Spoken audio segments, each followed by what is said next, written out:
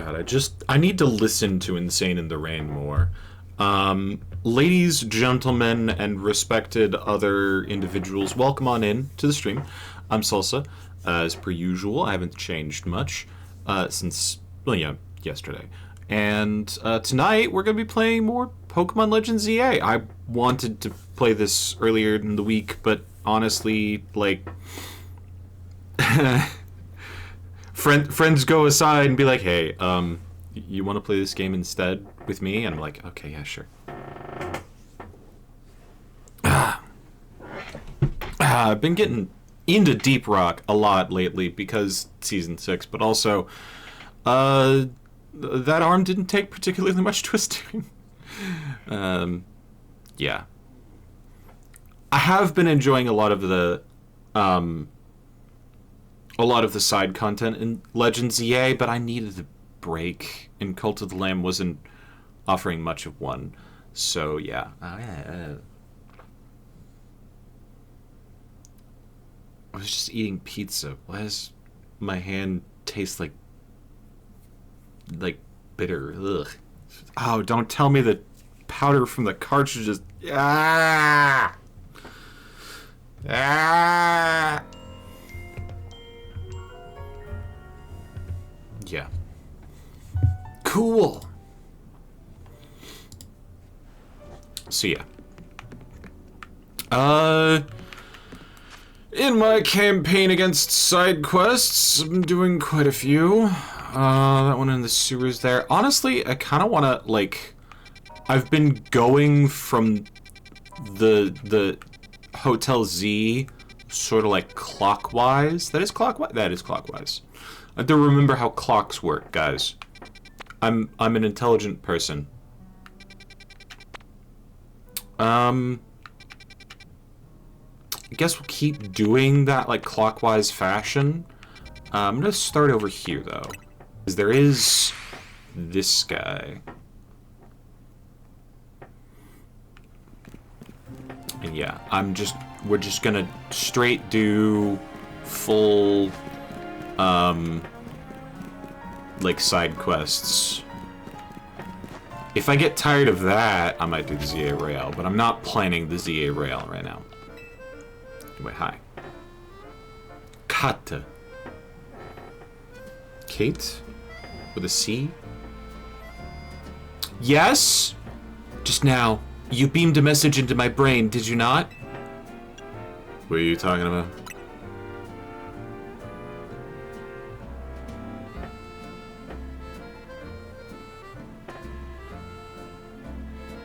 There's no need for pretense, my friend. You are clearly one of us.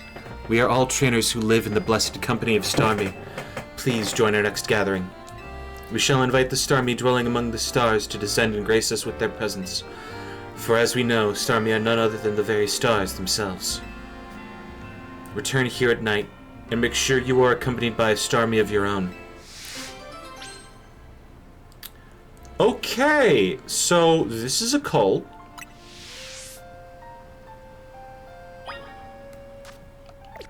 Add Starmie to your team and come back at night. Cool. Is this the Starmie cult? Yes, it is. It's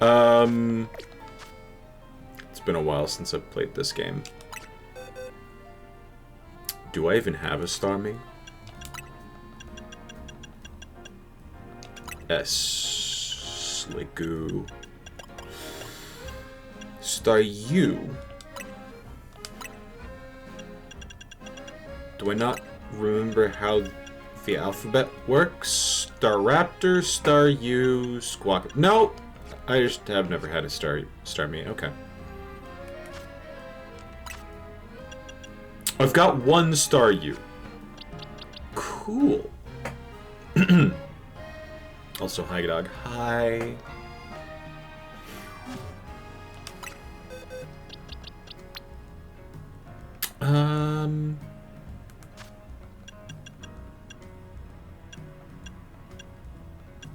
Jenga Croist.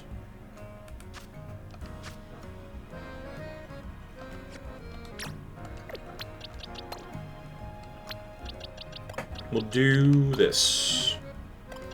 As much as I hate to put Buddy Wife away. Gotta be somebody.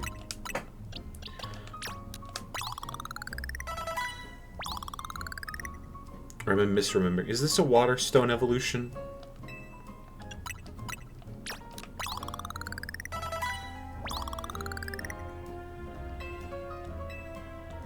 I think this is a water stone evolution. I'm gonna do the medium candies.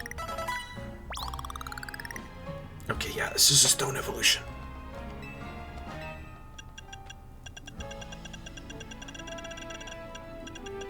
Yep, there we go. Chuck a rock at it.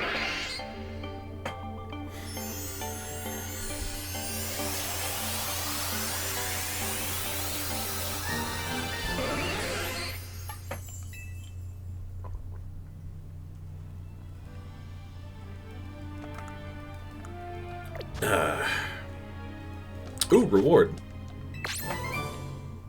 Solar beam.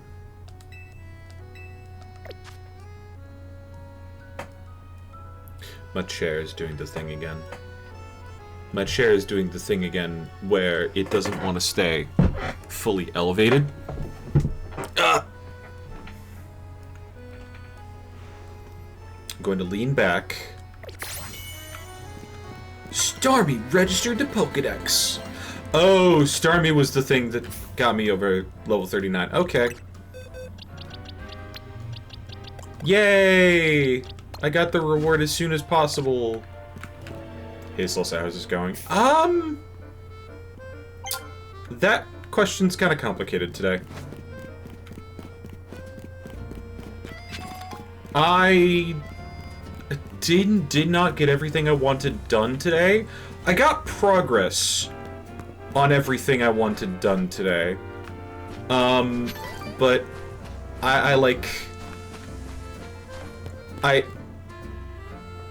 you ever just, like, put down complete world domination on your whiteboard, and, like, it sounds really simple because it's 3 words?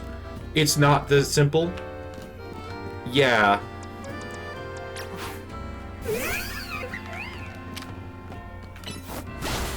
I had that problem today.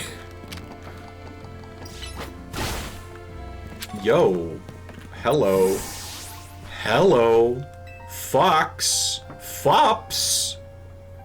This poor wild Fennekin doesn't seem well at all. It won't even sniff at any of the food I offer it. When I took it to the Pokemon Center, they weren't sure what might be wrong with it. I recall there once was an herbalist who set up shop around here in Lumios. You know, around that old store, but perhaps he'd have something that could help. I'll step at this little one's side for now. Would you please go and see if you can find the old herbalist? I believe he's at Cafe Classy.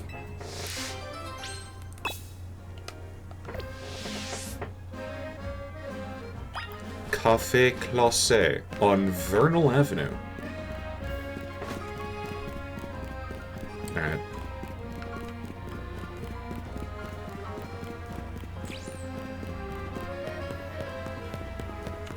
Literally got a new chair today, since my last one literally was losing a front leg.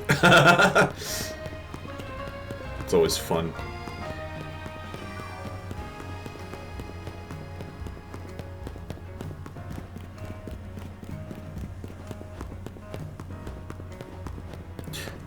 I will say, I like this chair overall.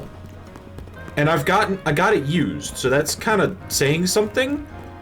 It's just the, like, I think it's the central hydraulics on it. I'm just heavy enough that I can't... Or is it that there's a leak somewhere? Am I the problem, or is it a used chair? I think it might just be used chair, and I need to fix it up somehow. Of course, I'm about to have a weekend where I have literally, like, every minute booked. So, if you need me for the next 2 days, don't. You the herbalist I've heard about? There's a Fennekin that's feeling poorly, I literally asked about your profession, sir. Stop reading my mind. Fennekin are known to eat twigs for an energizing and soothing snack.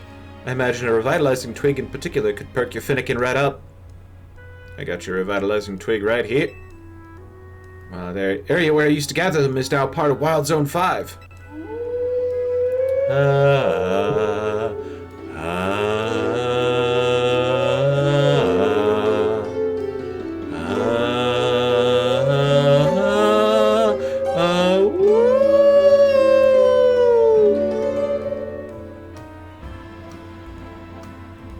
Jade_8 gifted a tier 1 sub to Cardinals Info. They have given 101 gift subs in the channel. Hey, Jesus Christ.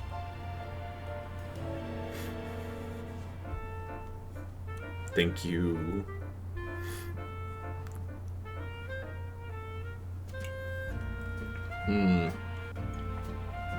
Call a revitalizing twig by its sweet scent.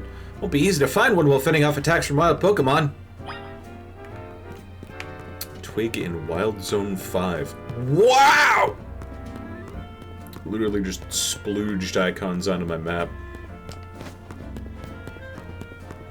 I heard howling. Awawa. Yeah, sorry, I just do that sometimes. I'm quirky like that.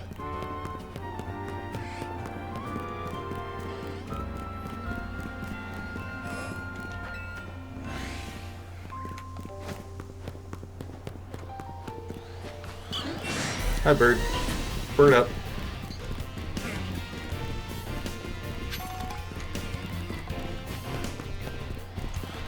Oh, girl, you really do not want to mess with me. Alright, fine. It's personal now.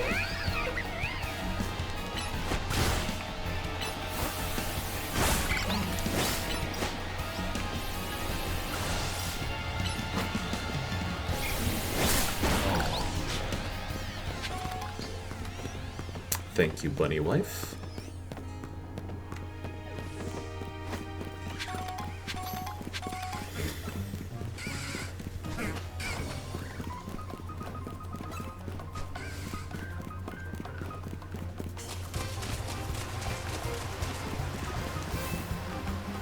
Can I just say I hate Wild Zone 5 as a concept?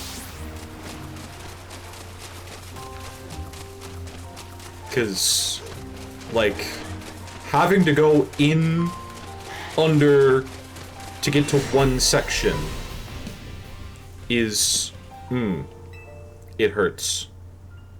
You know what the Bird Up meme is from? It was, oh shoot, I forget the name of the TV show.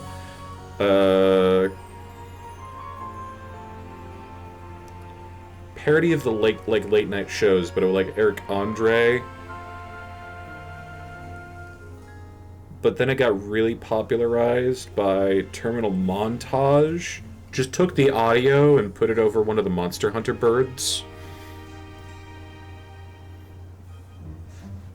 So yes, I know.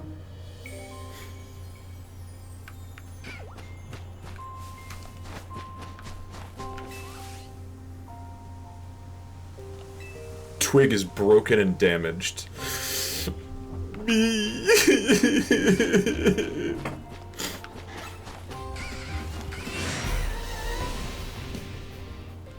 Twig's all dry and brittle.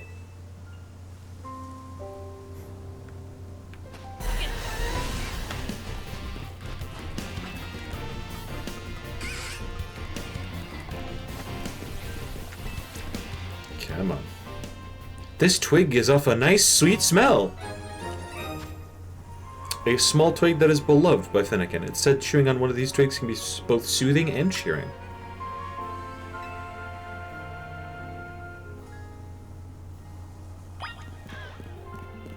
Feed Finnegan the stick.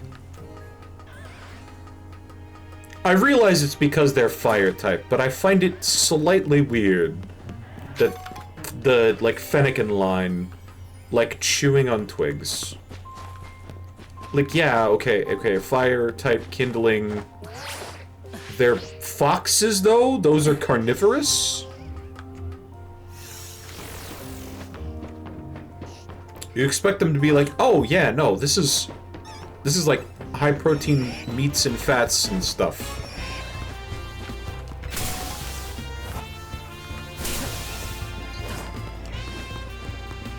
because fat burns just as well, if not better than wood. Big Amph.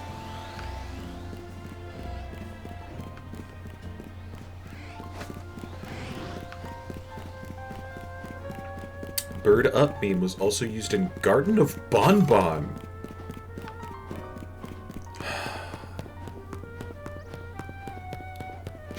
The less I hear that about Garden of Bonbon, the better.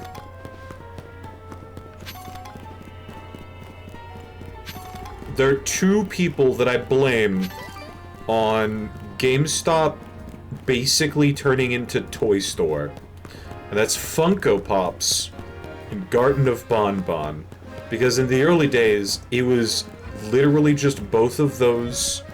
Like Funko Pops, the minifigure, has a load-bearing wall.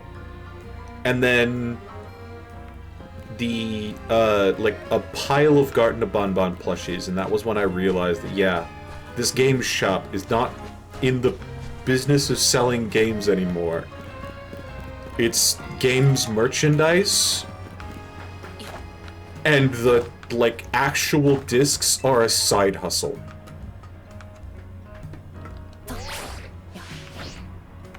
Honestly, a lot of companies kind of feel like that nowadays, where it's like, oh yeah, here's our original purpose.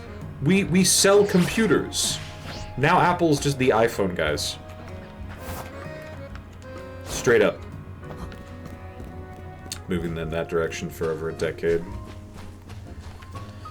Yeah, but there's, sliding down the hill, and then there's base jumping off of the hill into the rocky water below. And when Bonbon plushies hit, they put on their skydiving suits and they leapt. A revitalizing twig? I had no idea such a thing existed. That herbalist is a true gem, and so are you for finding one. Might even know the host for my husband.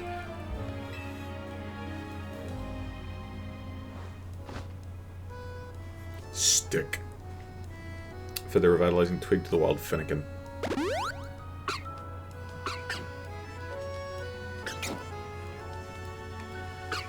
There! How delightful! It's looking wonderfully energetic now. Why, it seems this Fennekin has taken a shine to you. Why not let it tag along? Do take good care of that Fennekin, won't you?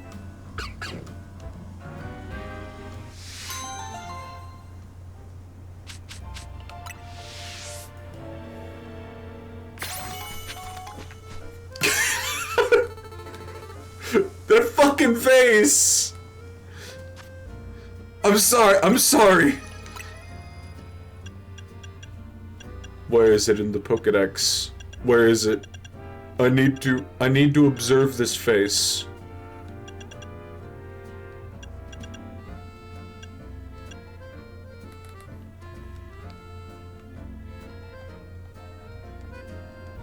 It's so good. It's like screaming at you. And also kind of looks like it's happy to be here. I don't know, man. Because, there are some Pokemon that are just... Oh. That are just like, yeah, no, you're definitely trying to be cool. Well, I don't know how to frame this thing. Fennekin is like a combination of goofy. I don't know how to frame this thing. It's so good. That's so good. That's such a good face. God damn it.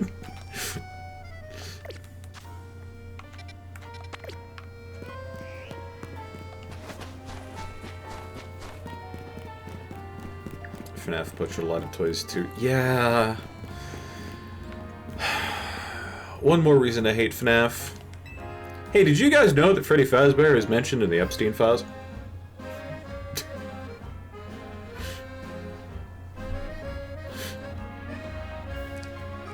Of all the things that might ruin modern Five Nights at Freddy's, that might be it. Probably not, but it might.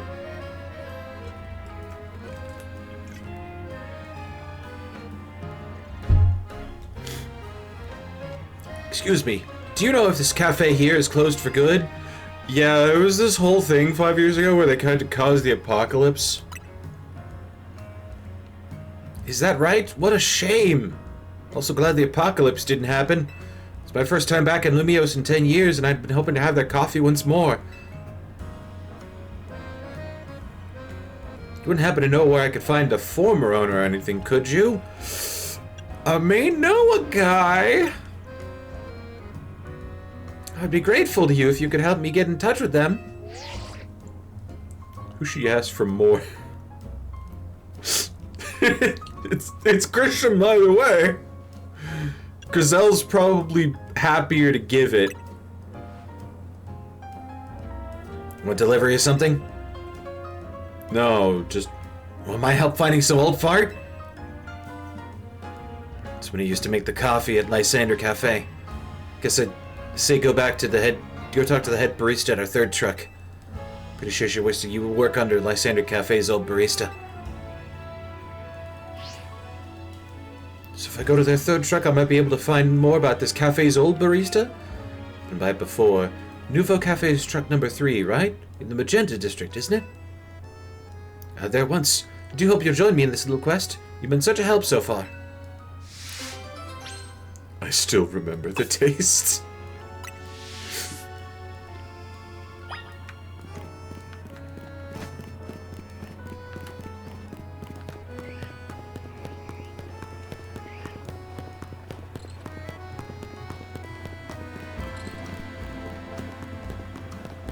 I'm faster than you.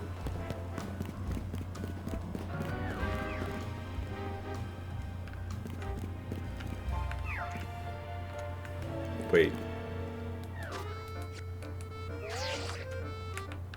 Clab. What?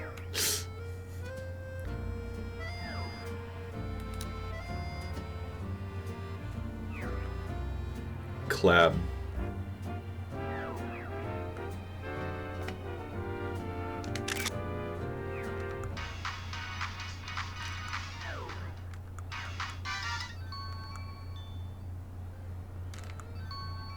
Why does he do that? His neck just fucking snaps to attention. There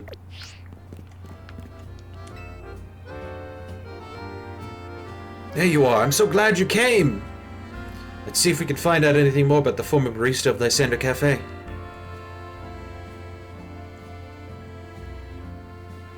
Can take your order? Or are you not here for coffee? You look like you've got other business.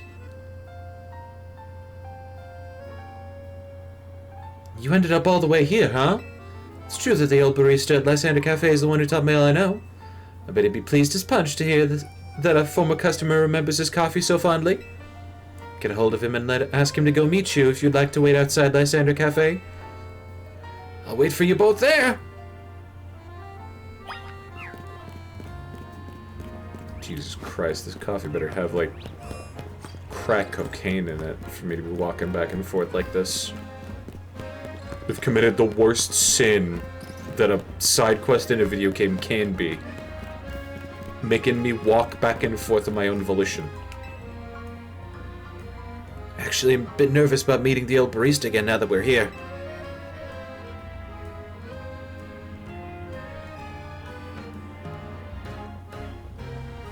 Oh, he bleached his hair, huh? Thanks for waiting for us. This is the former barista and the man who taught me everything I know. Mate. Lovely to meet you. I'm humbled to hear what you remembered that you remember the taste of my coffee and wanted another cup, even after 10 years. There's only one thing preventing me from being able to serve you. I always roasted my beans using Pokemon moves, but I'm rather out of practice. Wonder if I could ask your trainer here for a battle so I can hone my rusty skills? I want to battle him too, mate. Come on! Not a double battle!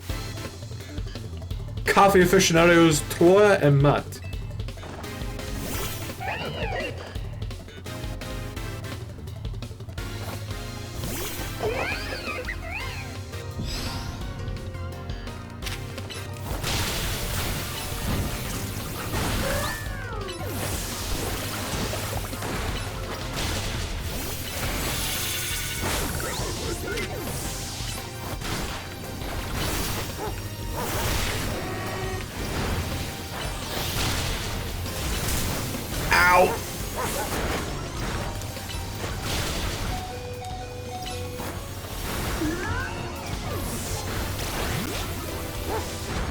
Darkspawn.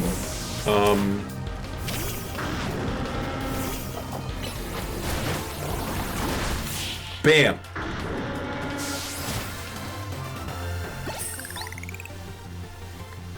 The bitter taste of defeat teaches one how to draw out the bitter notes in their coffee.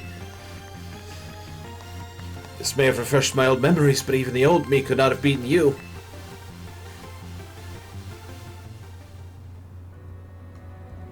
Getting to pit my Pokemon's moves against the hero who saved our city was just a thing to bring back those old instincts.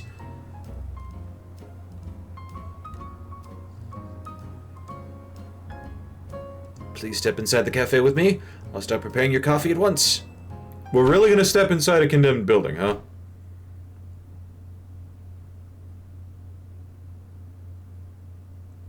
Every single bean in this place is rancid.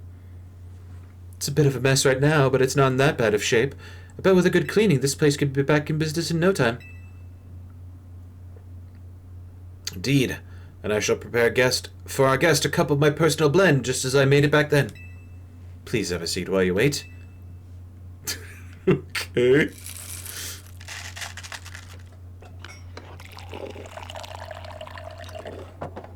Coffee ASMR. This is exactly it. This is the coffee that I remember. This rich bitter aroma that tickles the nose, the deep black shine, the hint of sweetness.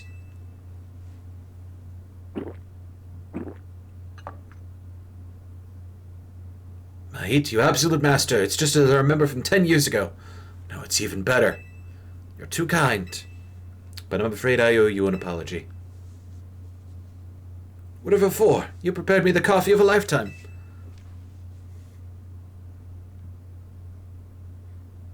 That cup you just drank was prepared by me. What? I was once a barista, it's true, but I retired from that life after the whole Team Flare debacle. But Troy here didn't want the taste of my coffee to be forgotten. This city was always changing, but there are some things that may simply make Lumiose, well, Lumiose. Maid's coffee was one of those things. I suppose all of us, people and Pokemon, want to leave our mark on the city so that we might be remembered after we're gone. I'm certainly glad that I'll still be able to partake this coffee I love so much. I don't know when I'll next be in Lumiose, but I'll find you to beg for another taste, Troy. And I'll be waiting for your visit, dear customer.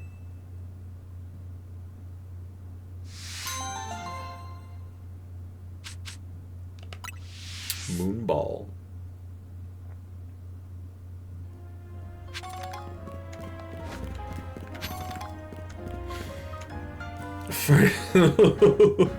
Oh, that's a big furry opinion, huh?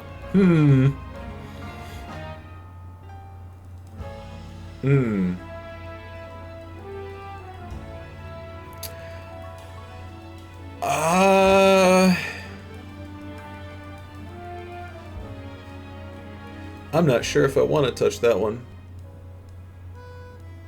I got my head in one hand right now. I'm just kind of looking at it like I don't have a definitive answer for you. I don't. So if you're looking for one that I don't got it.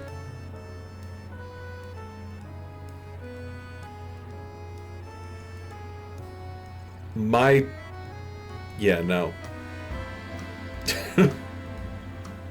Everyone's got different likes and dislikes. No, I don't want to report that.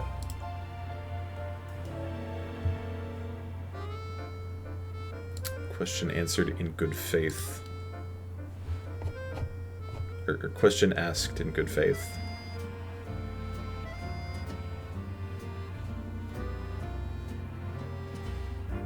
Yeah. Refund that.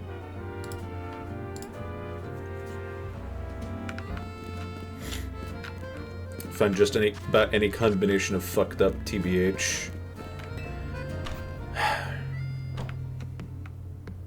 I think my problem with that is like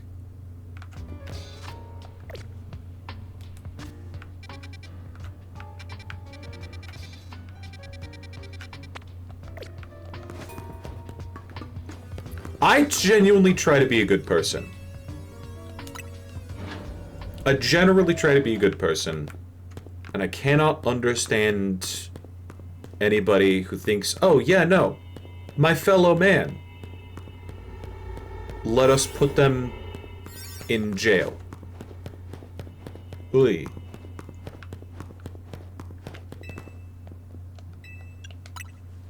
Third floor, too.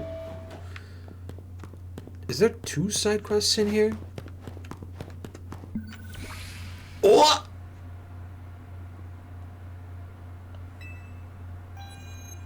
Initiating security protocol. Megastones detected.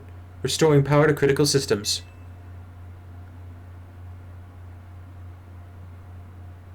Activating Project M. This project is highly dangerous. Would you still like to release the locks?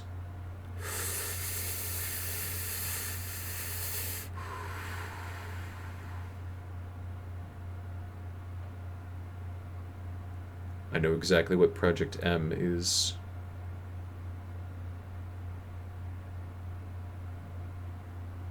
Do it!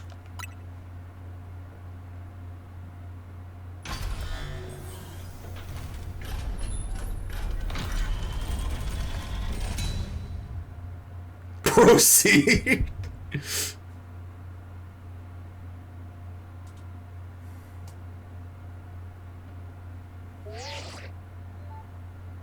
Nanasalasbin, what do you think you're doing?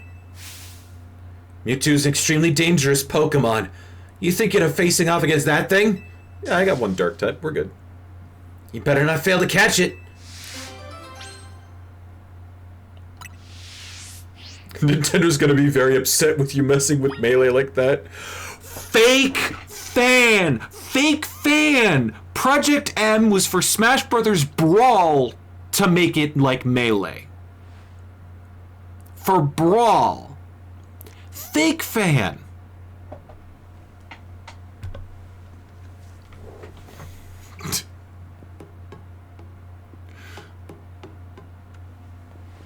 I'm sorry. I haven't been in those Smash pits, but I've been around enough fans that have. Catch that Mewtwo. You can't film me here, kid. Happy birthday! Get in the ball.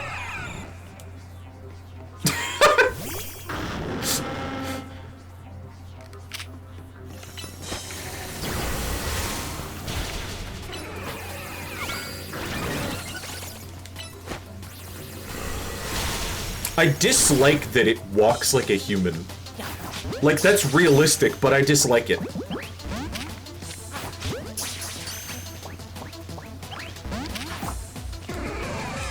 Fine. I'm gonna fail to catch it.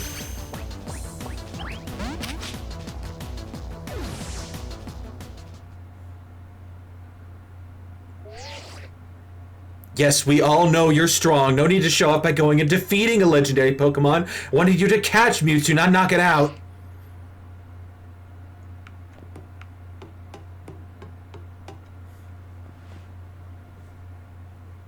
Yeah, so did I. Unfortunately, my usual strategy doesn't work here.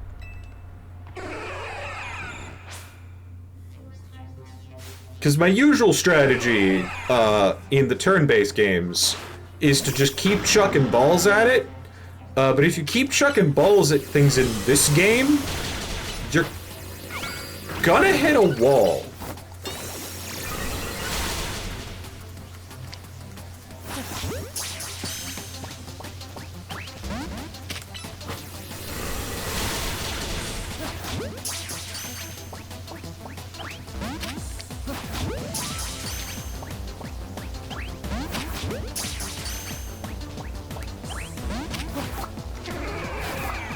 Yeah, like that.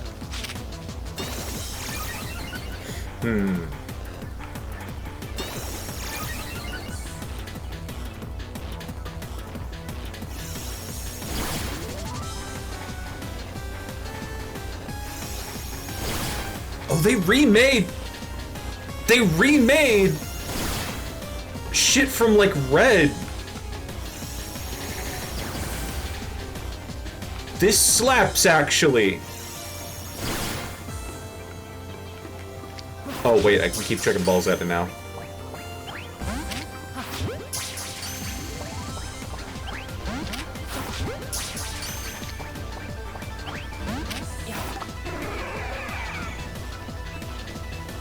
Alright, so the angry status is temporary. Okay, understandable.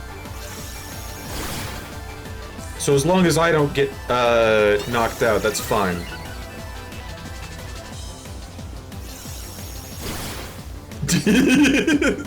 I should not be able to do this.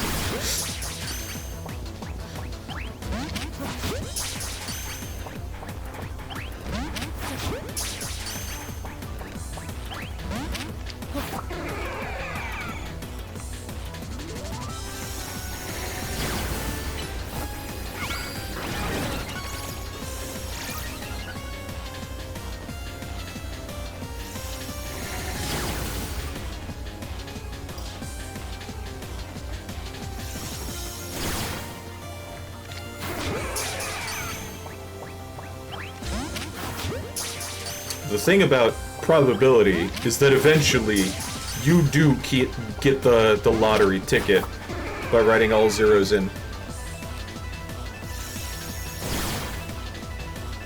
Just sit here.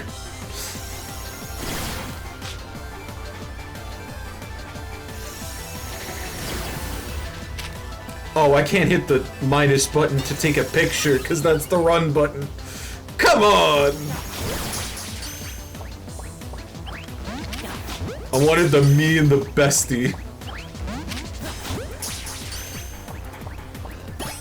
Yeah! I got it in a premiere ball! That's all we wanted. You caught it? Good, 1 sec. Seeing this place in ruins like this, gotta tell you, it's a complicated feeling no matter how long it's been. Figured Holotech was called for in this situation. Voice calls are just so impersonal. Now then, let Auntie Mabel explain to you why you ended up battling Mewtwo in Lysander Labs. Tell me.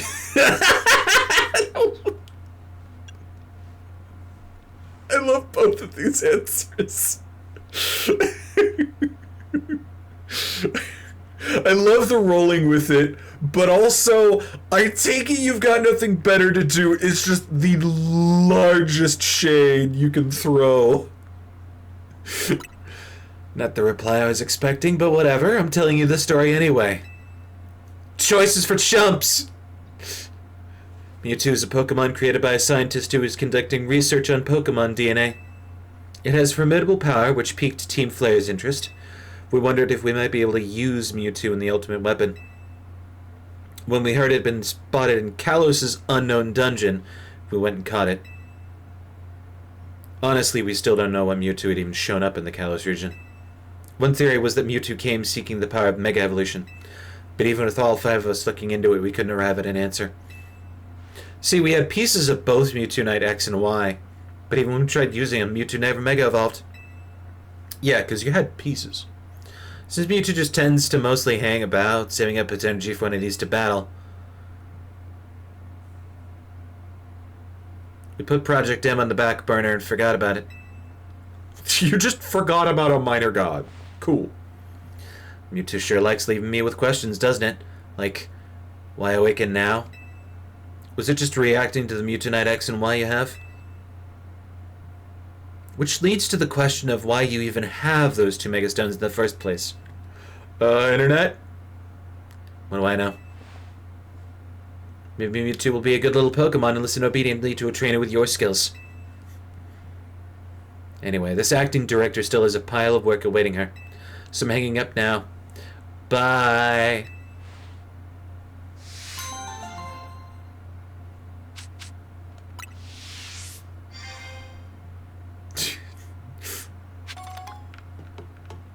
Timmy Turner excuse. But it's true! It's true! I got them from connecting to the internet.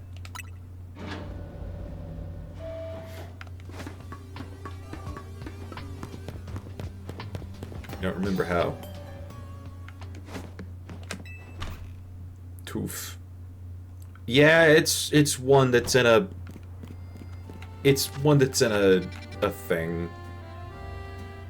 I avoided one of those in the sewers. I'm gonna wait until later to do the side quests that are inside holes.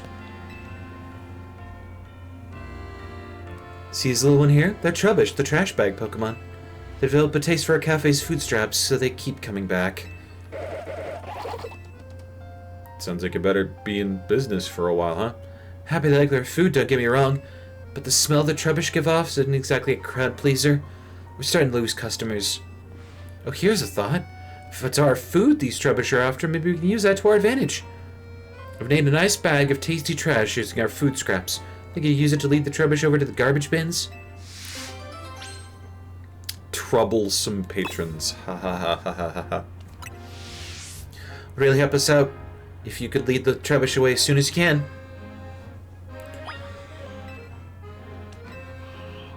Sure thing. Tasty trash. Food waste made up of cooking ingredients. Though they were thrown away after the best parts were used, some edible bits still remain. Make sure you walk slowly so the Trubbish don't lose you.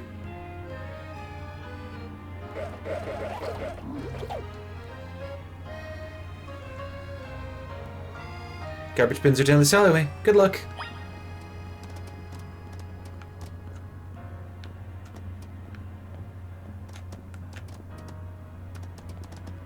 Hey guys, over here. Wow, they're kind of dumb. Admirers, how adorable!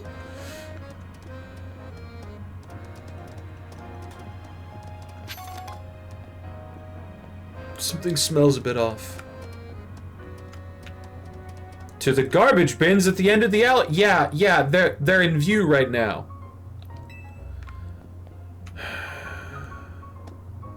No, they want me to walk past the maximum amount of NPCs.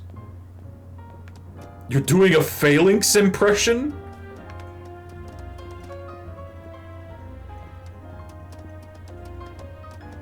They said walk slowly, but I don't have any option but to.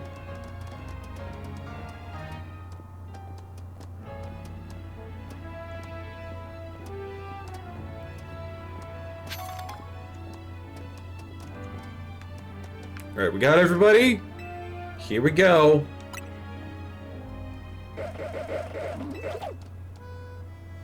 Trubbish are wolfing down the tasty trash.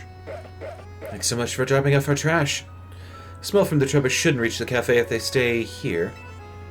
I doubt they will. Gosh, look at them munching happily away. Makes you think, doesn't it? Coexisting with Pokemon doesn't just mean sharing the same space. I mean, these Trubbish love our food just like humans do, but it wouldn't work to have them eat at our cafe right next to other customers. Maybe coexisting with Pokemon sometimes means knowing the right distance to keep. You'll find me coexisting with my Lopunny later tonight. We won't even save room for Jesus. Arceus? It's good.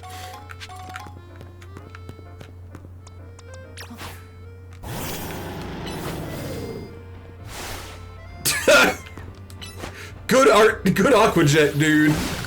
Good Aqua Jet. There we go. Thank you.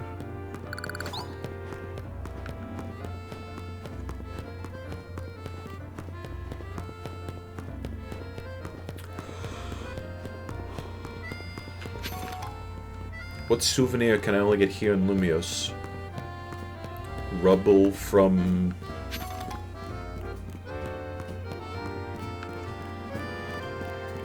I don't know.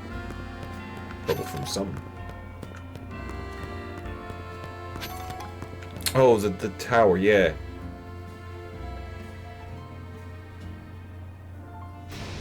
Feel the energy!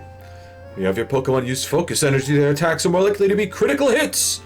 The idea of my Pokemon using focus energy isn't scare you silly, let's battle! Get energized. Okay.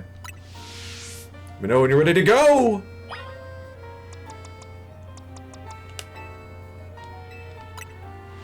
That's the spirit, let's do this!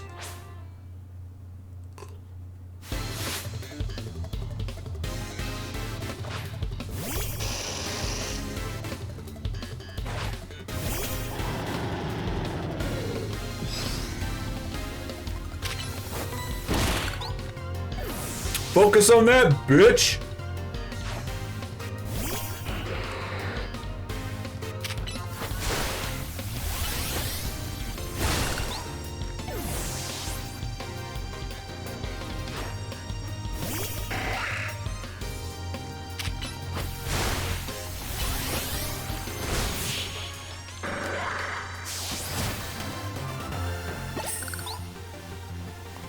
Guess relying on my super energy to win the day was a huge mistake.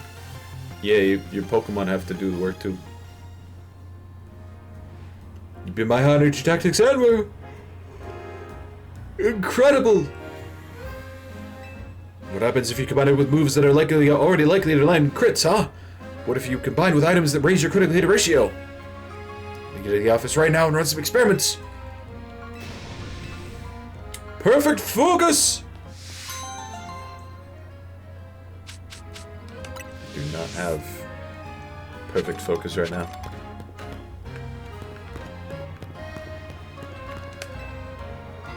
Pokemon flinches and can't fire off the move it was about to use. If your Pokemon is able to attack as normal, but your Pokemon's opponents can't attack at all, it's like attacking you twice. My battle style is all about making victories cinch by causing opposing Pokemon to flinch. When to face me, you better be prepared for a tough fight. Strike first to make him flinch.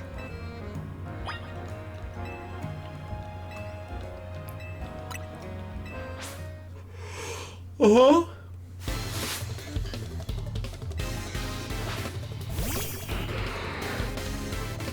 Oh, buddy.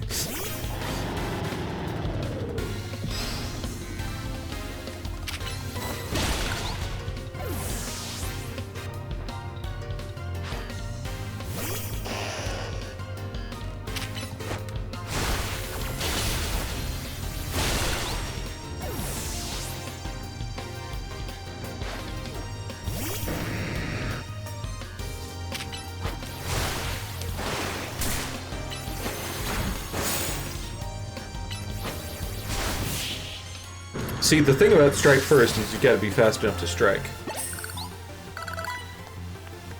Looks like I was the one to flinch in the face of your Pokemon strength and vigor. Guess it doesn't matter whether you flinch or not, being a Pokemon trainer is still all about cinching victory your own way. Your mental resolve during that battle can only be described as kingly. So, as such, I think this is just a reward for you.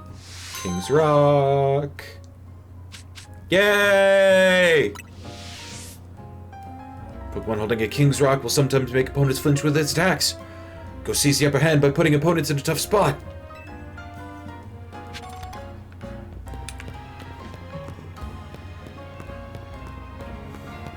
She'd rock when I king until I flinch. It's okay, I can already mentally hear the incorrect buzzer.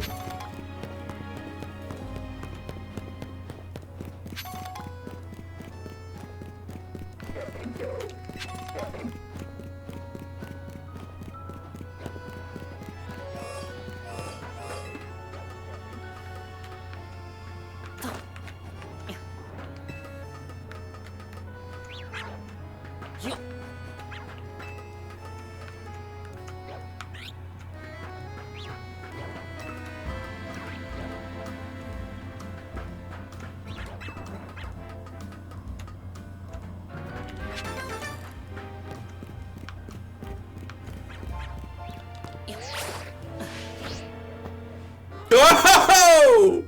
Ah! Oh, Bennett Foddy, why would you do this to me? Rejected.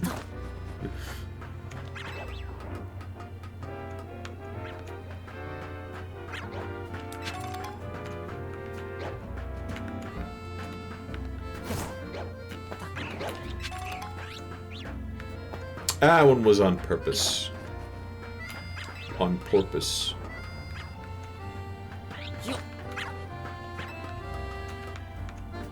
What is that Pokemon cry that I'm hearing?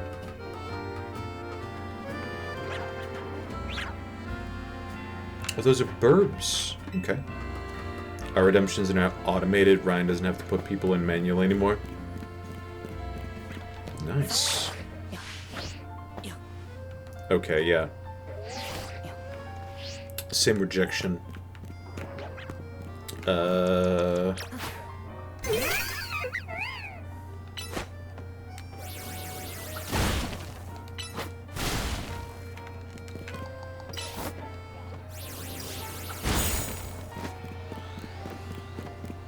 Is there a... You know what? There is a thing over here. Cool.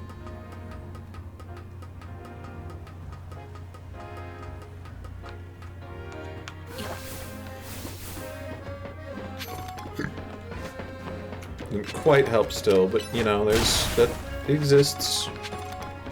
Can't take that away from it.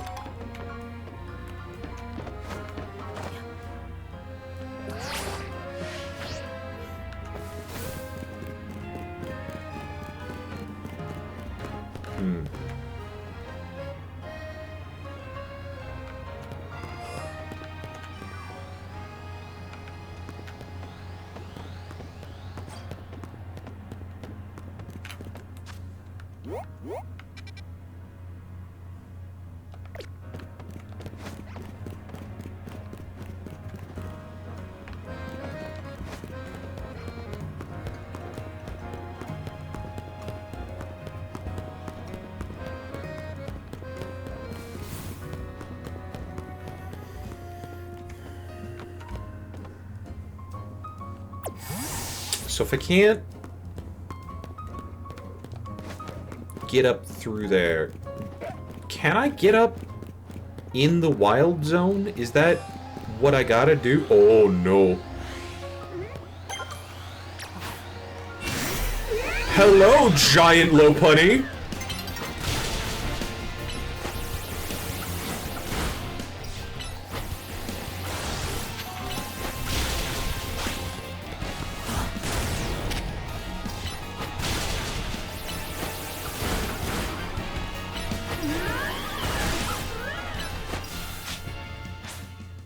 Goodbye, giant Lopunny. Static encounter giant Playboy Bunny. Ooh. And it restarts the encounter.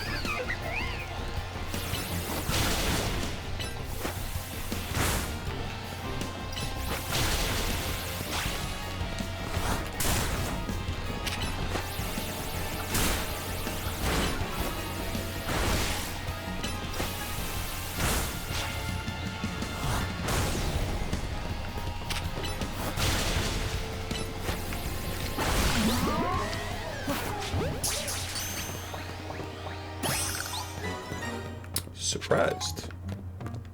Only mildly, though.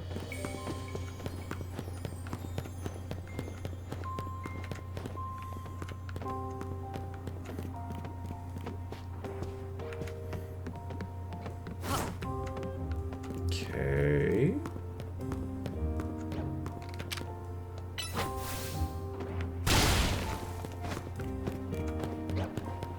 That's just a Salamence.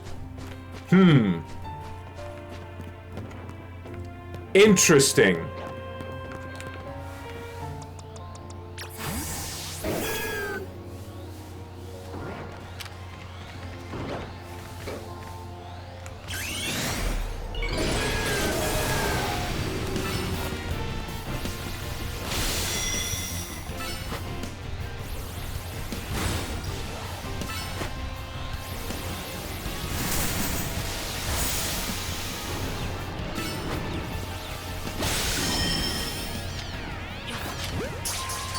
Protecting its babies.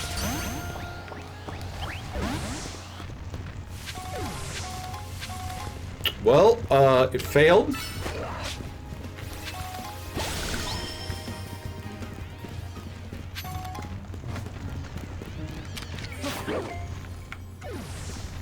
Damn.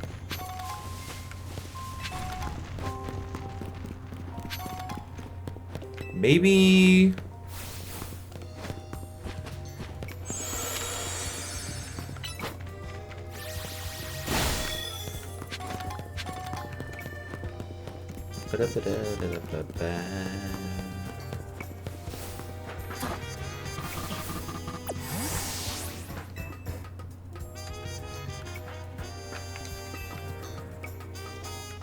side quest there. Oh!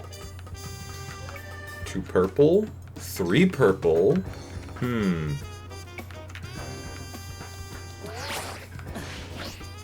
There we go.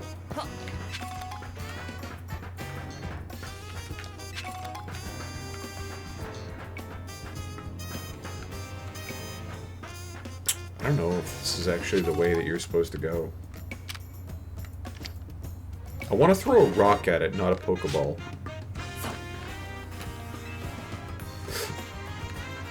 Just a little bit mean to the local wildlife.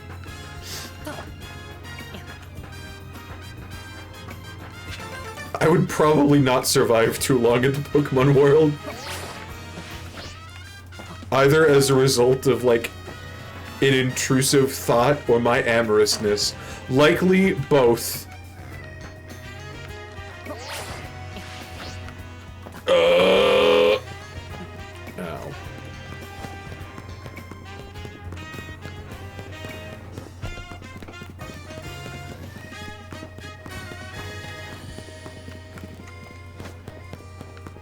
Okay, I don't understand this scaffolding at all.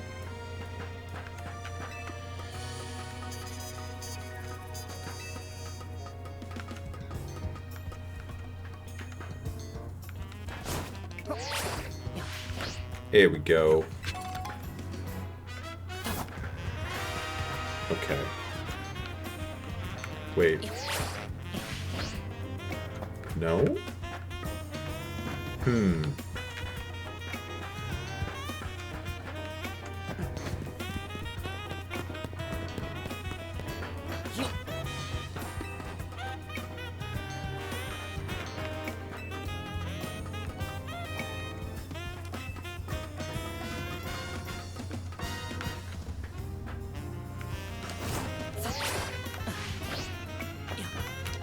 There we go. Alright.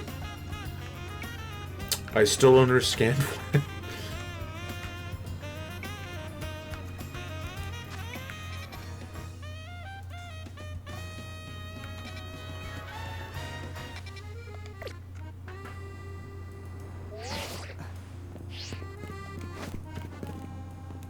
Well, anyway. Ooh. Oh! Huh? Yeah, I'll take some balls.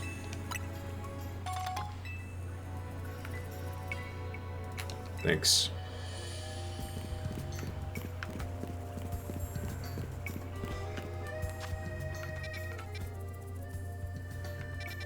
So it was this spot here, yes? Okay.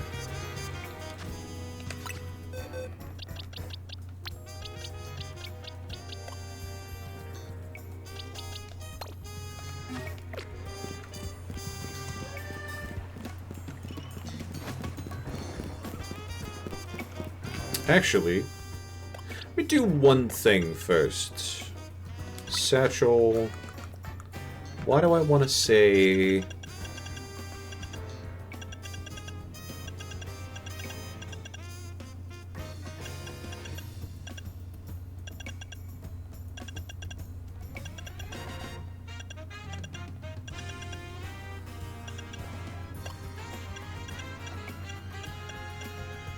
Starmanite. Here we go.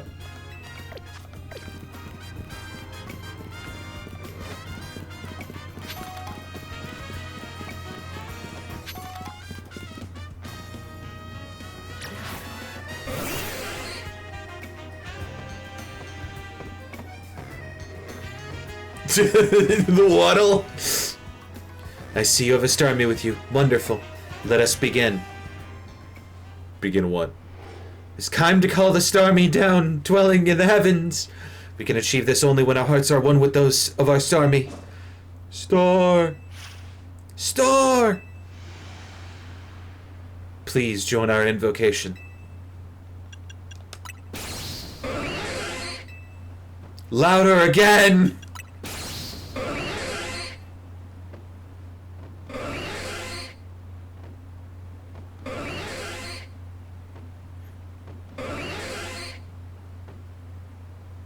Must make all our hearts as one.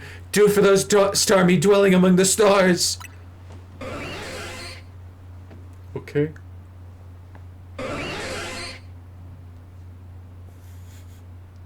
Keep walking, boy.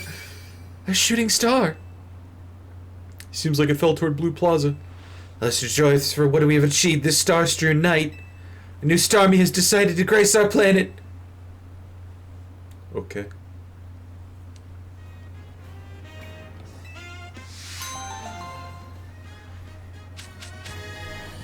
Eviolite. Why that one? We shall see you again in a year's time. Okay.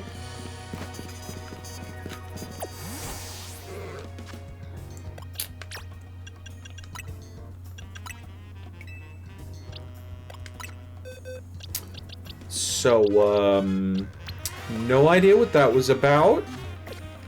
Going to ignore it.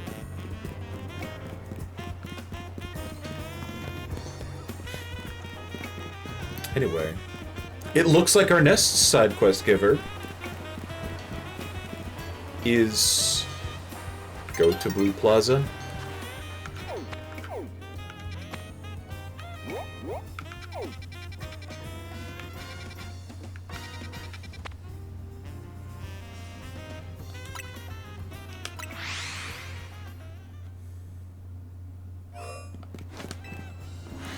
Wait, what the fuck? That certainly is an item. Something on the ground where the shooting star fell. Moonstone! Okay.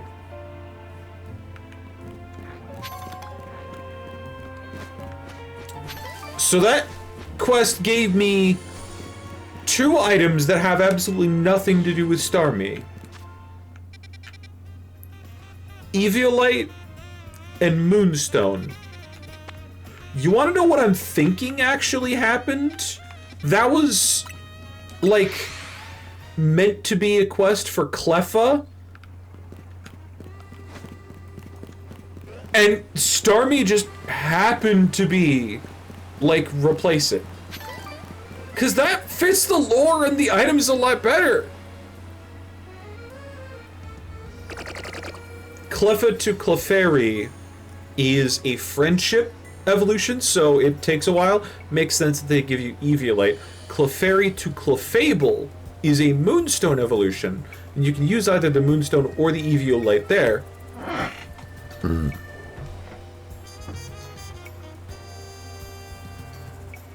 Guys, am I overthinking it? So hold on. Something on the floor here that...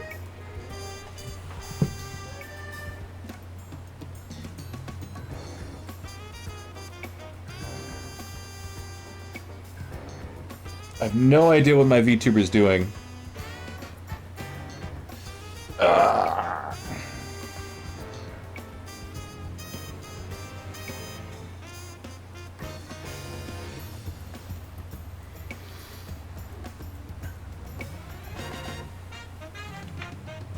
Half tempted to use scissors.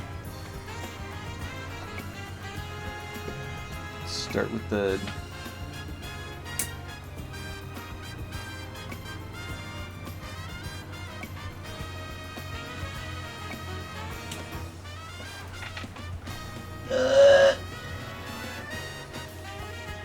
Come on, come on, come on!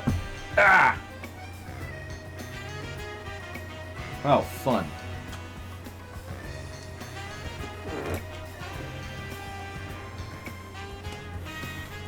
Okay.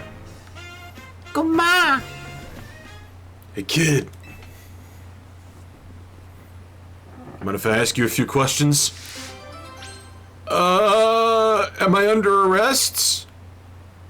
Am I free to go? Is that your Pokemon there? Sure isn't. Got a bench covered in goo, a Goomy on that bench, and then you standing right by it.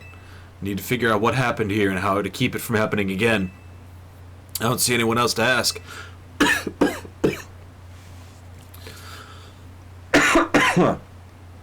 Do you know who this Gumi belongs to if it's not yours? No comment. Yeah.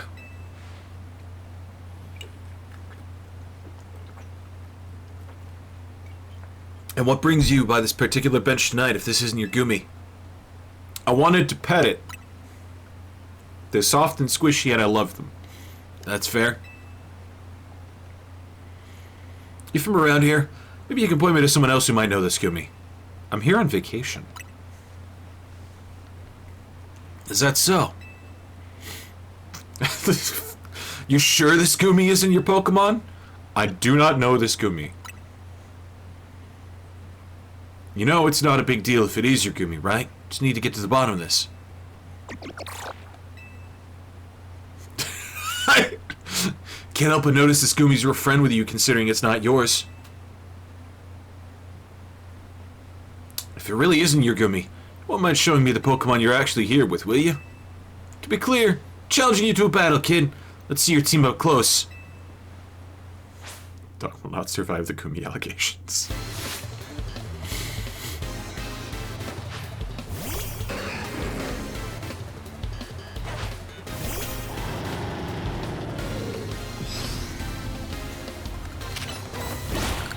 No.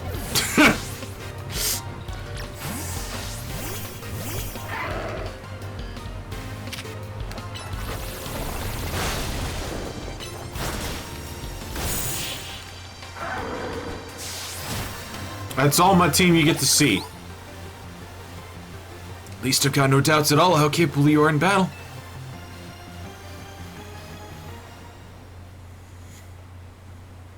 You certainly put up a good fight, I'll give you that. Gumi, I told you not to wander off. Got that bench all sticky, too.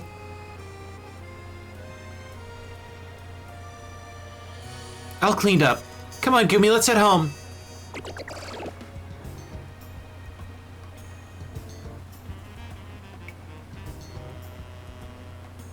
That, wasn't your Gumi after all, then.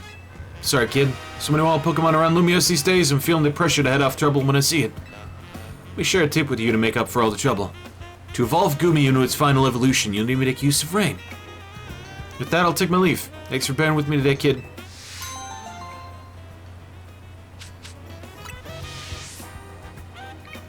A cab. I would like to hire a cab to take me to my next destination.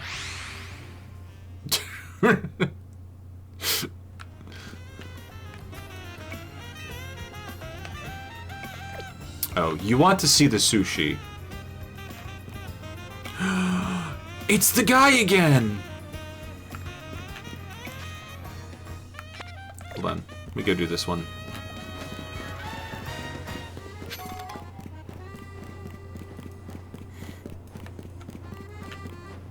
Huh?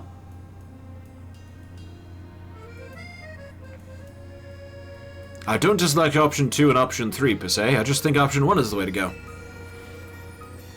Both option 1 and 3 lack impact. I think we should go with my suggestion, option 2. My proposal, option 3 is the most bidding of all, but you two just refuse to budge, don't you?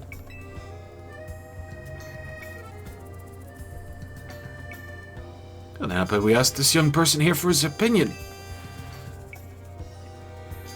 It's a good idea at last. We're getting nowhere, just going around in circles. It's ourselves.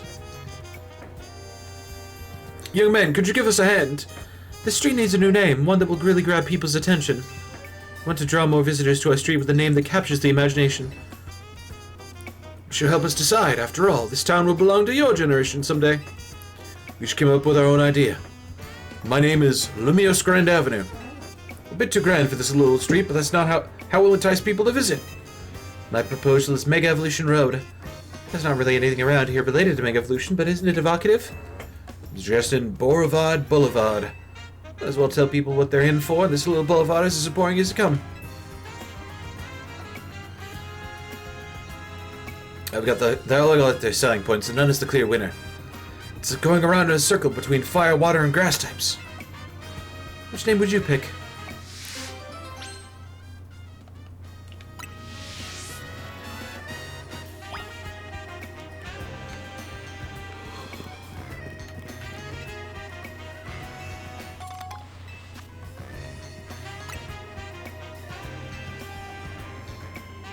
Did you know you can set your map so it rotates based on which way you're facing? It's in the settings in the main menu.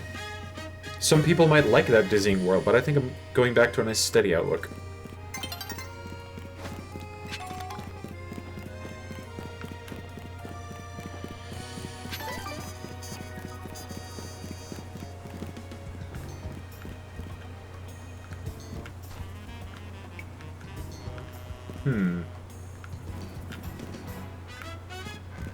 You can name the street. Because you got Magenta Street, Saison Canal, Estival Avenue, North Boulevard.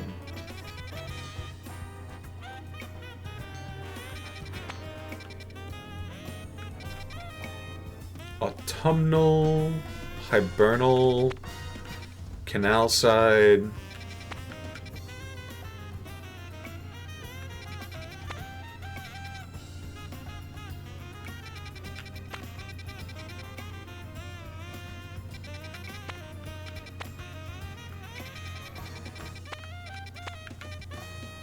Just kind of want to know and like what's already happening. And honestly, it's not a lot.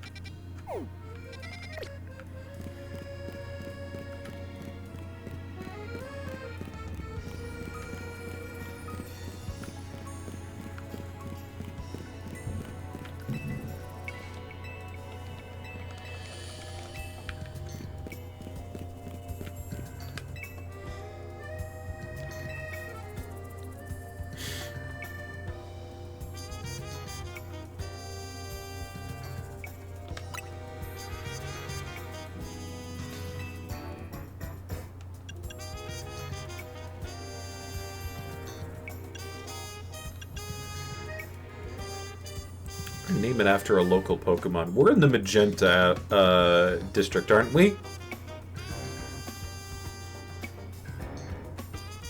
Make them say slurs! No! No!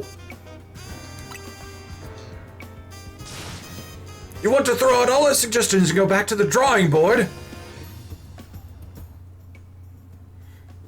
Consider ending it with a street word, like street, avenue, or road.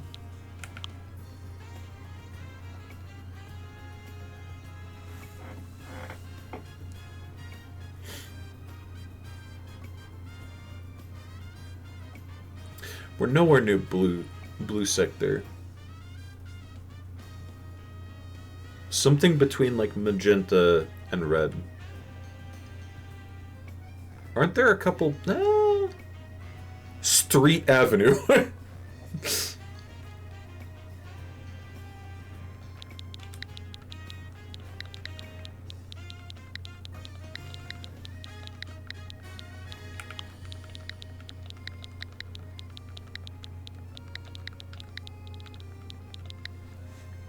Noivern Breezeway. We're in Magenta Avenue, so purple dragon type. And Breezeway really works for the flying type because... Bleh. Plus, it's a Kalos native.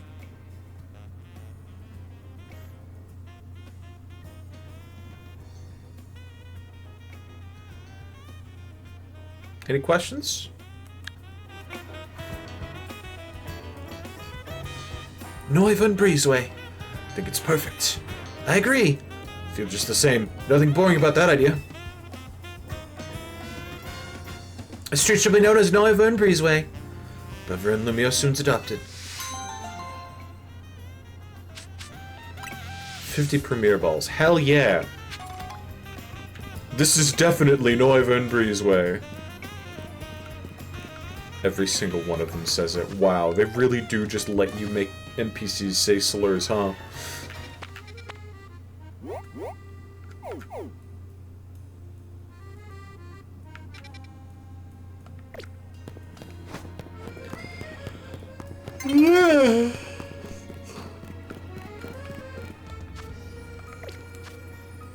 Okay, so here's the question about Tatsugiri. They're not going to be in Lumios proper.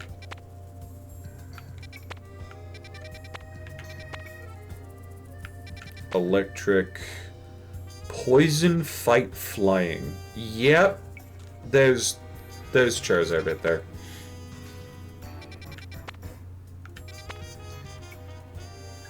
Fungus. Poison. Fire. No!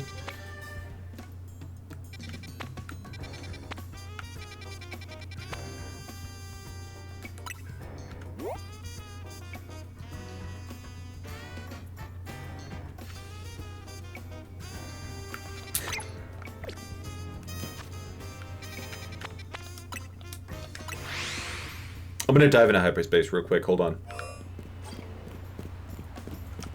No! Wait! No!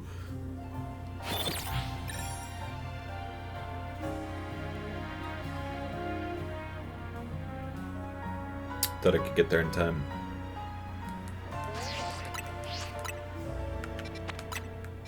God damn it.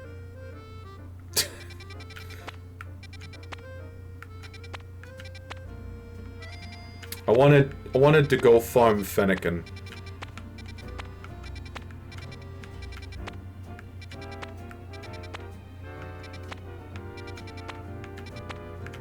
Torchic?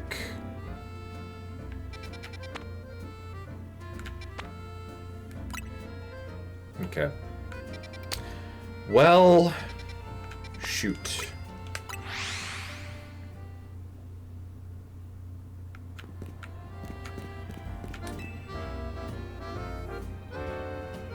Beck, thank you again. The manuscript I produced with your help was a smash hit. Be hitting shelves soon. Congrats. I was thinking about trying my hand at the romance genre next. I'd love your assistance. Oh, I could tell you. Oh, romance, not smut. Sorry. I could ask you to put the following Pokemon in your party to show me. A fairy type, a dragon type, and an alpha, and a second alpha. Put these four in your party. Come show me. Fairy, dragon, alpha.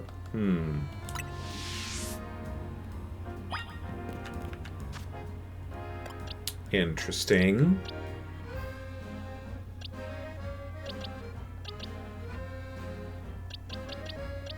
I don't have any Pokemon that are fairy type on their own.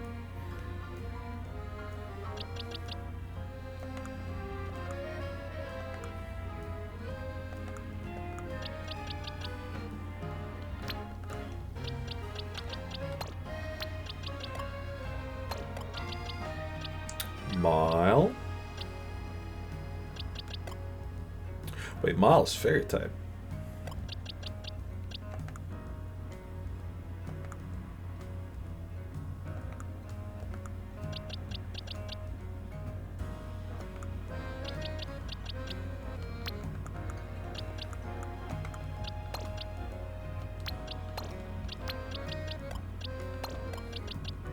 Wait, I've got a Noivern.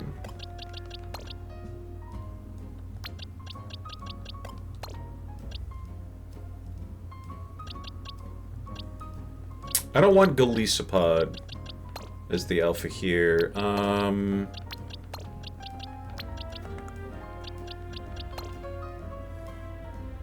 I'm guessing it's going to be Forbidden Tryst between the fairy and the dragon type. And then it's going to be two alphas that, like, disagree with something or whatever.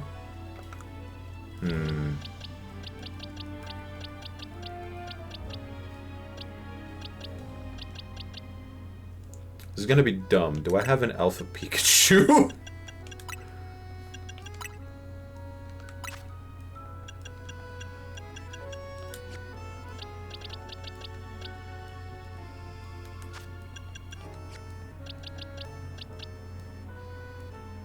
Dang.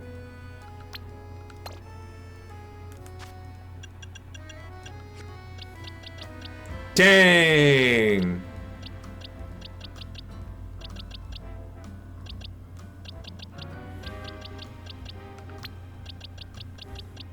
Manhild.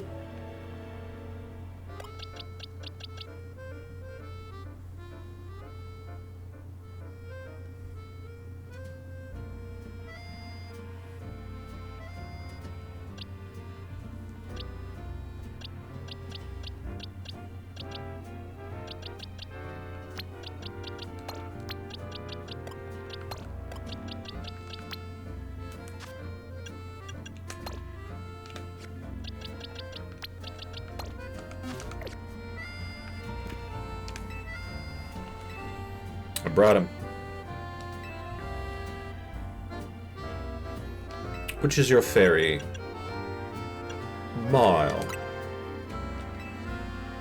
Which dragon type? Oh. Sliggoo. No. Sliggoo's my alpha. Regular Noivern.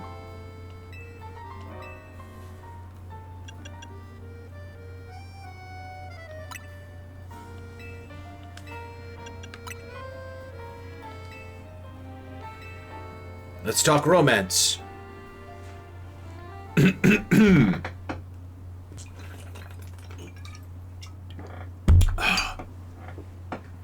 Mile is in love with Noivern. Noivern is in love with Manhild.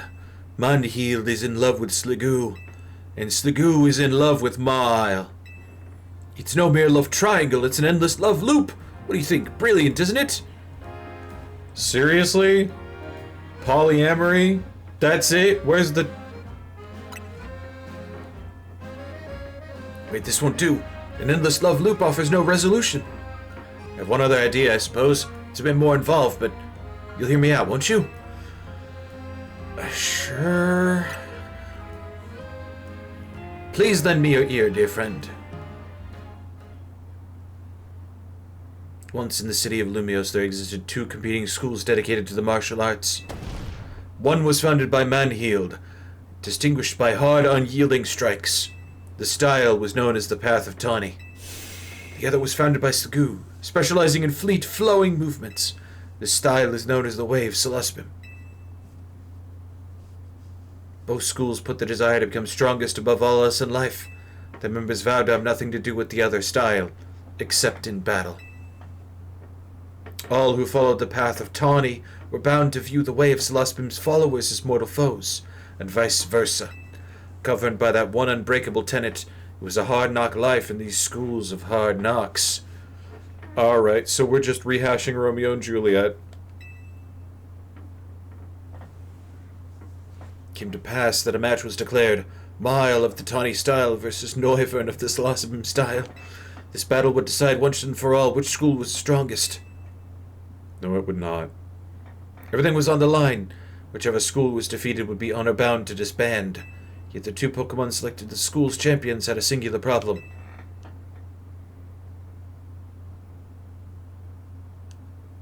Mile and Noivern were desperately in love. They had broken the one rule that must never be broken, meeting in secret outside of battle. On the night before the fateful match was to be held, Mile and Noivern's eyes met. They knew there was but one option. Together they fled into the night. So begins their thrilling story of love on the lam, their very lives on the line as they flee pursuit.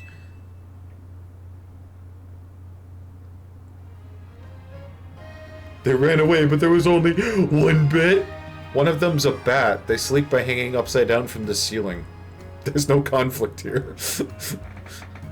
I have to admit my own experience with romance is limited, so perhaps my novel will lack realism.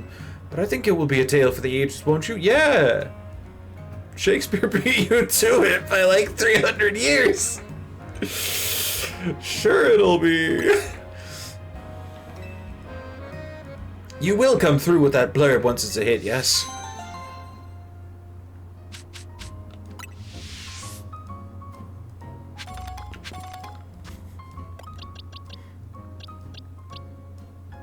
They're both girls. Think of that what you will.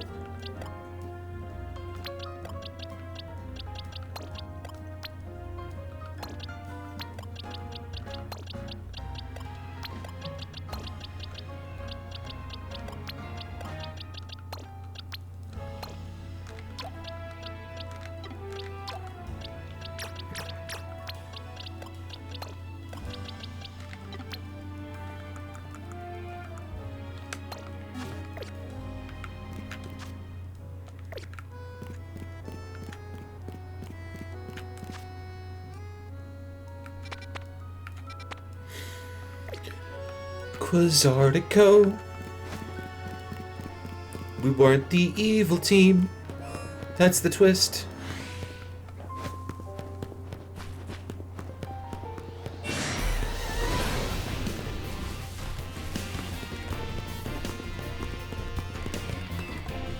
Later.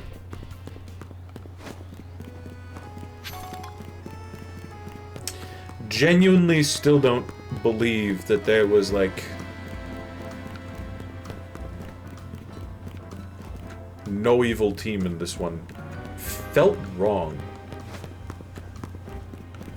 I mean, the original Legends game had it a similar way, where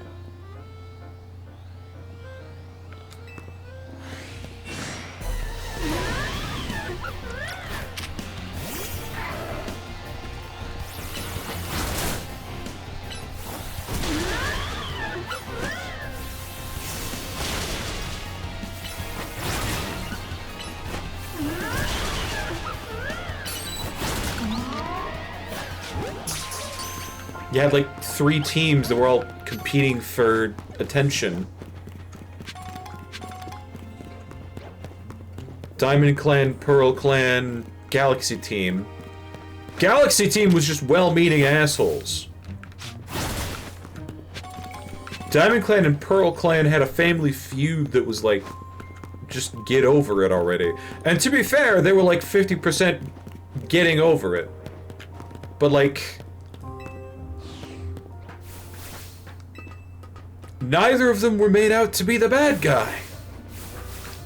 They were both just wrong about what shape God was. Which ain't a crime. Surprisingly, that isn't a crime.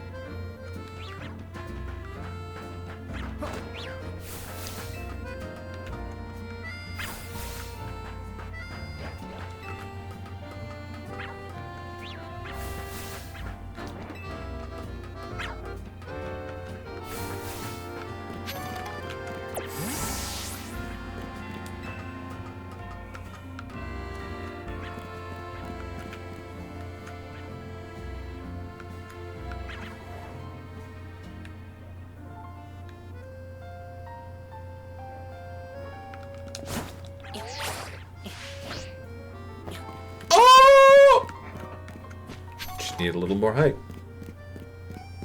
Hello? Is that Rotom not like phones?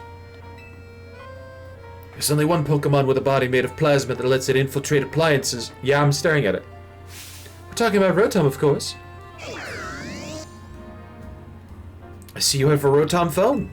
Rotom phones are very valuable. After all, there can't be an infinite supply of them. There aren't enough Rotom in the world for that. Rotom phones are amazing, yes, but Rotom truly shines when it enters a household appliance. Want to rate different forms of Rotom as it possesses different appliances? If so, just let me know. What appliances Rotom will take over? Microwave, lawnmower, but like the old push style, so almost nobody actually understands that it's a lawnmower. The washing machine. Fan.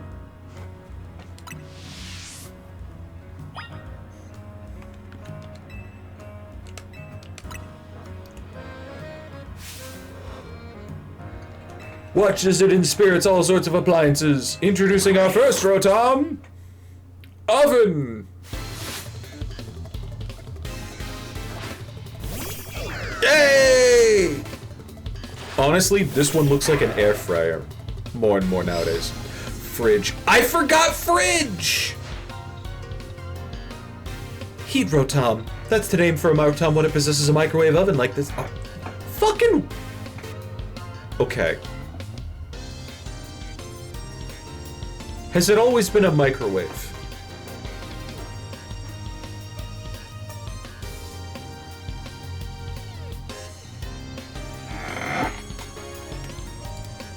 I'm looking this up.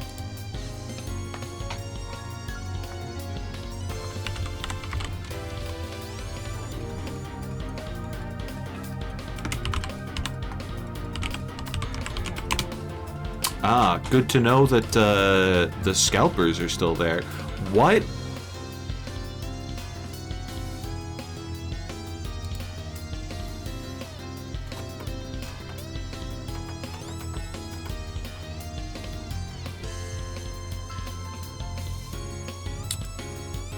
I'm deleting that one.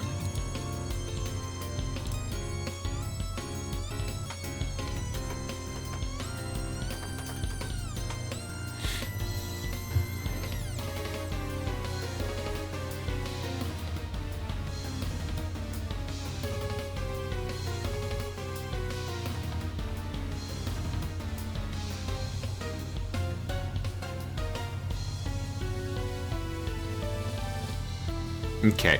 Convection microwave oven.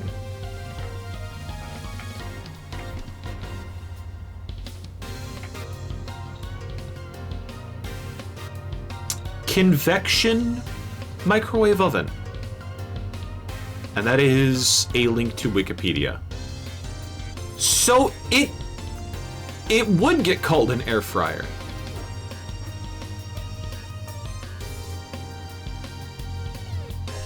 I always thought it was an oven in, like, the first game.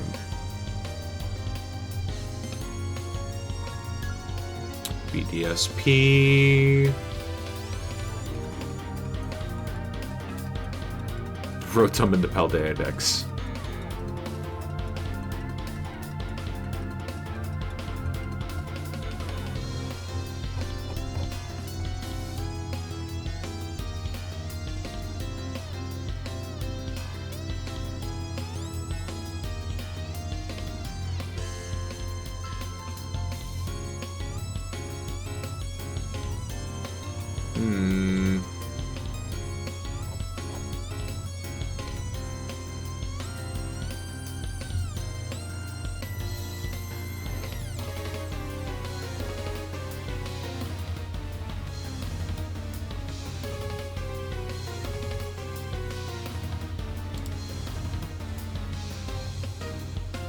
Yeah, Platinum, Rotom's room.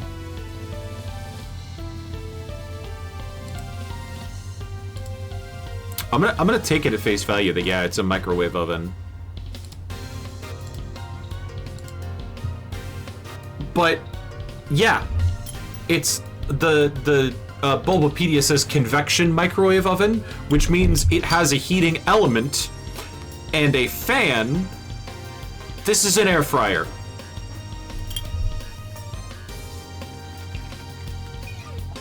It's small enough that it would be deemed an air fryer in modern day. Heat Rotom is an electric and fire type Pokemon. Look, it's no longer a ghost type. In this form, it can learn move overheat. If Heat Rotom's happy, your food will come out crisp and juicy. If not, hope you like it burnt. In this Pokemon battle, I'll be showing you the best Rotom has to offer.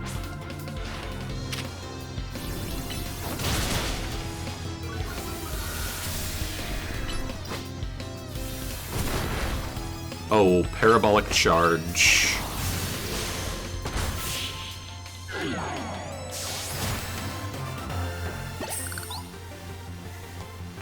If you can't stand the heat, Rotom, get out of the kitchen, am I right? That's just a little salesman joke for you. Next, wash Rotom. That's what we call a Rotom that possesses a washing machine. I'm awash with excitement.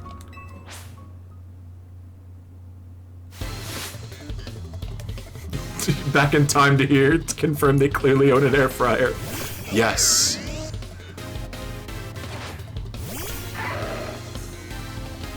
It's great.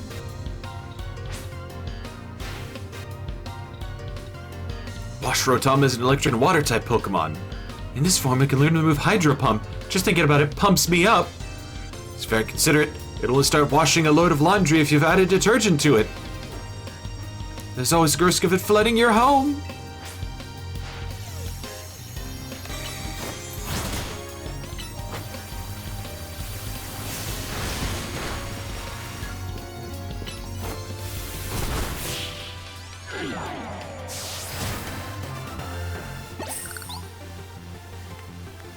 Wash Rotom got totally washed out.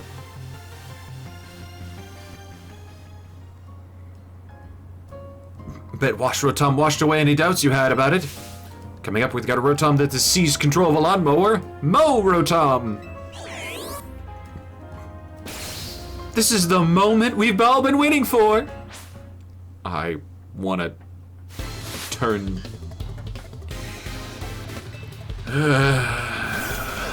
turn your skull into powder for that pun.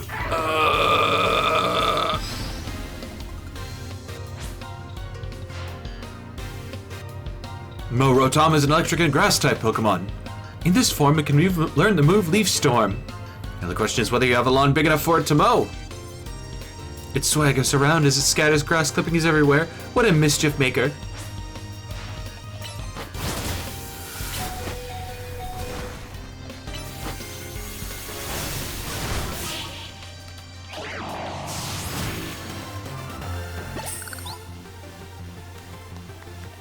Mo Rotom got mowed down.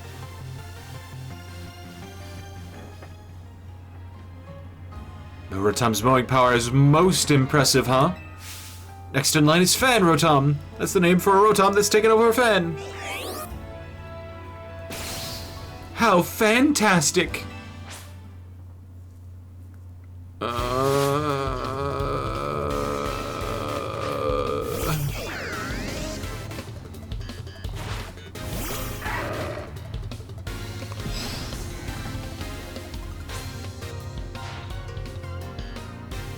Fan Rotom is an electric and flying type Pokemon. This form it can learn the move Air Slash. And since Rotom understands voice commands, using it to use that, ordering it to use that move is a breeze. It's also quite the prankster. You never know when it'll blow your important documents away.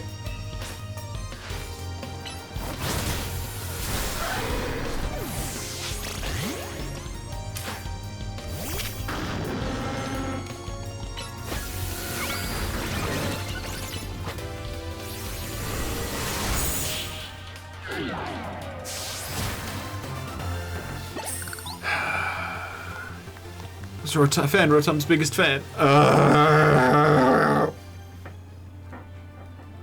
Sure, Fan Rotom absolutely blew you away too. Last but not least, Frost Rotom. Sword Rotom is called when it takes over a refrigerator. That's so cool, it gives me the chills. You know what? Fuck you. Leaves your fridge open, defrosting your turkey.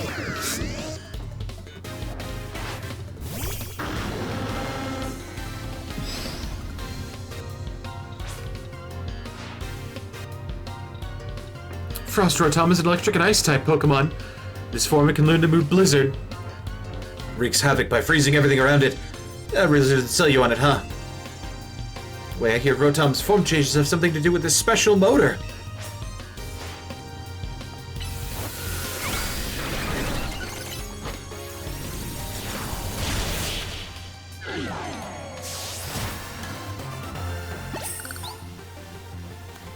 That's my cool, so I can't think of any puns.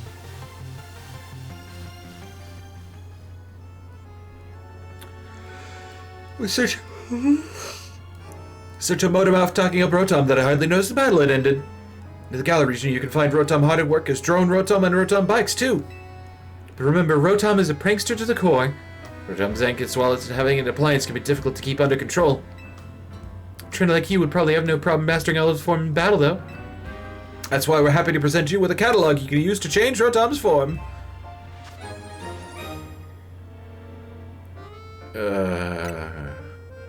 Chasing that catalog if you ever catch a wild Rotom somewhere. I'm sure Rotom will take on even more forms as new devices and appliances are invented. In other words, Rotom's possibilities are endless. Infinite Rotom. What an inspiriting idea.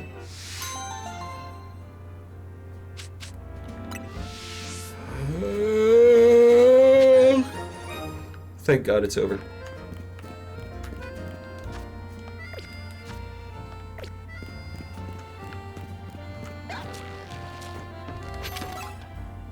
Puppy.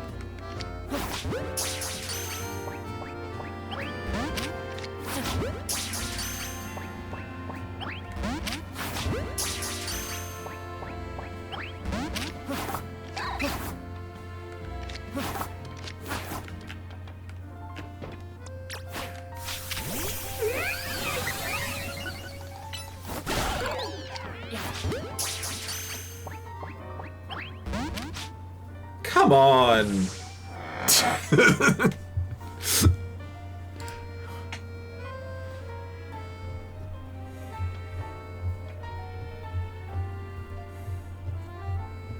Where's that one GIF? Where's that one Riolu GIF? I know someone's posted it recently. Where is it?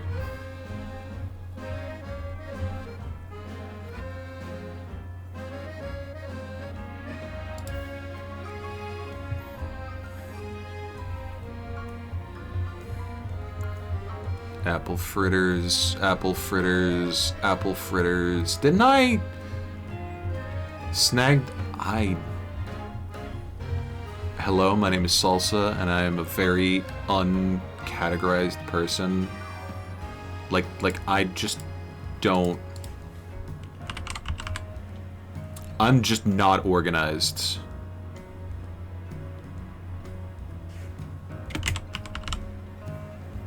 Ball.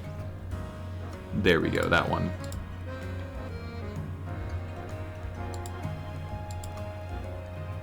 Uh-huh. Okay. Yes. I am aware. I'm fine. I'm perfectly fine with getting sent to tenor.com.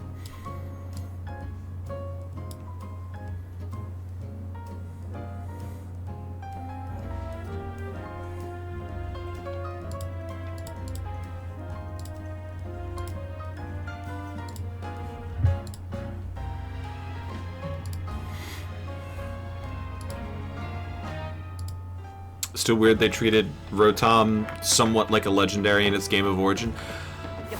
Little bit. Had a lot of people thinking that it was one when they did. You only get one, and you've got to have in Diamond and Pearl. You've got to have the national dex. In Platinum, you didn't.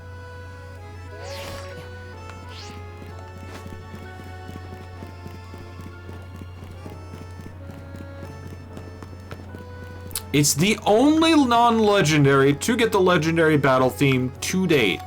Wow.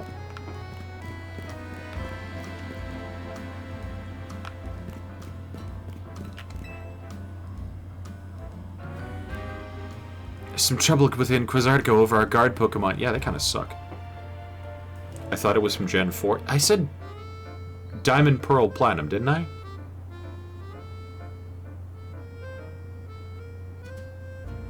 That's Generation 4. Oh, you forgot it was from Gen 4. I can read, I swear.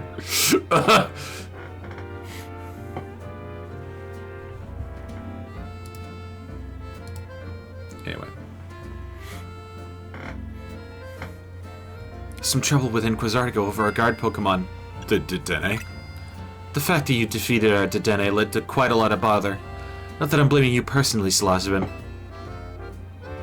There's some people in the company who didn't want to properly look into who defeated our guards or why that was even possible.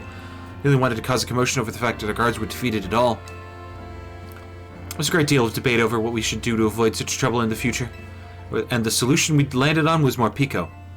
Don't.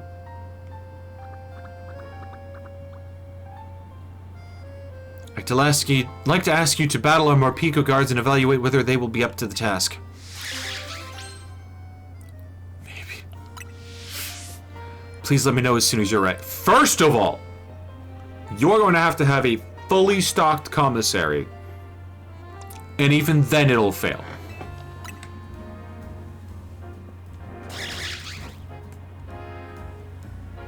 If you'd be so kind then.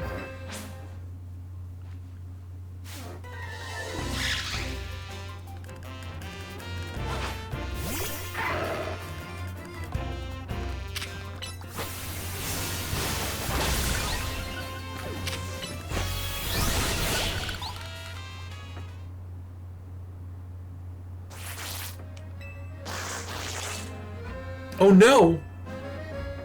The Morpeko have worked up an appetite battling, and now they've given in to their darker natures!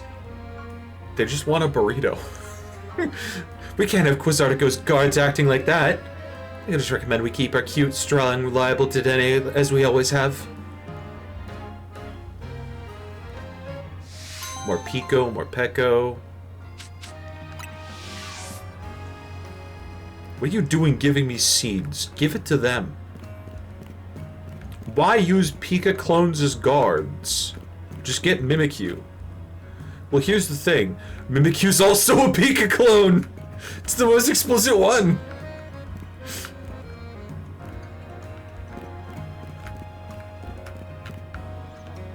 But also, yeah, I don't know why they're using Pika clones. Alola! I'm in charge. The committee to highlight Alolan Raichu and generate excitement. 56709 Drakes! It's been a while. How you been, girl? Welcome on in, everybody. Welcome on in. My name is Salosabim. You can call me Salsa. We are doing side quests in Pokemon Legends EA. I don't want to say it would be spoilers, but like, I'm playing the late video game, so spoilers maybe, perhaps. If you haven't played the video game, go do that first. But yeah, welcome on in, everybody. What were you doing? Ads. Oh! Ads.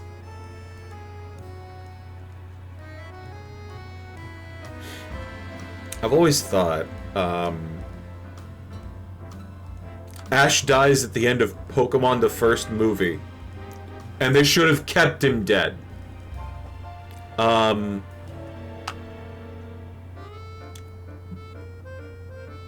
always kind of debated between, like, occasional ads on my stuff and, like, pre-roll ads. Because I know running ads in the middle of my content would be, like, would get rid of pre-roll ads. It would also make me more money, but I really... Can I say I don't care about the money? Can I say I don't care as much about the money? It's the, like, ads in the middle that I despise. And I've been seeing a lot of, paying attention to this more and more, where, like, people will only run ads for, like, the minimum 3 minutes required, but they'll have a bot announce it first. Yeah. I'm thinking more towards that. I don't know how they get the bots set up, but I'd have to figure that one out. Yeah. City gets impaled by Rayquaza in the manga. Impaled and bleeding and life leaving her head. Yeah, I've seen it. I've seen it. I've seen it. Anyway, how you doing, Drix?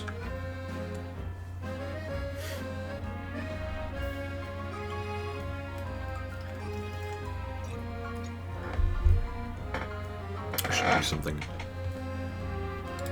Go bug another streamer.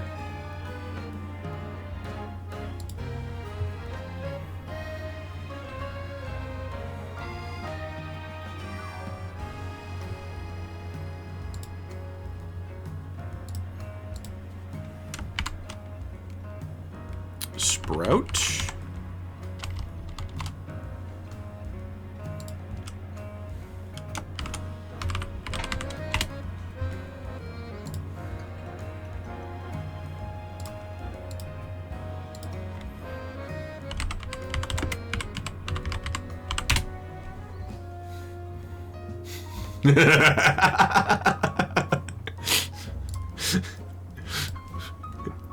I come in for like 30 seconds and my name was mentioned in another street.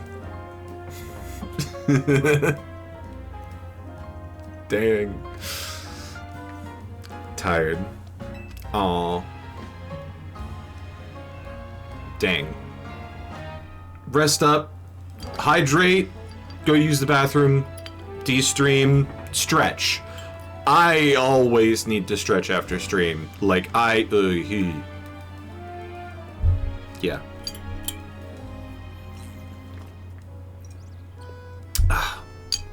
Alright.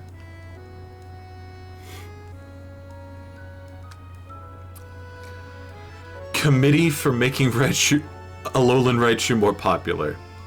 Our goal is to increase the popularity and population of Alolan Raichu. Oh. Interesting. The second one. I say our goal, but I'm the only member of the committee for now.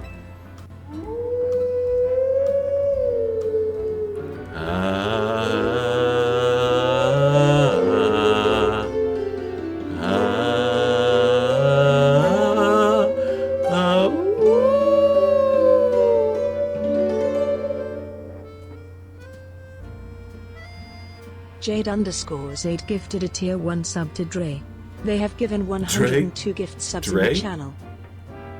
Like Josh?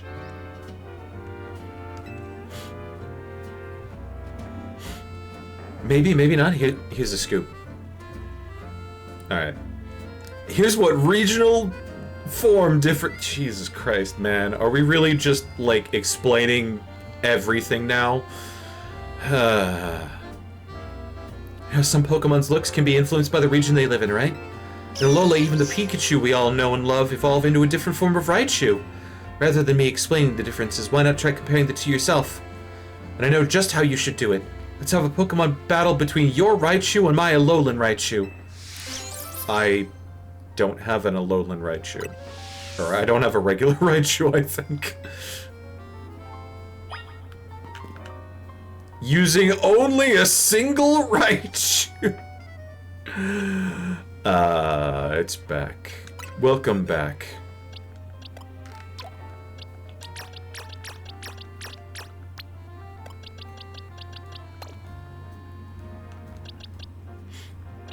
Salsa is uniquely equipped and willing to repopulate most Pokemon species. It's just increasing population. This isn't necessarily a repopulation effort. Just a population increase.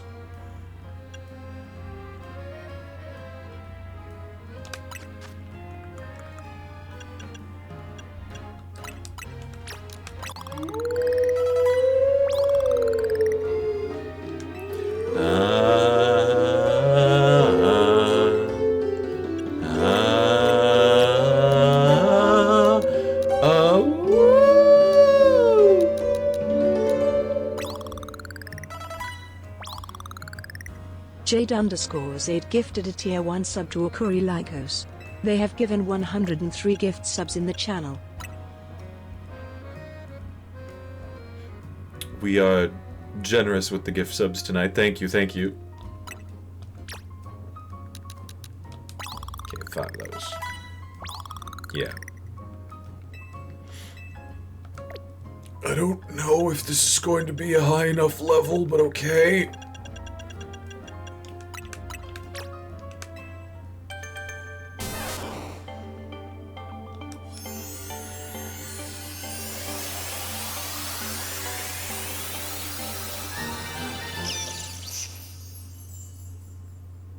Okay, so we all know about like the Pikachu male-female difference, right? Female Pikachu have like a heart at the end of the tail. Male Pikachu is just flat. Can I tell you there's also a gender difference on the tail of Raichu? On the tail of Raichu, the evolution? This is probably something that only like obsessive fans would know. Raichu's Thunderbolt, if it's a female, cut off. Normally it ends in like a tip. If I can get my cursor out.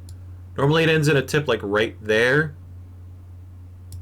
But in the females exclusively, it's chopped. sort of the opposite of, like, how Pikachu is. Change the moves a little bit.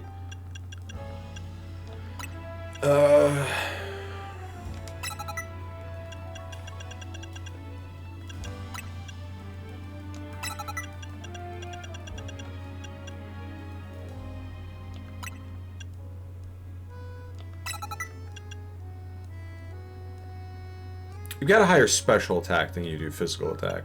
I'm not going to give you Thunder Punch.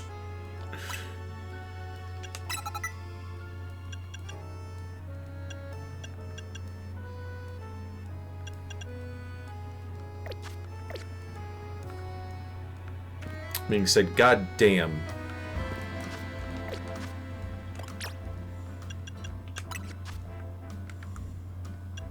Brick Break. Play rough. Might do.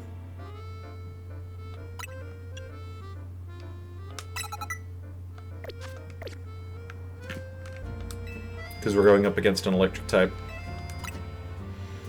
Both Raichu have their charms, but the Alolan type form is a different type. That means different strengths and weaknesses. Stay on your toes. It's Psychic Electric, if I remember right.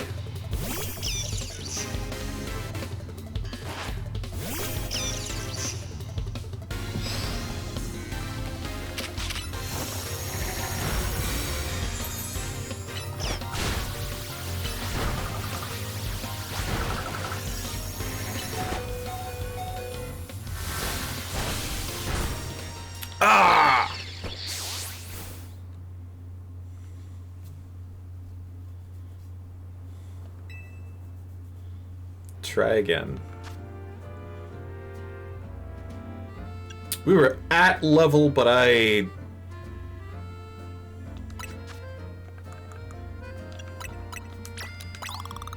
don't have EVs, or probably even good IVs. Oosh.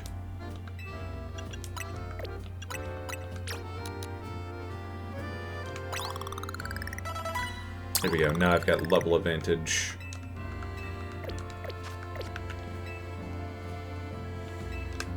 Shoving candies down random Pokemon's throats because the side quests make me.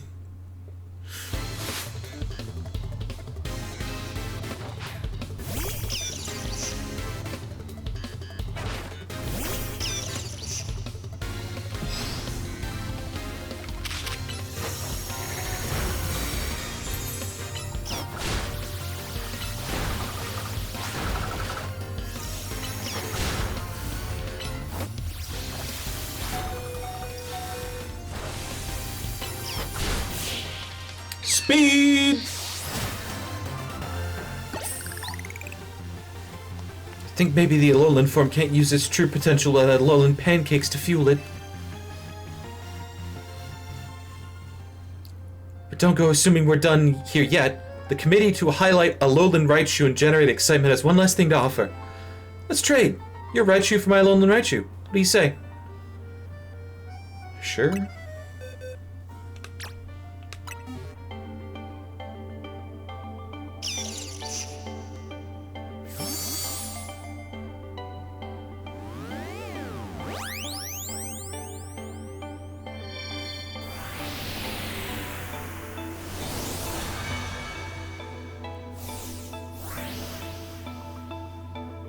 Almost expected, like, a new item to, like, evolve it with, but I guess... Fluffy!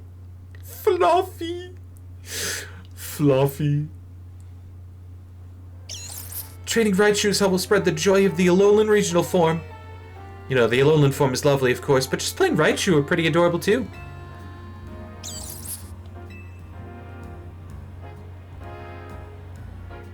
Well then, I'm off on another journey. I'll travel over to Alola, befriend a bunch of Alolan Raichu, and spread their cuteness all over the world. That's what Charge is all about.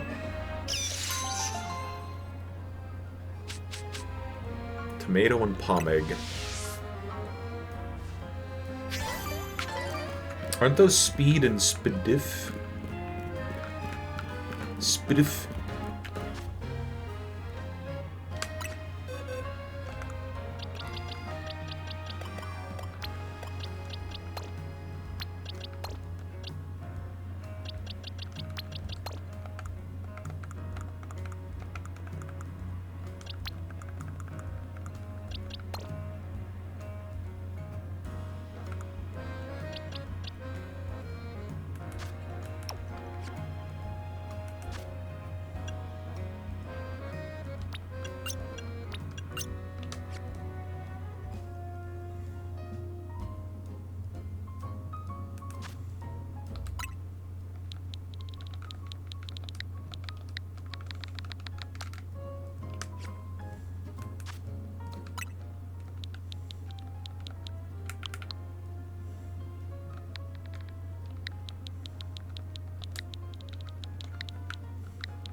a lot of these.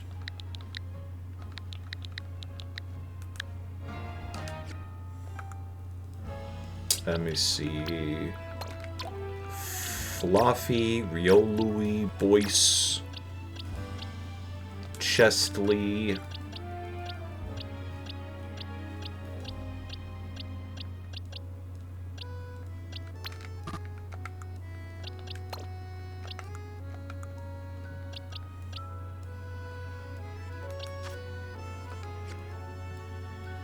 I thought there was more.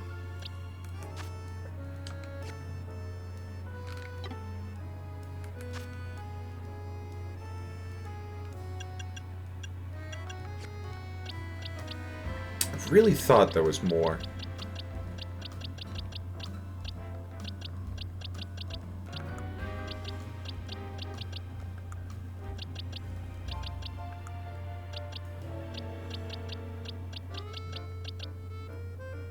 Does Karina's count?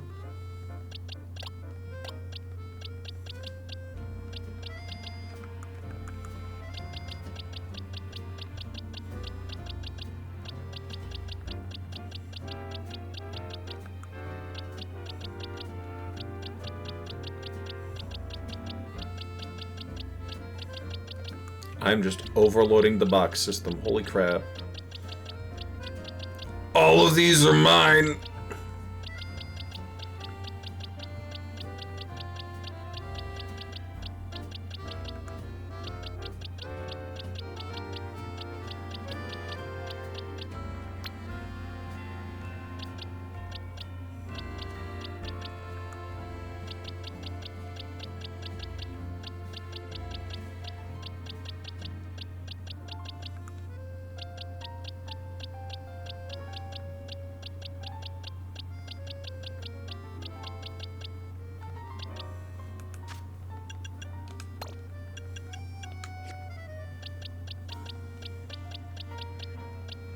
Every single one of these is mine. Holy crap. I've been playing Legends EA like I used to play Legends Arceus. But they removed the grid system, so I'm just kinda hoarding them.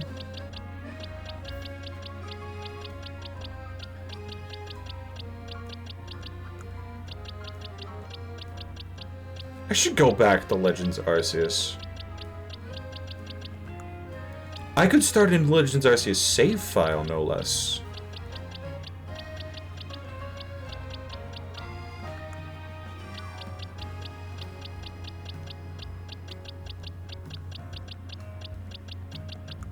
And keep my old one.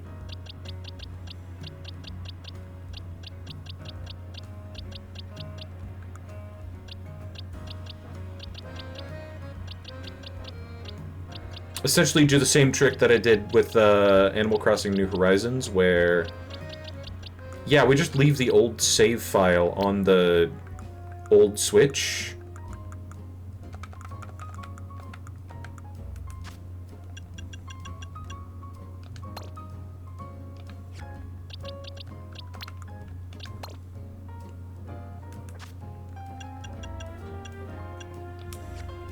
I might have to move it, though. Uh-oh. Because I think it might have showed up on my new Switch. Because my Animal Crossing Island, I had to, like, move back over to the old Switch.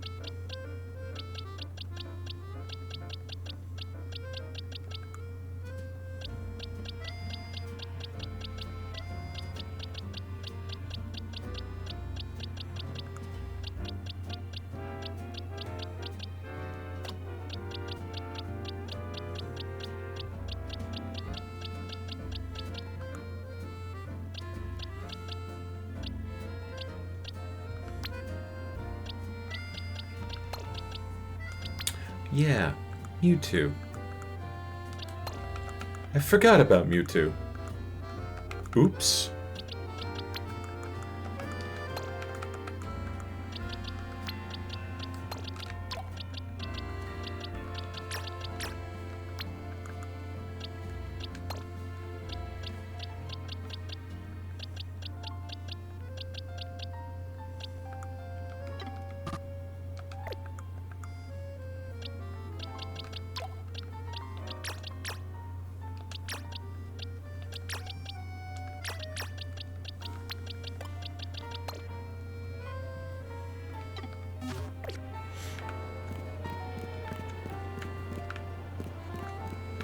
Alright. Guess the cure for a crushing loss is fine food and a good night's sleep. Oh yeah. I need a hotter flame! Suppose you must have heard me talking to myself rather loudly there. Yeah. Can't get a hot enough flame in my kitchen. Litleo provides our firepower, but I can't burn a Maxine unless it's let loose in battle. Just ask for your help, kind stranger. Would you have a sizzling battle with me and my Litleo to get nice and fired up? Burn, Litleo, burn. Sizzling hot Pokemon battle. I'll even give you kindling. Give it a battle so hot it feels like it being roasted by a flare blitz. Give you a grass type.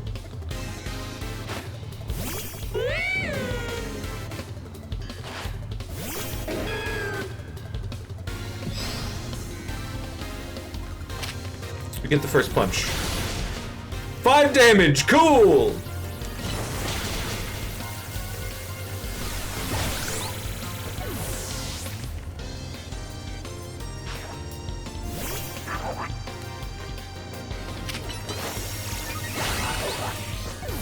Gimme. Gimme your suckling energy juices.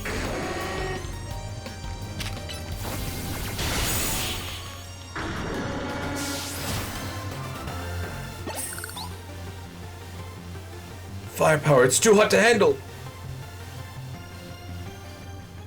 Murdered by the unrelenting fury of the sun.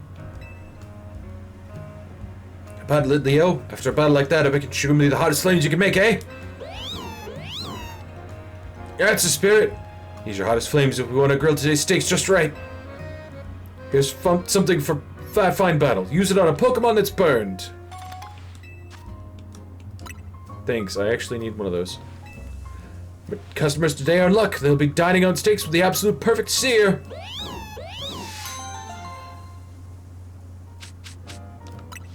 Will-o'-the-wisp and a Firestone. Ooh!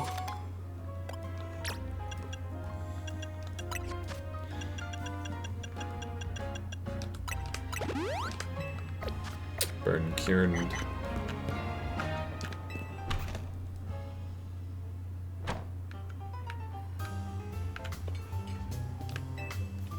Welcome, thanks for coming. This is Restaurant Leia, yeah?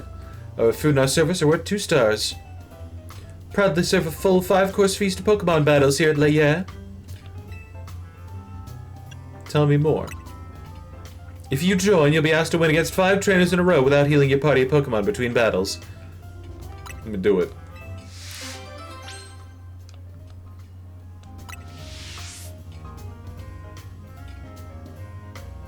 For the first course, we are proud to present Talia's Pokemon. Bon appetit.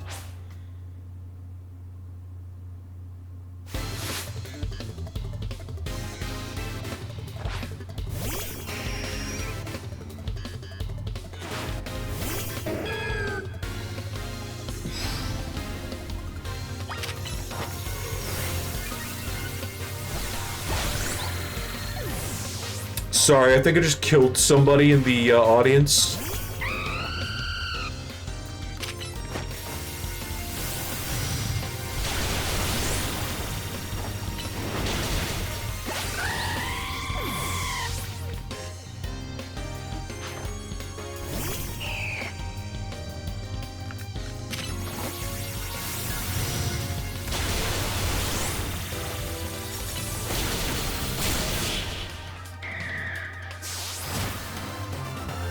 Heat on my grass type.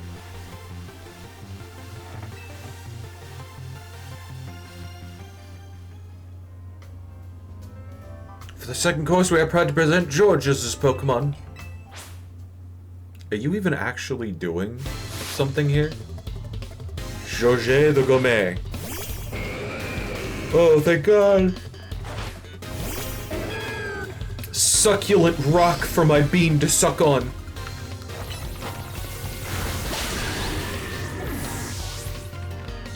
You know, I saw something earlier today.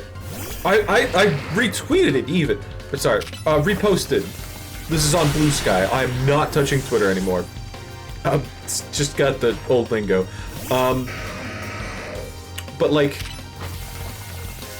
this is something that could only happen on Blue Sky. The normal post was, like, look at this Chikorita. And it was just the look at this Chikorita.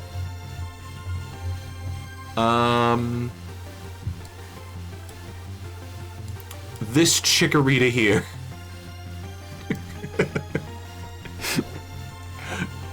But the alt text for this, the description of the image, as provided by the user that posted it, panel from Pokemon Adventures Volume 10 of Chikorita, with text, quote, this Chikorita here. Chikorita is like if a bean was a dog. And I mean, I'm gonna leave it up for there for a little bit. I absolutely agree with the phrase, Chikorita is if a bean was a dog. I describe Chikorita as a bean all the time. And I am like, yes, absolutely perfect. If I have to explain a Pokemon to somebody, I now know the exact way to describe it.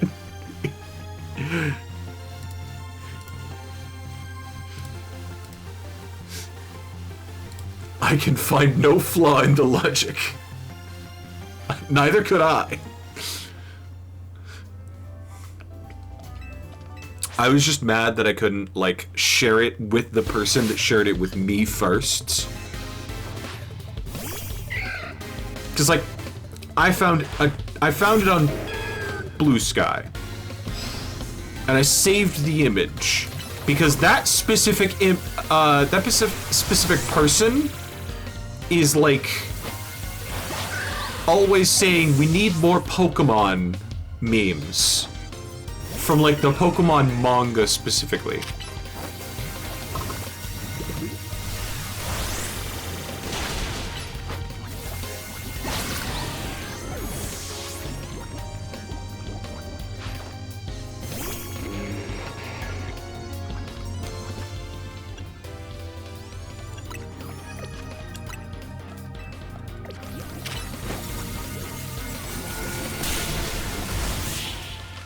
And I mean, that's an image from the Pokemon manga.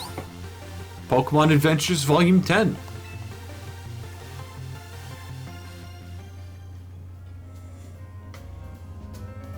For the fourth course, bon appetit.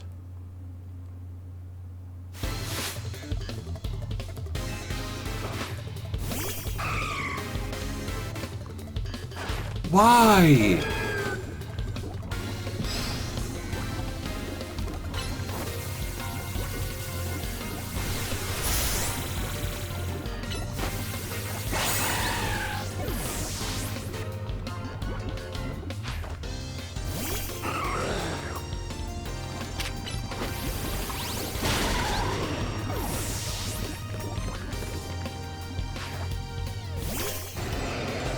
I'm thinking about too many types again. Made too many types too, didn't they? Did I properly set up too many types too? Because somebody wanted to play too many types too? And I think I downloaded the patch, but I don't think I properly set up TMT2.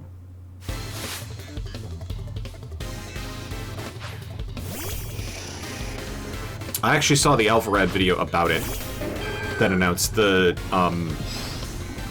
like changes.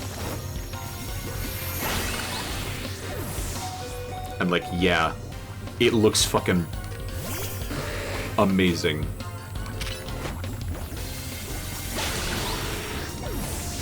There's a... I guess I'll just say what I'm thinking. There's a bean type and Chikorita bears that typing. Oh, hell yeah!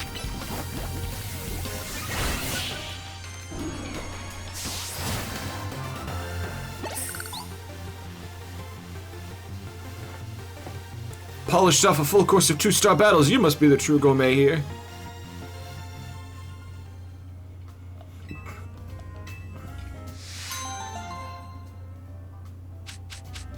Whirlwind, calcium, zinc. Okay, cool. We'll ask you to pay the usual 15 grand for your next visit, but we'll help you see you again.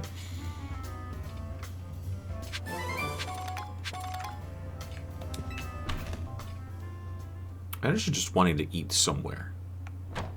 You walk in there, they're like, yeah, full course. Alright, sweet.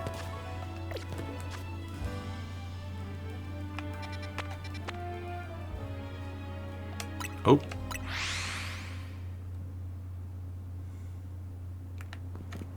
Cafe Trist guy is here.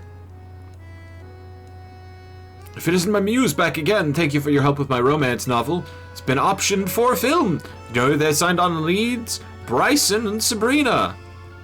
Wait, what? For my next tale, I'm thinking a mystery novel. I'd love to have your help once again. An idea for the Pokemon my tale shall require. I think we'll need an alpha Pokemon, second a normal type, third should be a dark type Pokemon, the fourth should know the move Teleport.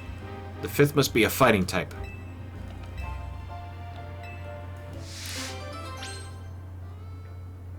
Wait. Alpha, normal, dark, teleport, fighting? Bryson is in the guy who beat the fuck out of Team Plasma and their Pokemon with his bare hands? I thought so too.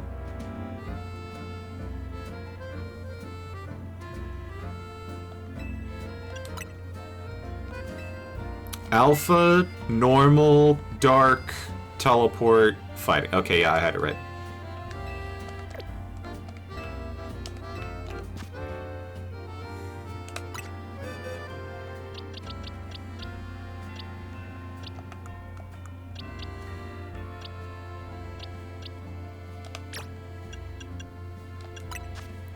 Can you learn teleport?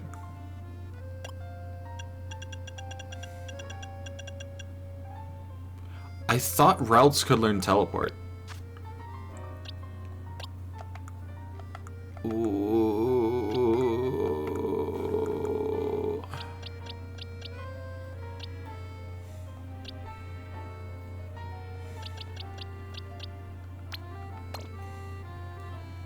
Ralts. I do want Lopunny in there.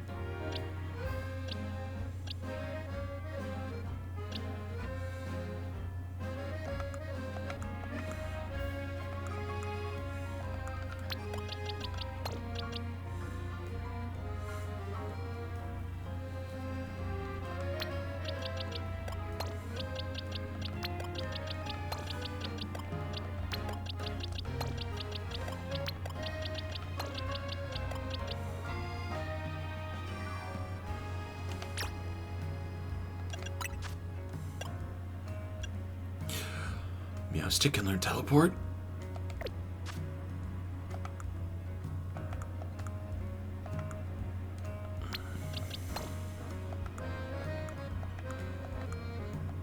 Which means that,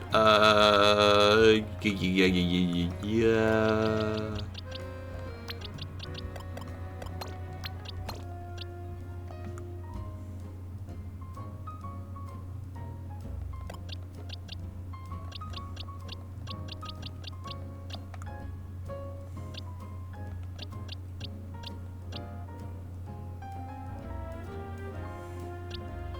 Wait, gay cat. Alolan Fruity Meowth can learn teleport. It is dark type. Alpha, normal, dark, teleport, fighting. So now I'm just fighting for the teleport spot.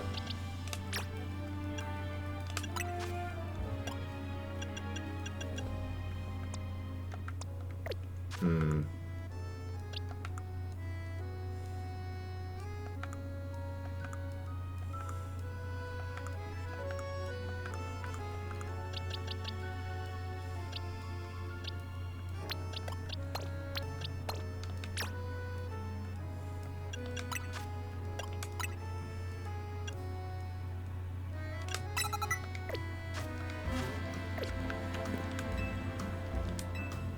Timid list. Alpha, Meowstick. Normal, Lopunny. Dark, Thievul. Teleport, Esper. Fighting, Lucario.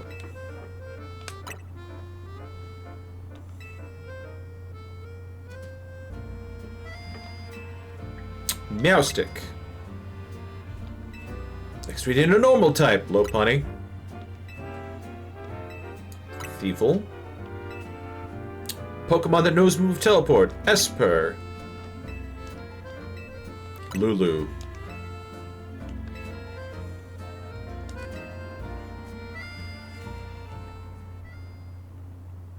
Closed room murder mystery or draw 25.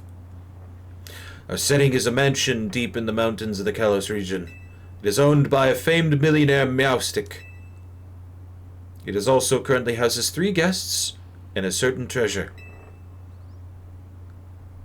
First of the guests is a trainer by the name of Lopunny. Sorry. Then there is our millionaire's former flame, Thievul, and a jewel collector named Esper.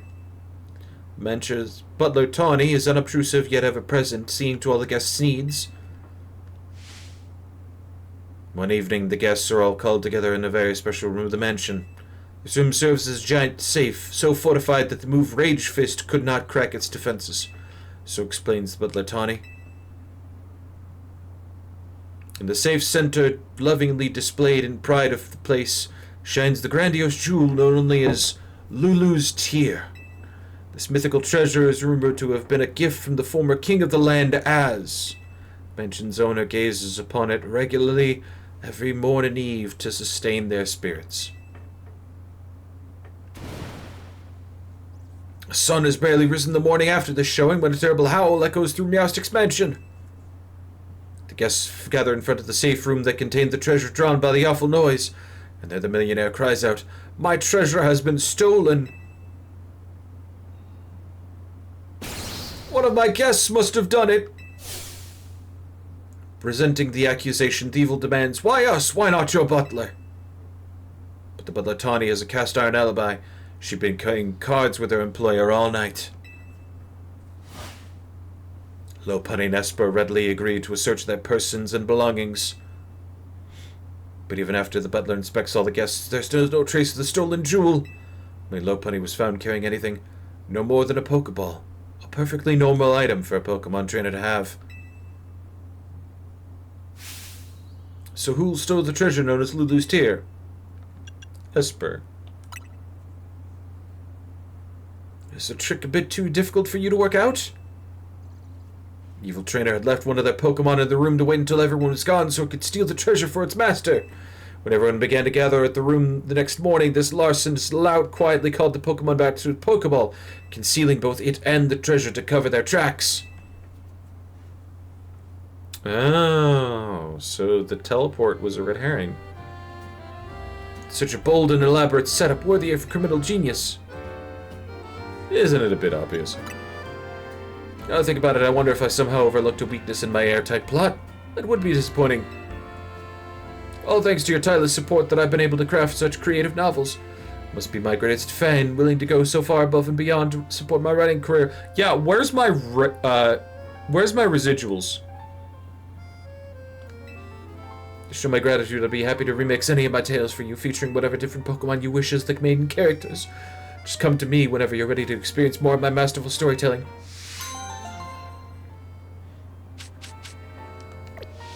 Good rain.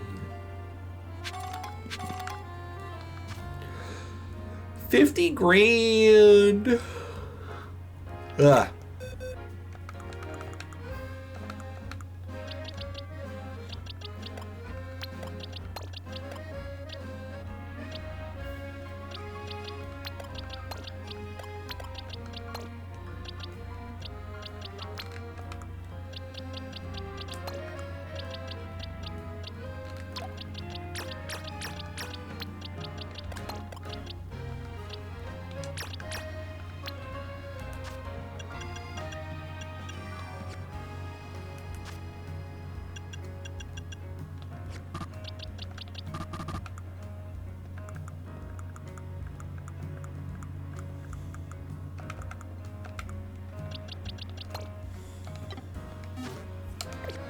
dog was choosing Luck Farm 1.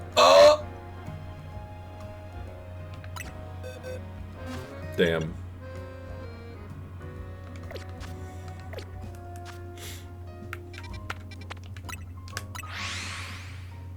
Didn't I do the guy outside it? Did you evolve use Pokemons?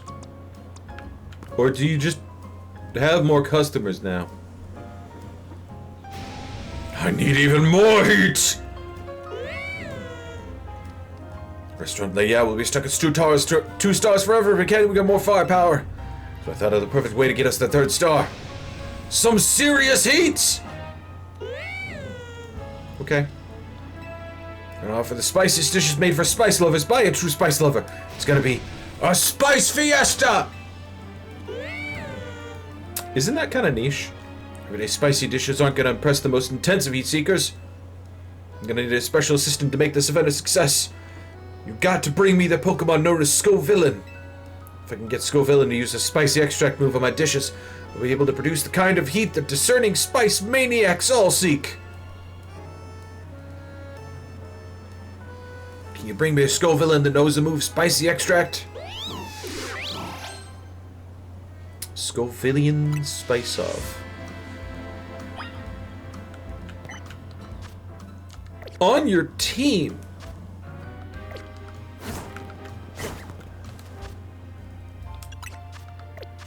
I think I'll get Capsakid floating around.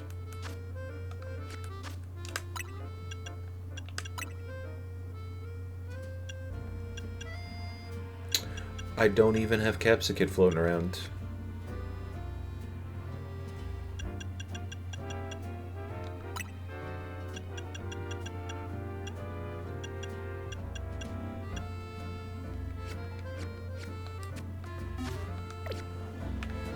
Pineapple on pizza.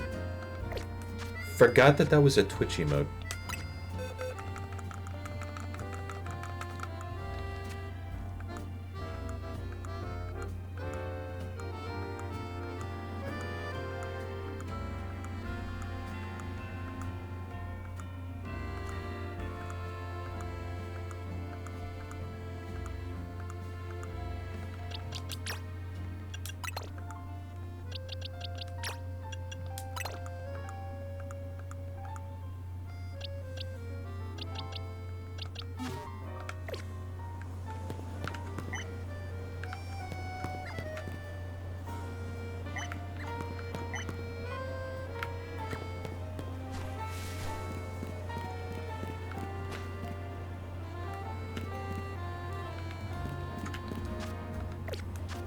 What wild area type portals are currently open?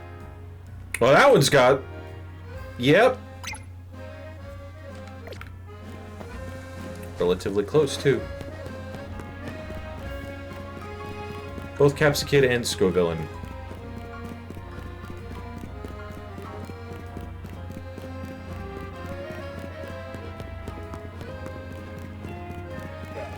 Lucky. I'm going to say extremely.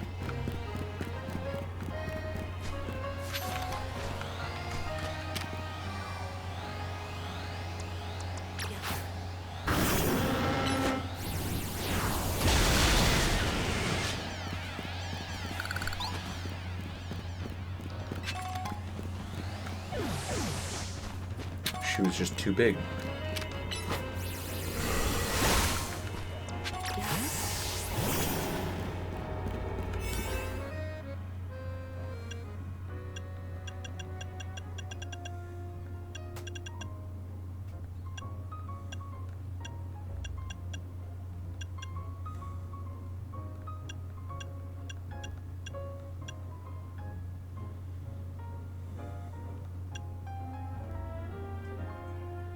Catch Power Ghost? Oh, I misread that as Catch Power Grass. Catch Power all types, I'll take that one.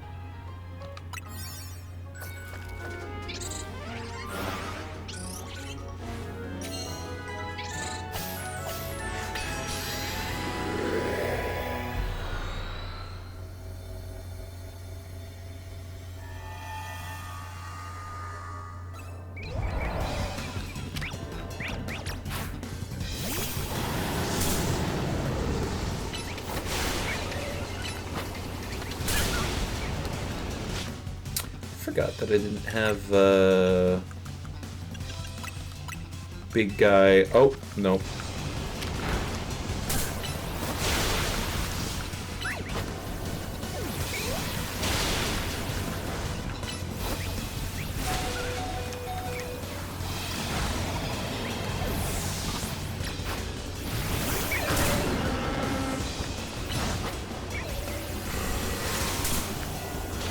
Ow. Stop.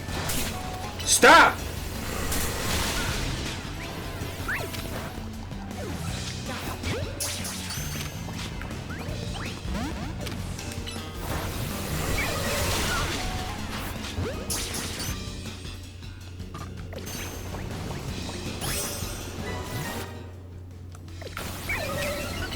I just want to...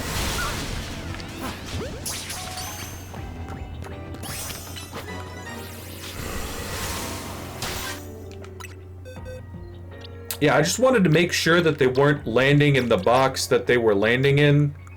Thanks.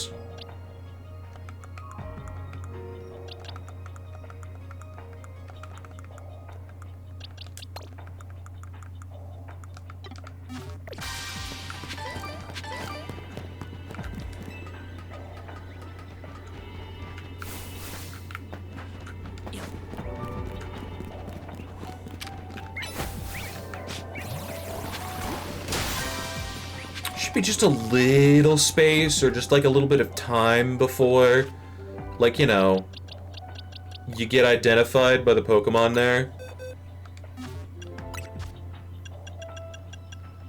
Just a minor suggestion for the $1 Million Company.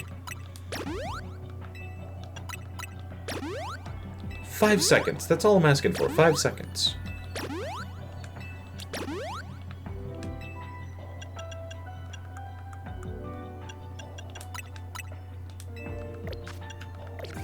Can't use that now. Is it because I'm in hyperspace specifically? I'm going to say yes.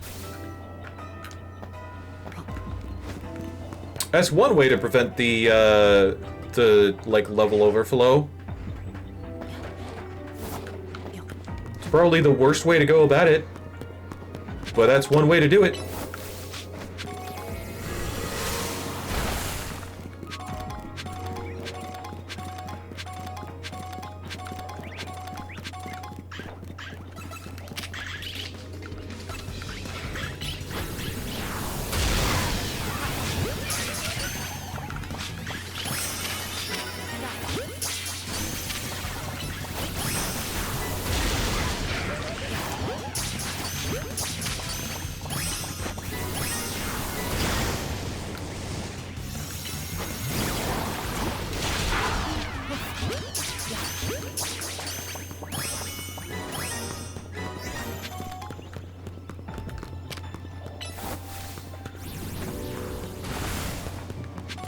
And so now it's floating Pokeballs and boulders.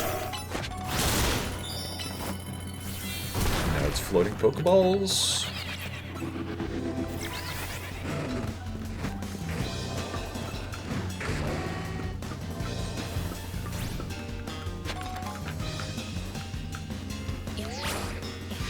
Didn't I see some over here? No?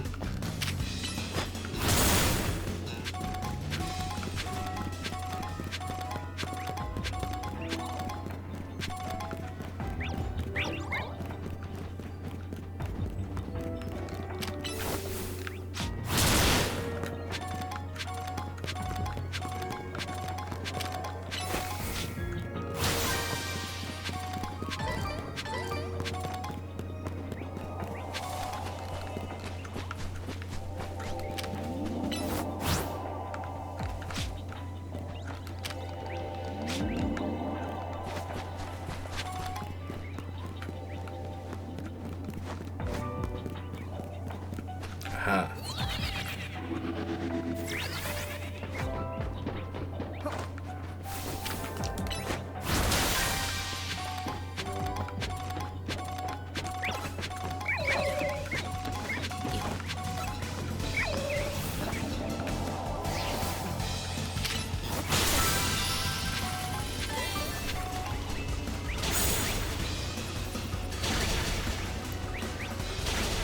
I know.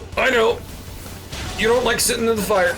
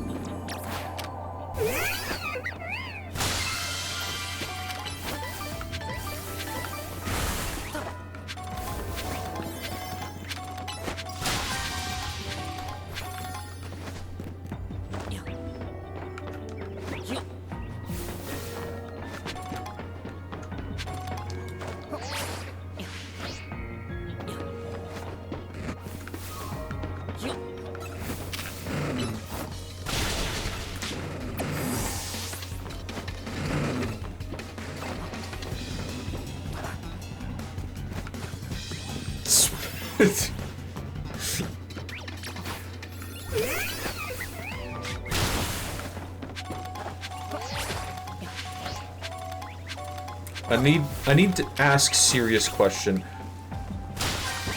Is this a slash serious or is this a slash J moment right now? Smash or pass Roblox Dino Nugget.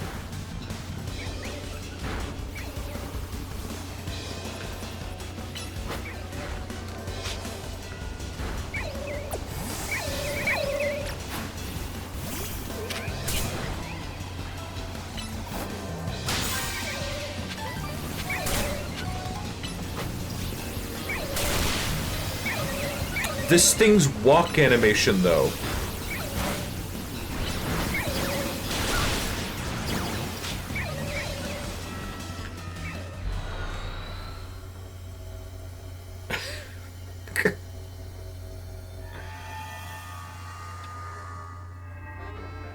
I'm sorry, I'm just a little on edge. I know exactly what kinds of, content modern Roblox fans are up to.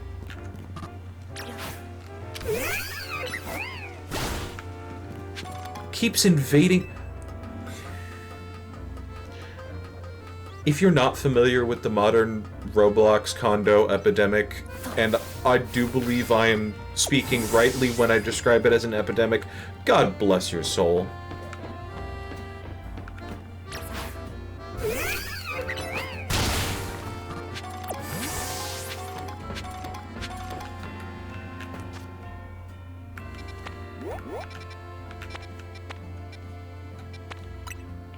Screw it, just travel.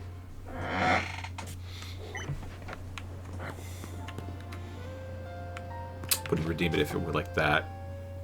I'm still going to be antsy.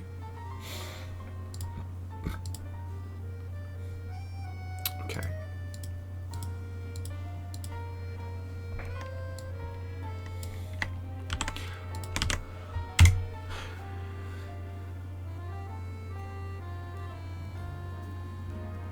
Okay.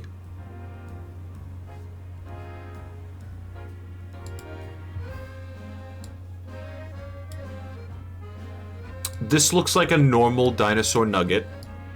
Admittedly, a little bit more advanced than usual. This looks like if the, like, nugget... Wait. Is this the right one?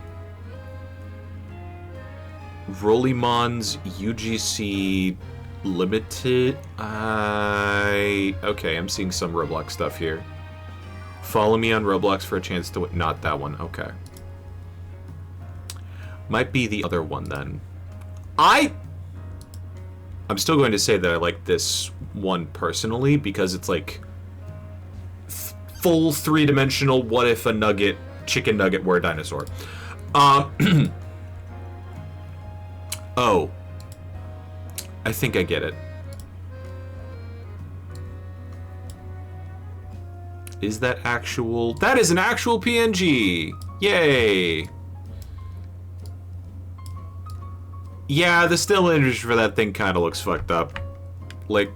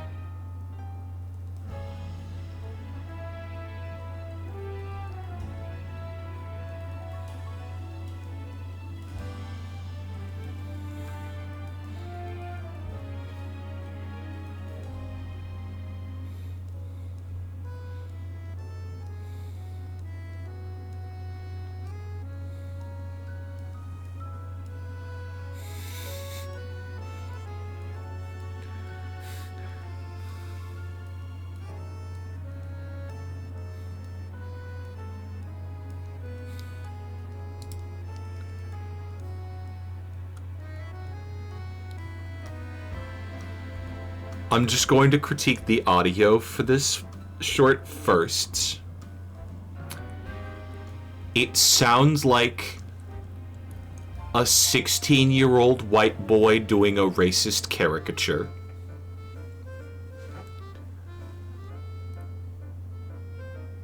But the dinosaur chicken nugget, it...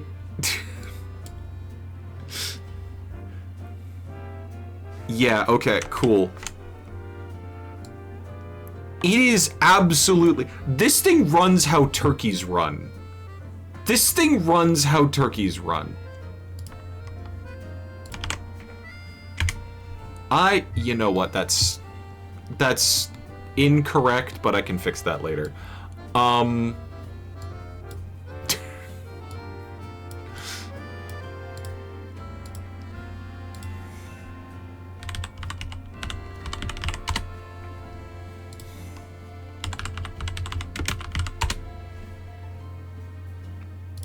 That might actually be, like, pretty biologically accurate, because turkeys are, hold on. Shloop, shloop, bloop. Turkeys are are dinosaurs are the ancestors of turkeys. Turkeys are descendants of dinosaurs. There we go. I was looking for that. Was looking for descendants. It runs like a freaking turkey. Which is immensely funny, considering it is like a breaded and fried little dude.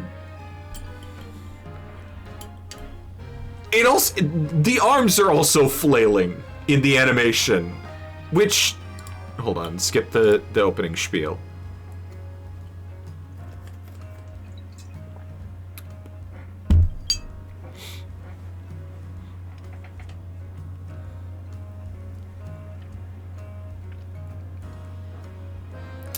Yeah.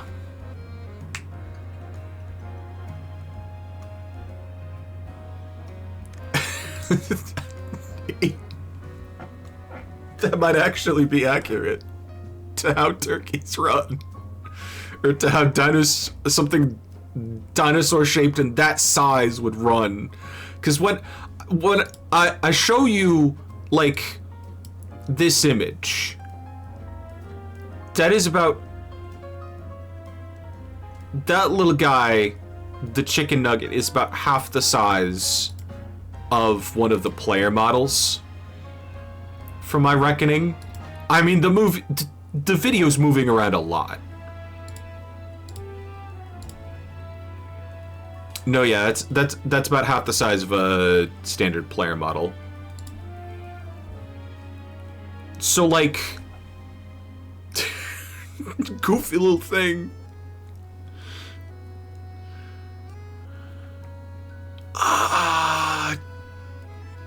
You know what? I would smash the Dino Nugget, yeah. And I feel antsy even saying this in relation to something like from Roblox, but 3-foot goofy little short stack, absolutely.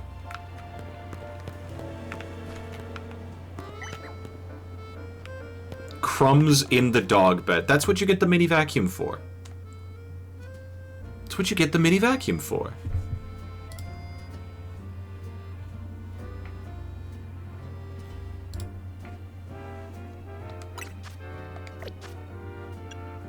I need to have the Scovillian in my party.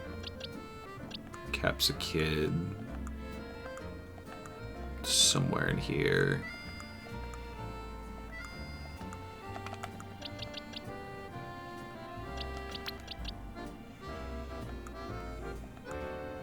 I really need to clean this shit up. That's the wrong box.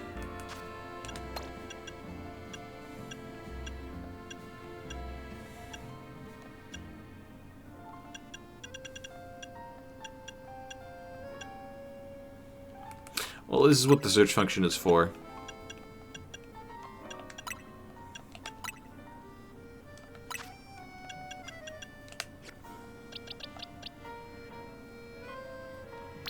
Headbutt, bullet, leech seed. Headbutt, bullet, seed.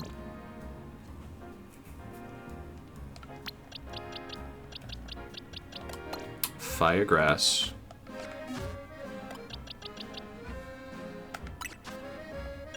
It does know spicy extract, it just wasn't in the move set.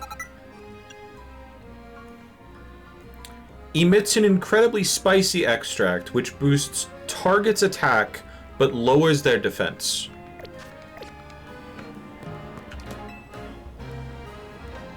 Interesting. It's a Scoville for sure. Use the move spicy extract. It's got 2 spicy looking faces. It's perfect. Let's get this spice fiesta burning. I'm ready. Let's get to work spicing up everyone's dishes.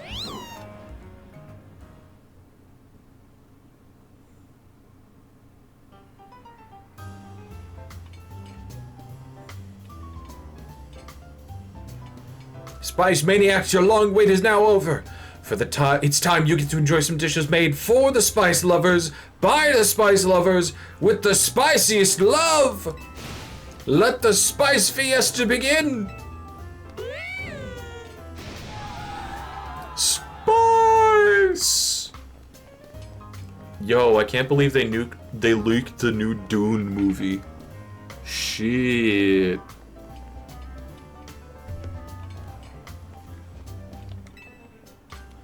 So if you'd be so kind, Celestabim, please unleash your spicy extract on all our customers' dishes. Allez, cuisine!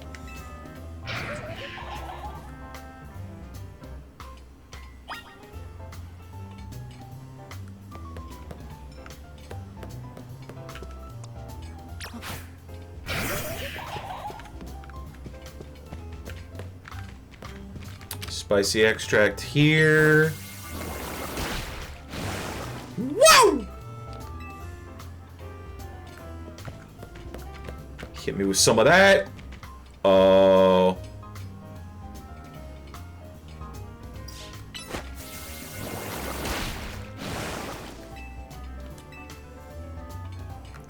Allow me to evaluate if your spice is really worth trying. Bring it on, kid! Jesus Christ.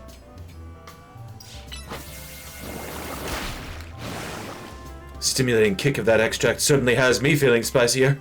That's a kick in the head!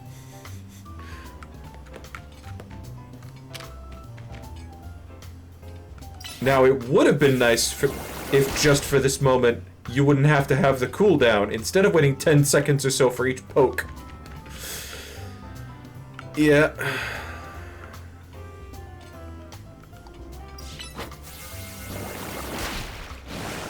It's so hot! Man, that is cookies.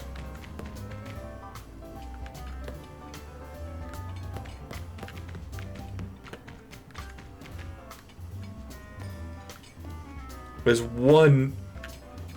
You know, 3 out of 4, yeah.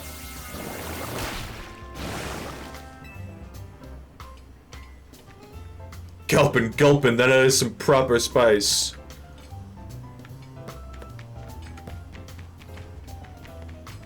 Too much spice mostly delivers pain. Spray that extract like it's going out of style. Yeah.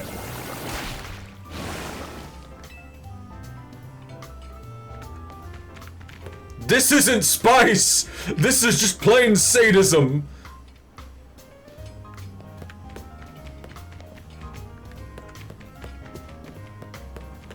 No amount of spice can best me. It got in my eye! I was still feeling you on a rascal! I'll take your hottest, please.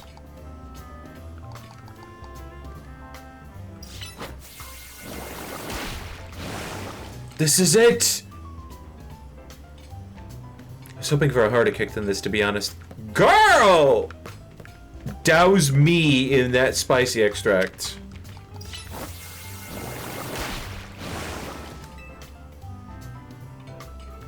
It's the first time in my life I felt something too spicy.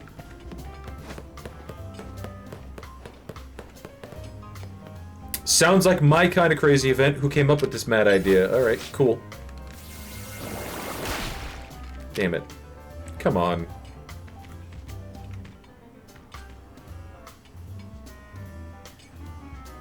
So, chat, how's your day been?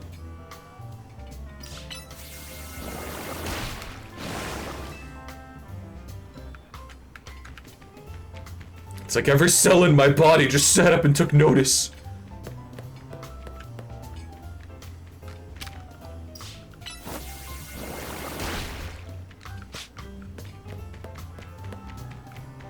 Got a pretty delicate stomach, but I'm game to try anything once.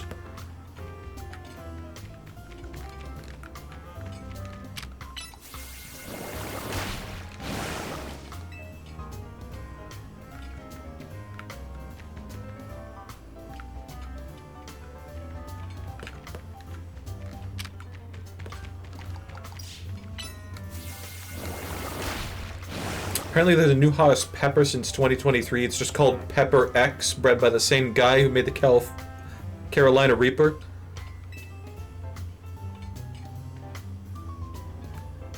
Damn, nice.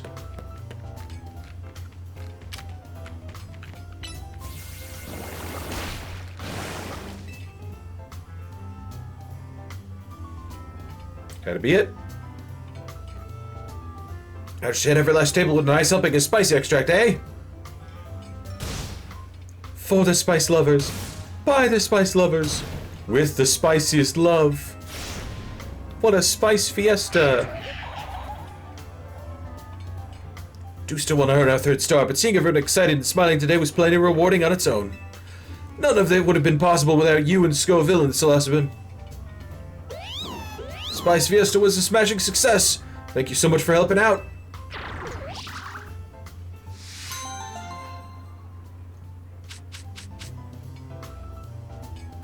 Attackment, nice. Hold on.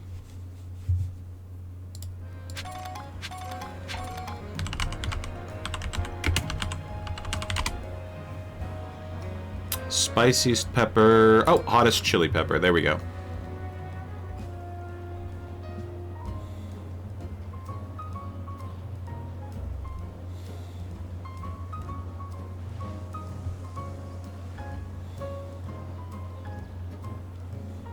Oh.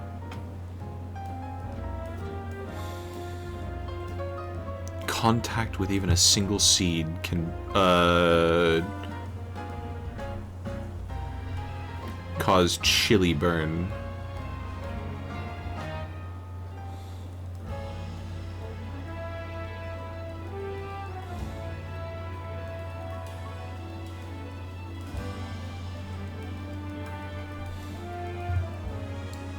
Yeah, Carolina Reaper was the old one. 2017. Pepper X. Same species. Same dude. Almost... No, that is double. Double the Scoville units. Went from 1,641,000 to 2,693,000. 16... No, that's not quite double. 16 doubled would be 32. I forgot Minecraft math. Jesus Christ. Actually? Yeah, no.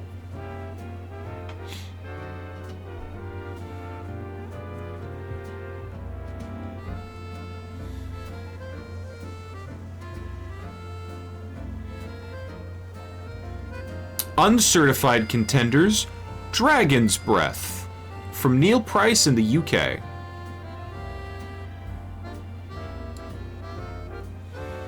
Which was in 2017, which would have beaten the Carolina Reaper.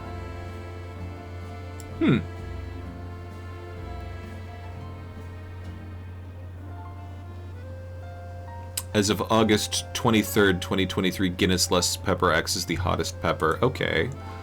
So...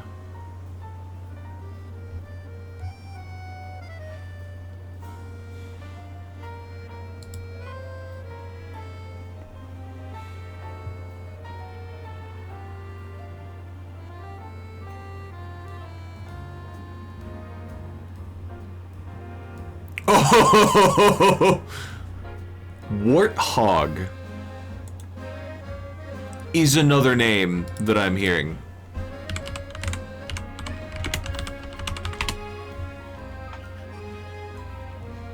TexasHotPeppers.net.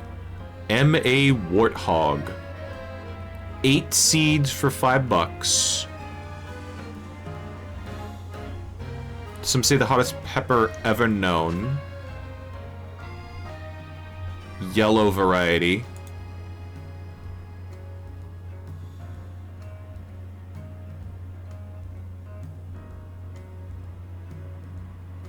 $2024.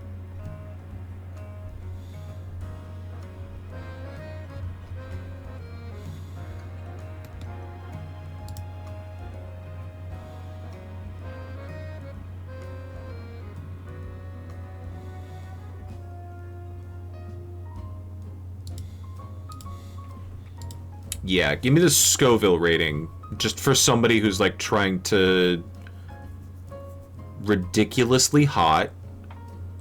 16 million?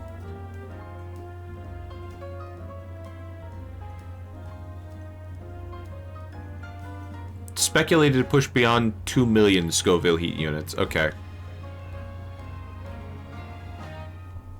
So nobody has a hard number. Got it. How does one measure Scoville units? From what I understand, the original guy, last name of Scoville, because white boys like naming everything after themselves, would just feed someone a pepper. And then they'd sit, I think they would sit with it for like 10 seconds. And then after that, they would be given sugar water. Specific concentration, I don't know what. But, like, they'd be given sugar water to wash away the capsaicin.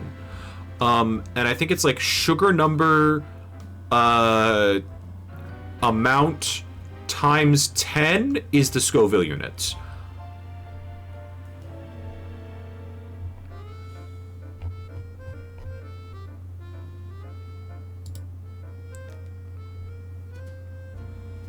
Wilbur Scoville, 1912 method, the Scoville organoleptic test. Subjective assessment derived from capsaicinoid sensitivity by people experienced with eating hot chilies. As an alternative method, high-performance liquid chromatography can be used to analytically quantify the capsaicinoid content.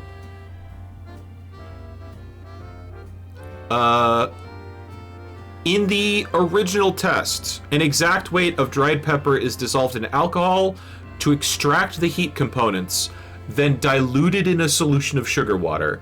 Decreasing concentrations of the extracted capsaicinoids are given to a panel of 5 trained testers until a majority can no longer detect the heat in dilution.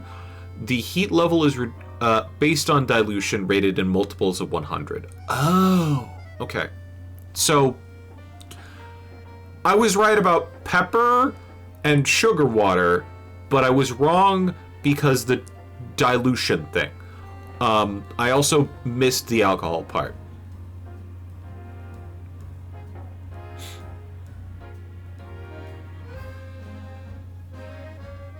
But that's the original. Imprecision due to human subjectivity. Palate, heat receptors. Another shortcoming is sensory fatigued. The palate is quickly desensitized to capsaicinoids after tasting a few samples within a short time, up to plus or minus 50% between laboratories. But since 1980s, we've been scanning them. Multiply parts per million by 16.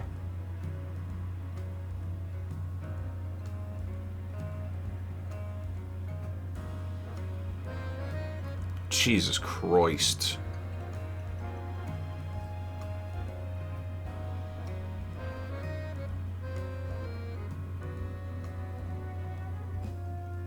You know it's science because they've got a fucking math equation in the middle of the Wikipedia article. Standard used to calibrate the calculation is 1 gram of capsaicin. We have that shit just raw? We have just raw capsaicin available for laboratories. Hold on.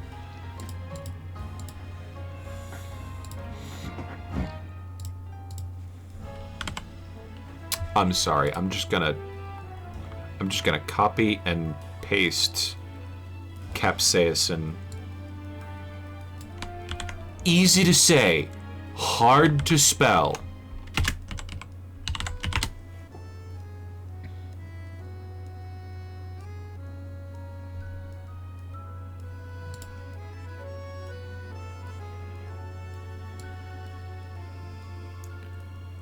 Yep. For $45, you can get a 2 fluid ounce bottle of pure capsaicin hot sauce. Or for $20, you can get a 1 ounce bottle with 1 million heat units. Damn.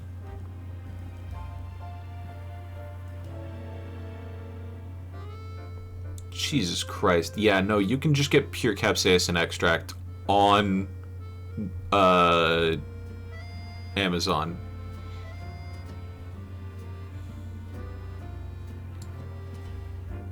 Capsaicin cream for penetrating pain relief.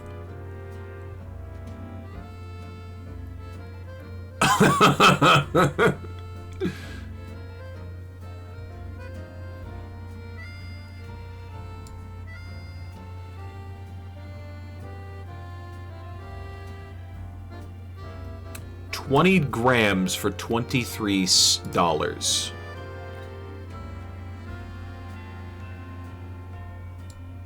Similar item to consider. Ground coriander. Nah, this ain't the vibe. I want pain powder in ultra quality.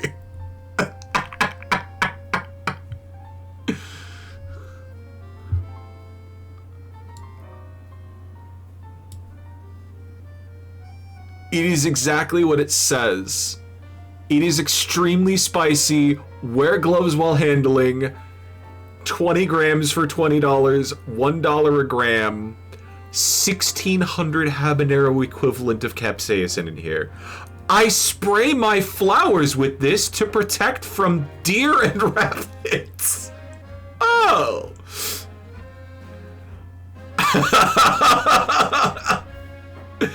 Accidentally made tear gas. 10 out of 10, 5-star review.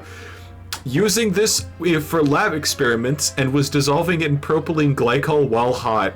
The steam turned into low-grade tear gas and turned the workshop into something akin to being Dutch ovened by the devil. Definitely high purity. I'm impressed and would buy again.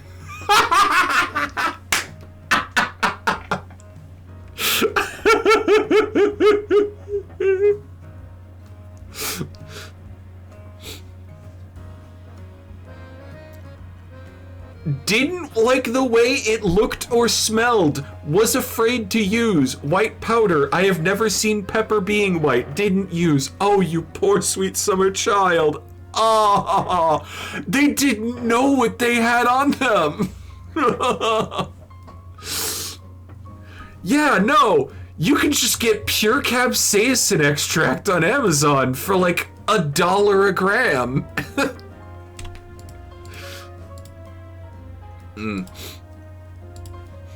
To think this tangent started because I was just going to suggest you were blasting the customers with Pepper X Essence. Oh yeah, no. I can totally see that.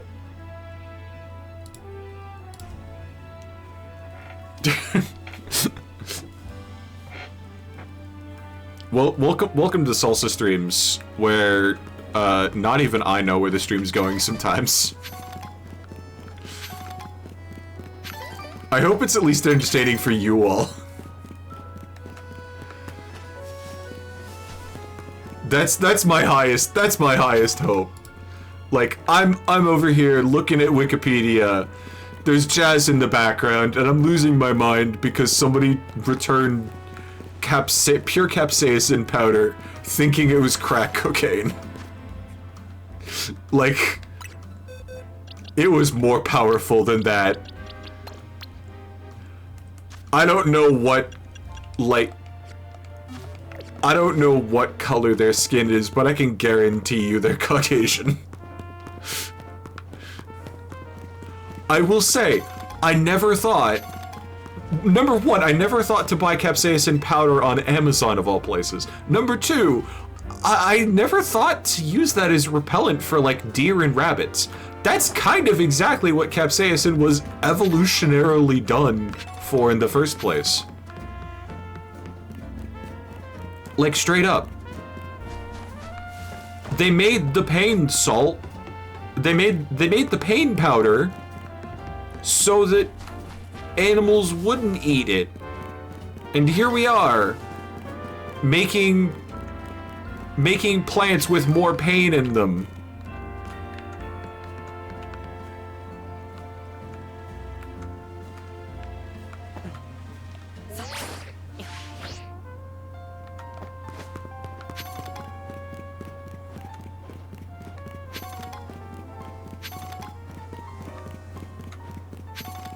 Humanity is great.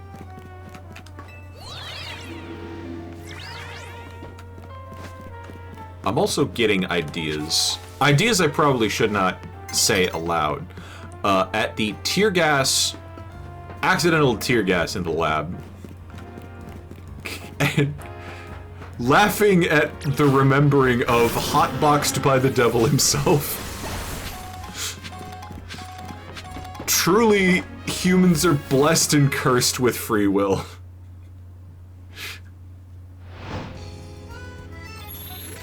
Oh no, it didn't spawn right on me, did it?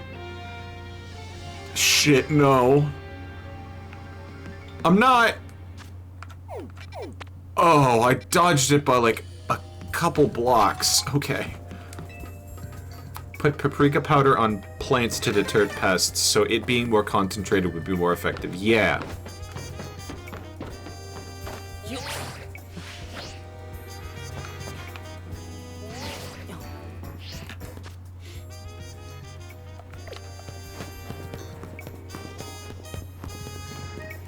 I mean, what is it? Things that plants evolved to, like, deter pests that we just kind of like, oh shit, this fucks me up. Give me more of that. Caffeine, nicotine, capsaicin.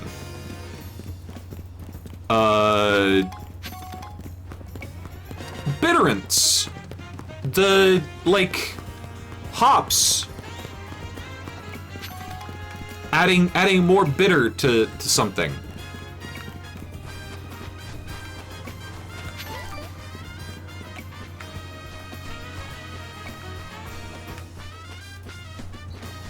Every single one of these, nature said, fuck you, I don't want to be eaten, and humans were like, oh, that shit doesn't want to be eaten, I'll eat it anyway. I'll make it worse, and then I'll eat the worse. That's why we have coffee, and tea, and tobacco, and hot peppers.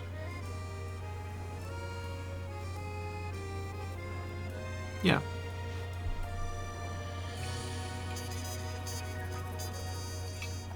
Well, the human thing, not the evolution. You there, young man. Please, can you spare me a minute? I've embarked on a new business venture here, but I have to admit it's not going very well. I aim to help those who suffer from bad dreams catch up on their Z's through the power of hypnosis. I think plenty of us are plagued with bad dreams these days, don't you? Oh. I've run into quite the roadblock. My first customer's Flamigo simply refuses to fall asleep. My Flamigo just flat out won't drift off. Perhaps there's too much energy stored up in its belly? I think Musharna might also be experiencing some jitters in front of our very first customer. Could you give Musharna a nice example? Show how easy it can be? You have to do is use Hypnosis and then Dream Eater on Flamigo. I don't have a Pokemon that knows those. Maybe I do, actually. Give me a sec.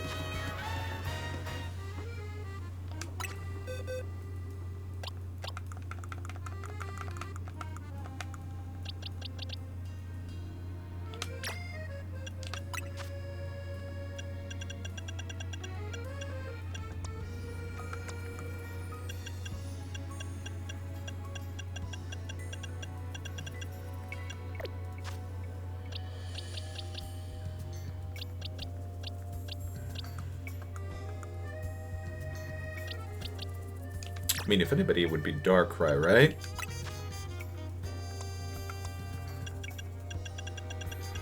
Hypnosis? Oh, and it already knows Dream Eater. Okay.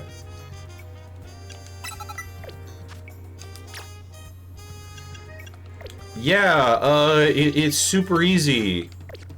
Let me just pull out the God of Bad Dreams. Hit it with a good Hypnosis.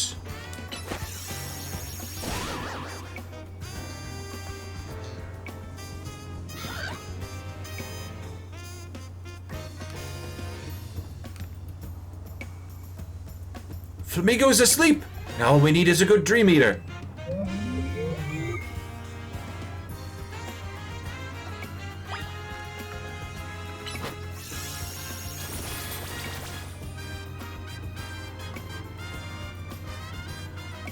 That was a fine Dream Eater. Snoozing like a baby.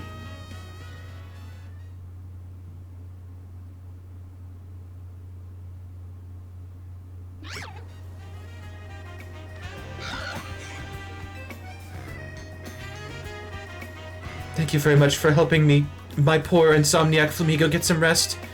Seems to be feeling better now that it got much needed shut-eye. I'm sure we'll be back the next time Flamigo's trouble sleeping.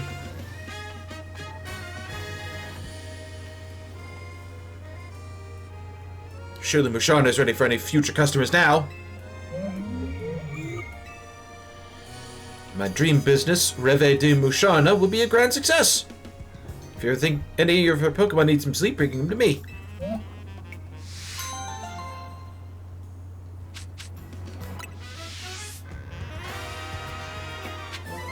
Decided to check Flamigo's entry on Bulbapedia, apparently in Pokemon Master Sex. Larry uses one in his Alolan outfit. You're telling me the Pokemon Gacha game... Okay, I should clarify. You're telling me the Pokemon waifu got... Oh, okay, I can't clarify any. You're telling me they put Larry in a fucking vacation outfit? I can see it.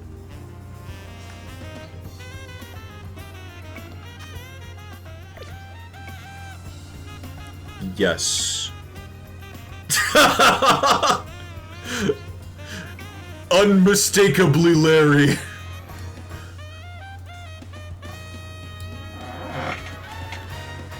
Thank you for bringing me to Hawaii, boss. I'm really glad.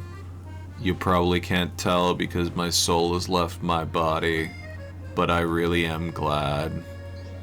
Thank you for bringing me here. Kita gifted him this outfit after she heard he would be visiting the Alola Fair on his day off.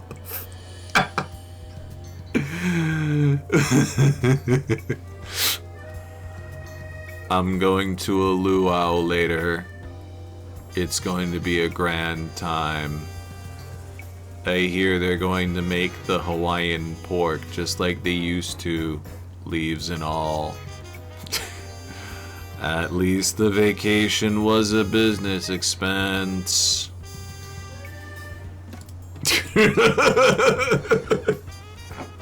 Fucking hell.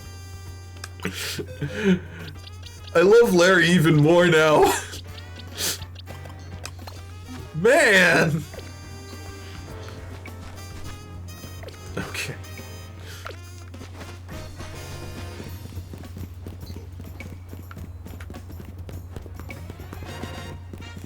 Would hug Larry. He deserves it, but also I'd buy him a bottle of sake.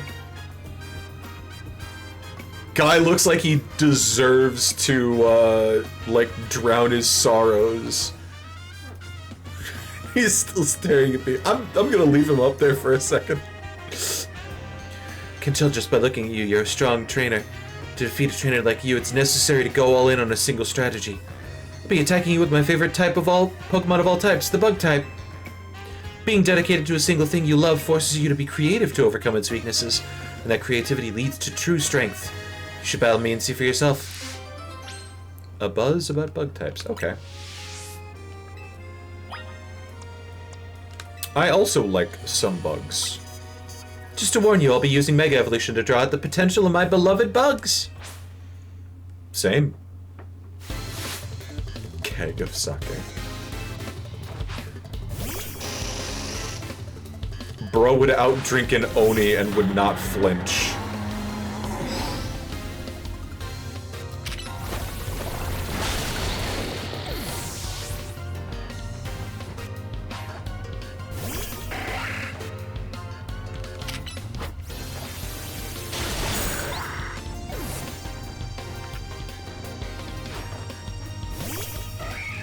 Girl Heracross, congrats!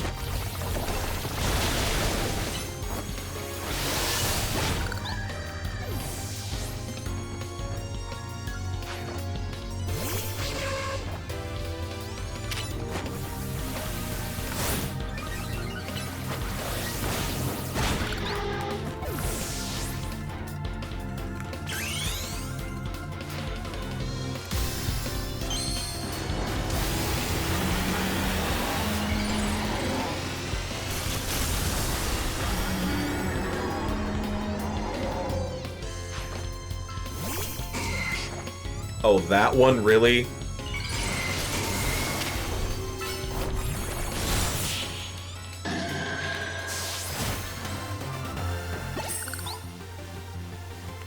I lost even after I sent out my Mega Pinsir.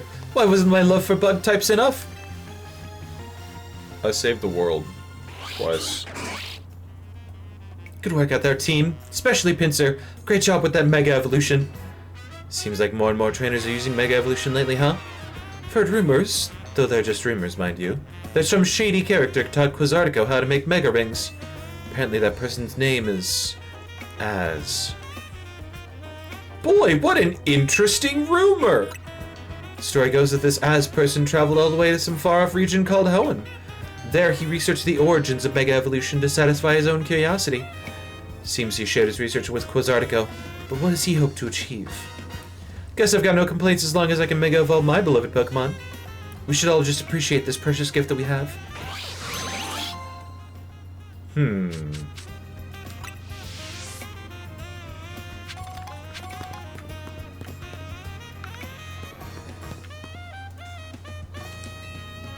Still no rain, huh? Have you ever given much thought to weather during Pokemon battles? My Pokemon grow stronger in the rain, you know? We should have a battle when it's raining. This is just how strong my team can be. How goes whole DLC? Overall, pretty fun.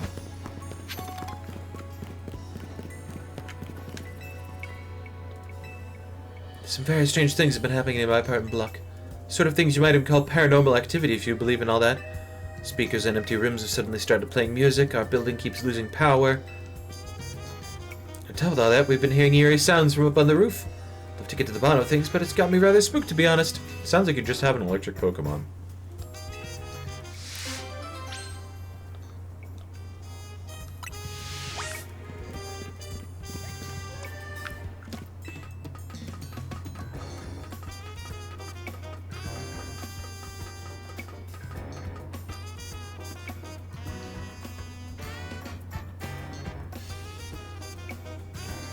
Yeah, that guy.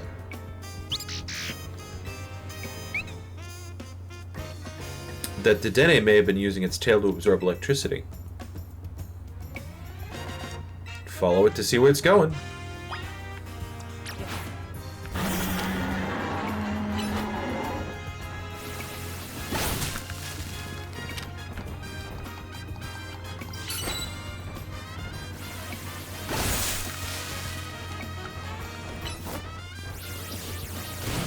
Nope, okay.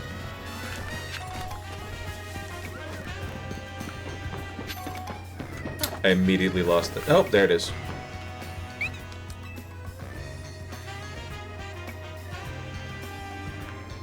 Hey, little guy!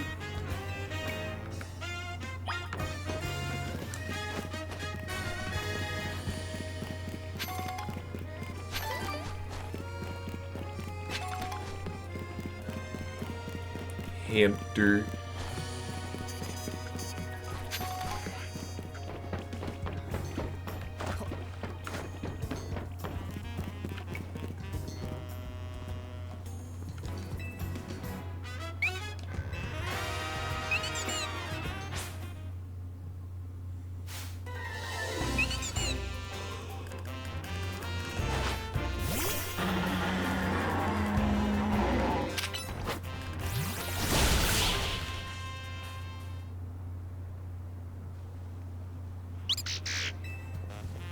There you are, young trainer. I'm still scared, but I have to know what's been causing all the weird occurrences.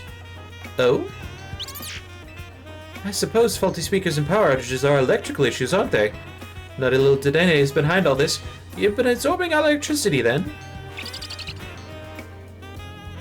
What a relief. If it really had been paranormal activity, I would have had to move across town. I suppose we can't let this Dedenne keep wreaking havoc with our circuits. What to do? Let it plug in. Let's search for a trainer to look after you properly, shall we? In the meantime, you're not to steal electricity. If you do, you're out on the street. Got it? Now I'll finally have some peace of mind, thanks to you. I'm so grateful for your help.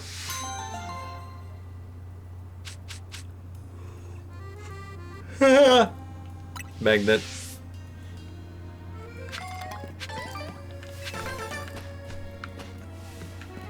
We love electromagnetism.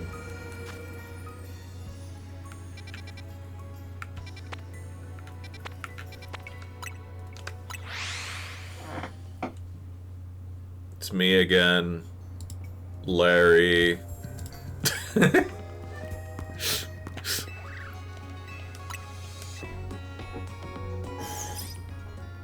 Oh, I didn't. Holy shit. It's not flamingos on his outfit. It's Flamigo. The Hawaiian shirt is lore accurate. Oh.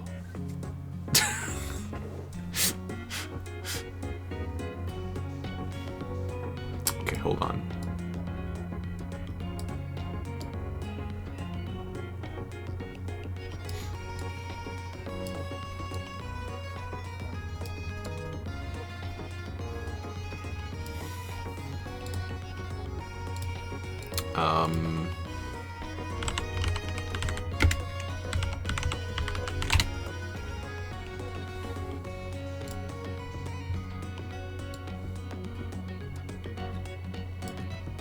Is that?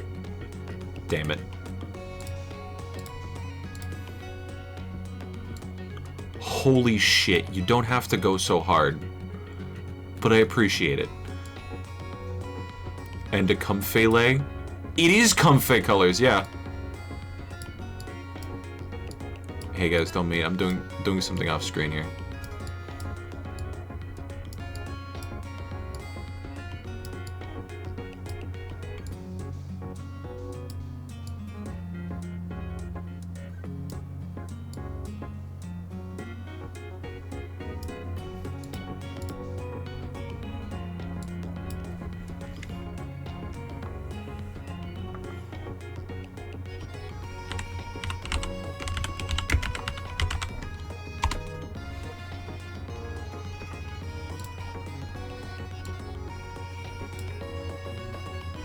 Any redeems you're forgetting? I'm fully aware of the redeem. We're setting up Larry with a comfortable place in the tropics. This is a bit that I'm committing to.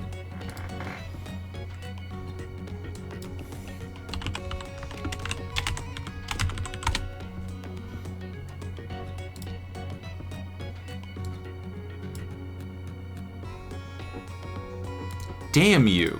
Damn you to hell.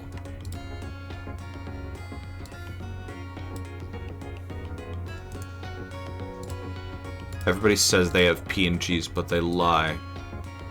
Lie like rugs. JPEG. Etsy, I know you're not going to. Yeah.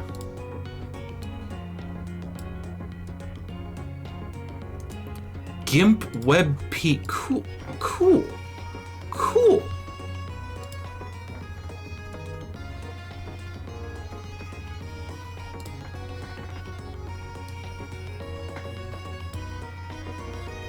This one should. Yeah!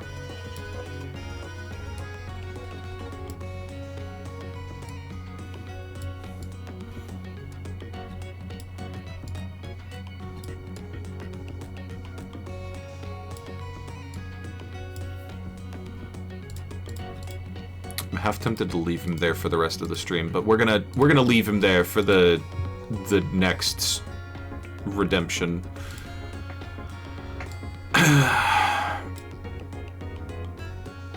Furby serving.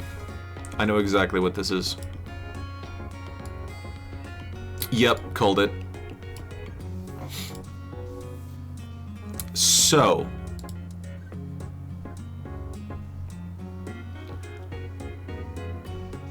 I didn't actually think you'd ask this one. What's the backstory for this one? Hold on. Gender non-Newtonian fluid. Okay. I gave past Conkle's art 10 more minutes of work tonight. It's an Anthro Furby. If you find them sexy, that's on you.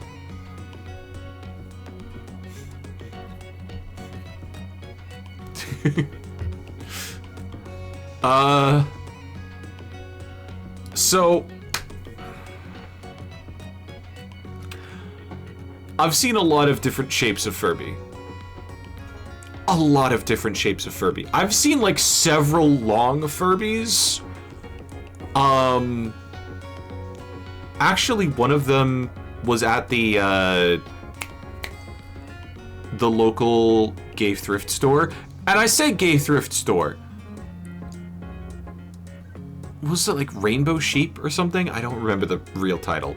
But like, they straight up had like trans, non-binary, pan, and then the Progress pride flag in the windows in that order. Anthro Furby, I'm going to say I like least of all the Furby subtypes. It's like if somebody made anthropomorphic Kirby. That is not the point of the creature. The point of the creature is that it is small and round, and you're supposed to like glom onto it for those reasons, and like nothing else.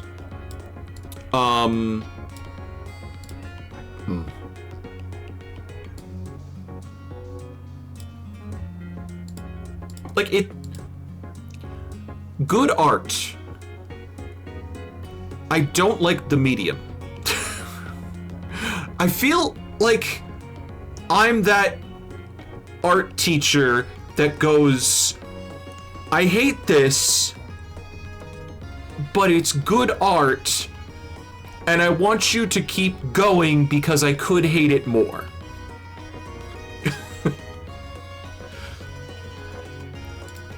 Awful taste, but great execution.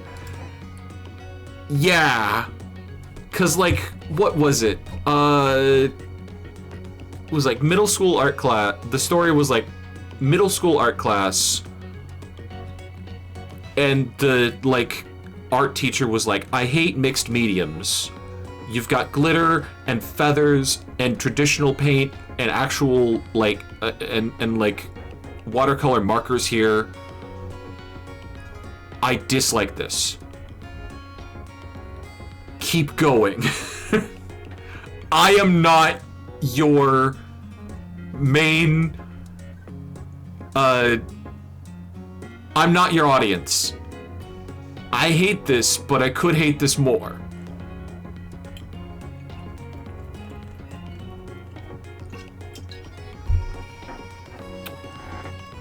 So it's kind of like my take on it right now.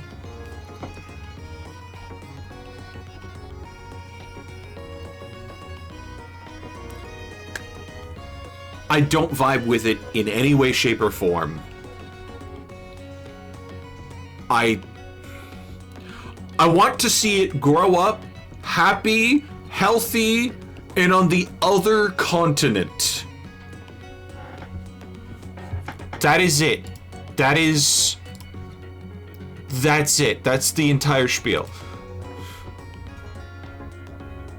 I don't even want to say awful taste because, like, that's your taste. I can't say it's bad because it's yours. Okay. Yeah, I'm sorry. Larry needs to go.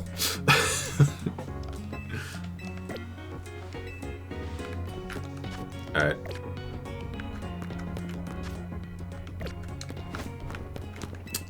Thank you for picking up my balls. Never thought I'd say that to another man. The kind of soul Gen AI could never replicate. Precisely.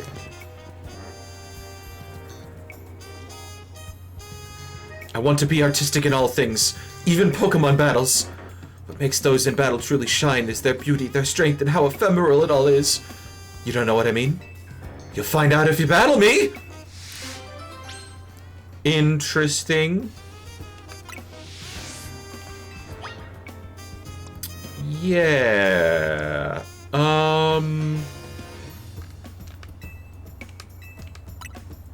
In the name of art, on guard!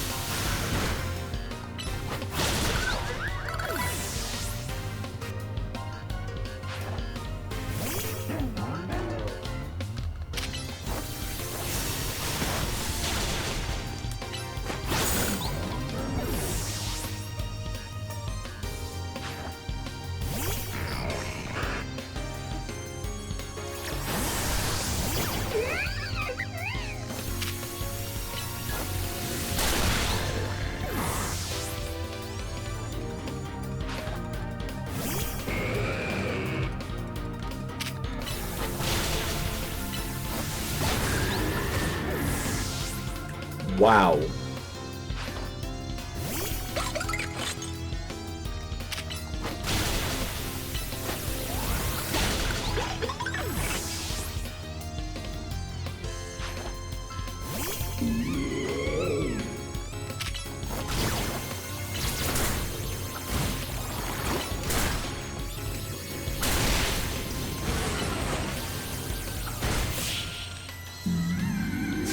Wow, indeed, someone with an actual full team, and half of them commit suicide!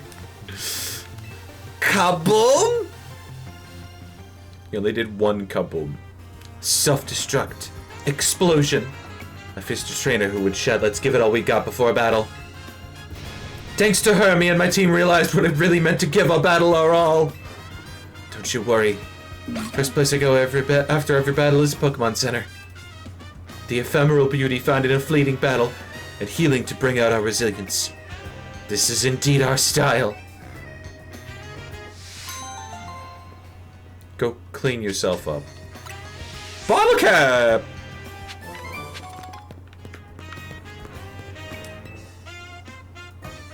My Pikachu's the strongest in the world.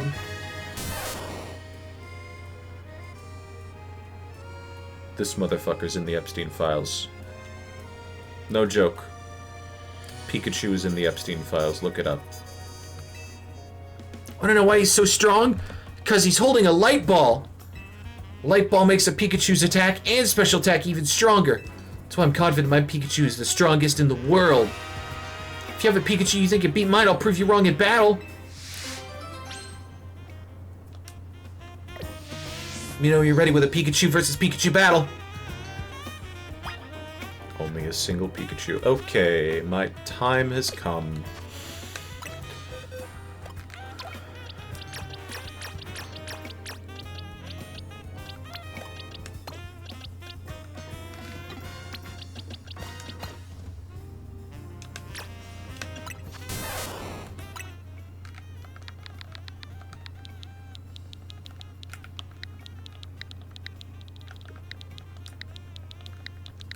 If you know, you know. I'm not going to explain it.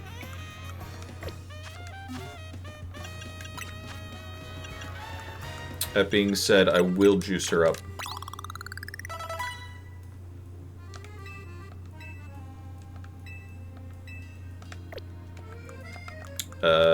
Actually, didn't I get an Eviolite?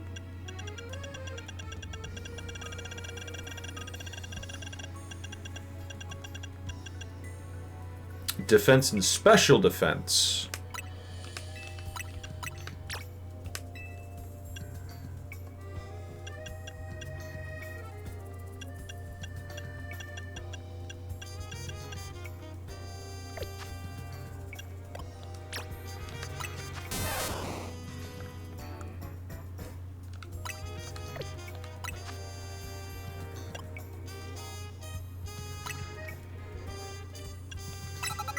Draining Kiss is a level up move. Alright.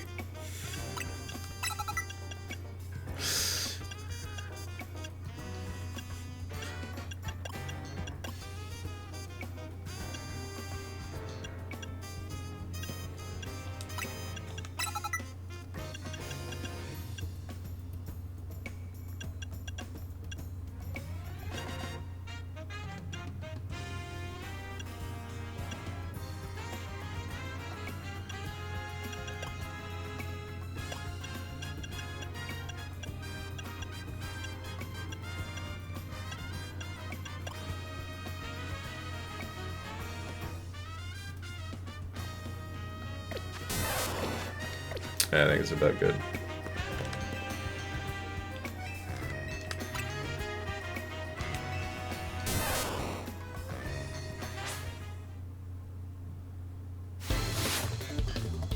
Pikami the grade schooler.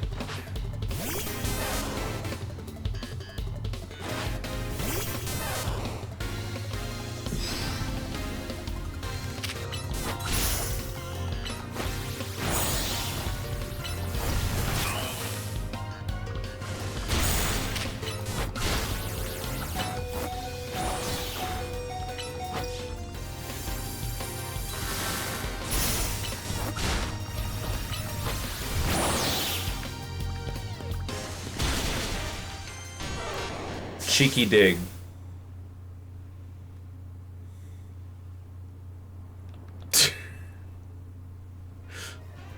Even with defense up buffs, god damn, kid!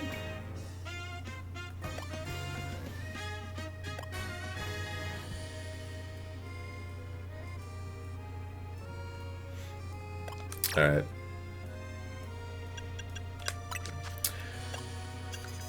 I guess I'm gonna have to teach her to use protection.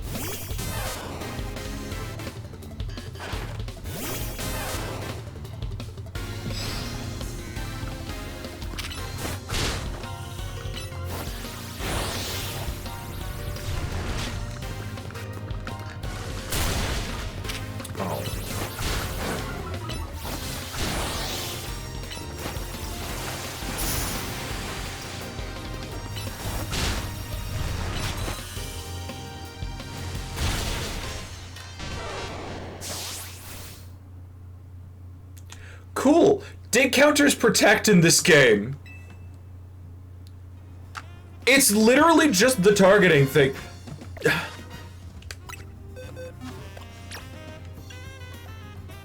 If I could tell my Pokemon to use moves whenever, that would be fun. A dig would be fun.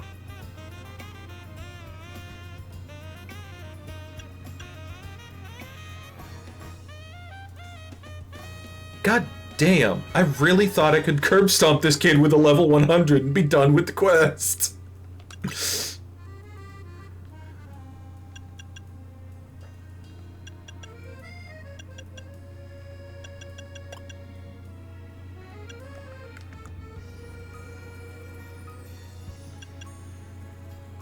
Special...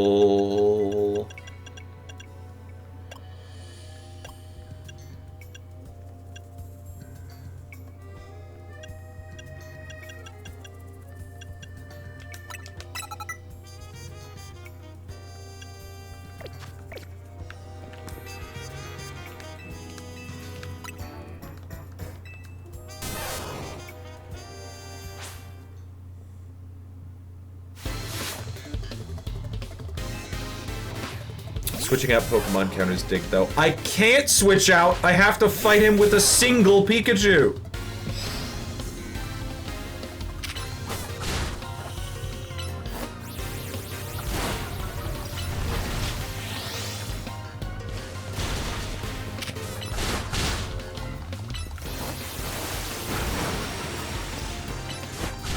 There we go!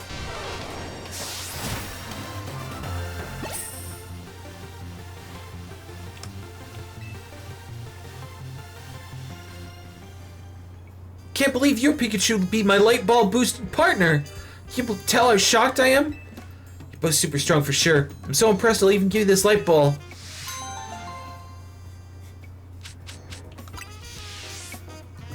Don't worry, I have heaps of those things at home. And hey Pikachu, don't you worry either. We'll just train more and get even stronger, okay? If we get to level 100 with our light ball, we'll be the best in the world for real. You sure your name's Pika-Me and not Ash Ketchum?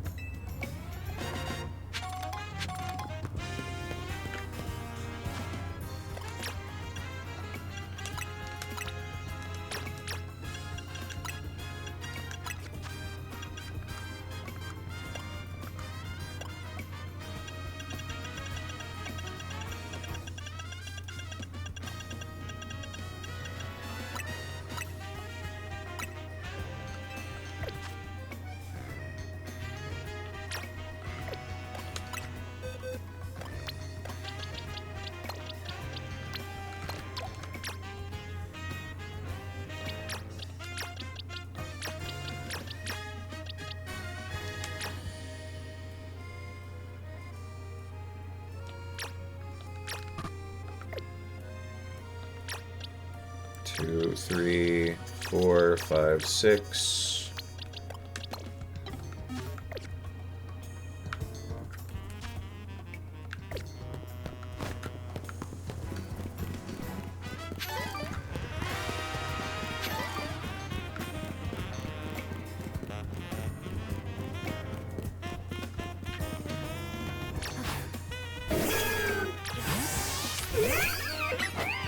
Oh shit. Ah, yes. Hello, fellow normal about Pokemon person. Could you spare a moment? My Audino is acting a bit strange. It keeps fussing over me and touching me with its feelers way more than it usually does. You're gonna get sick tomorrow. Audino use their feelers to sense people's health and emotions, but like I keep telling it, I don't need these constant check-ins. I'm fine. Battle me, would you? I feel like that's the only way I can make Audino understand I'm fit and healthy and doing great. No, you're either going to get sick tomorrow, or you're being emotionally held up on something.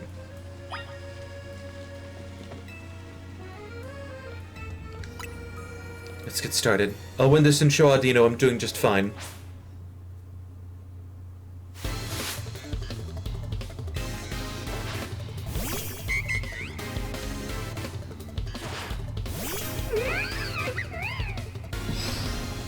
gonna lose in about 5 picoseconds.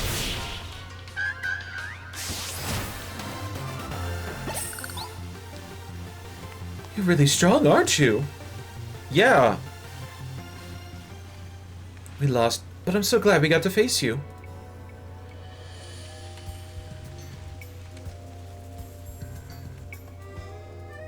It's been so long since I've had a Pokemon battle. It really helped clear my head. Emotionally constipated.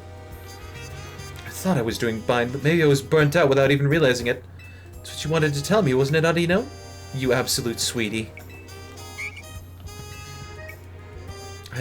I hear you loud and clear. Let me know whenever I'm overdoing things, okay? I'll listen to you next time for sure.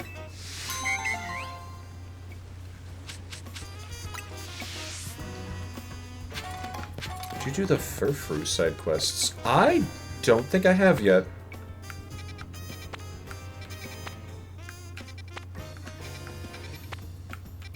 Museum. Ultimo.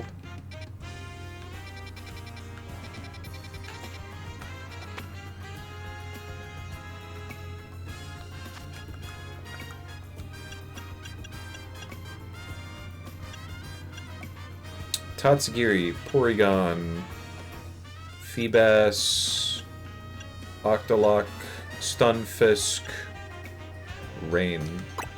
Let's actually go do that one.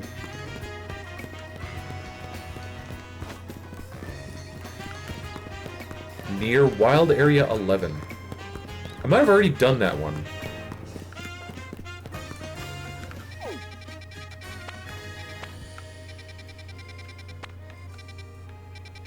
Because 14.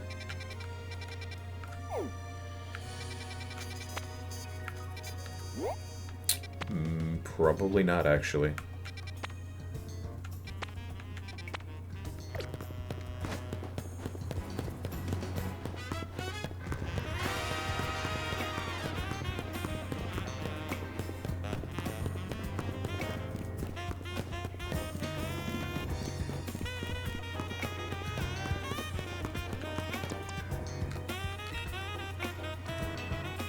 You gonna wait when the here still starts raining? Yeah, we'll wait here.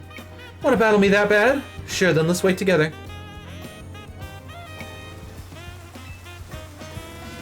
Water type and rain are the best combo, you'll see!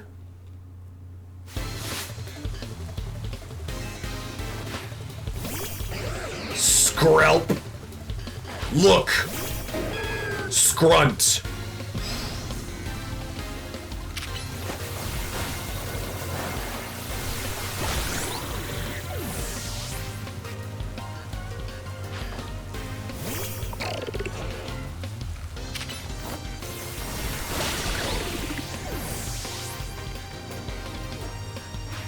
I don't even know if Scrunt is a real game.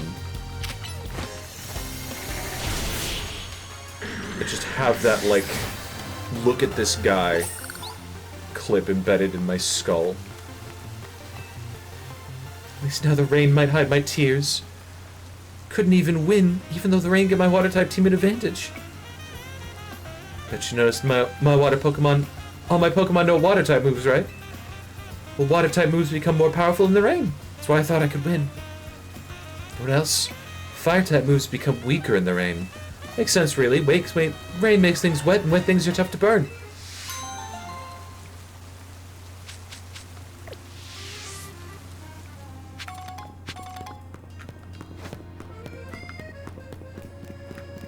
My Scrunt Sona. What are you talking about?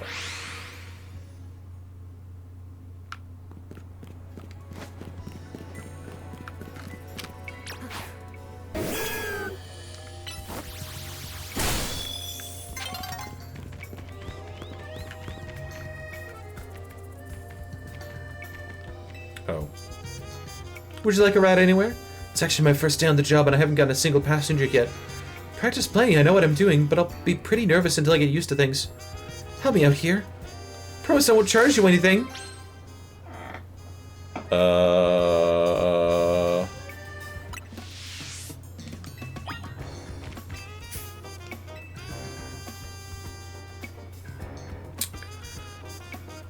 I feel like I'm going to be kidnapped.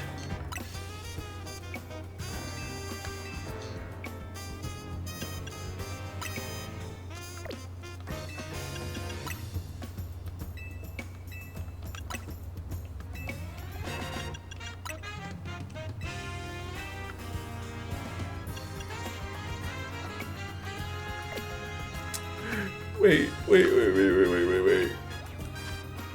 Where's the Magenta Pokemon Center? Okay.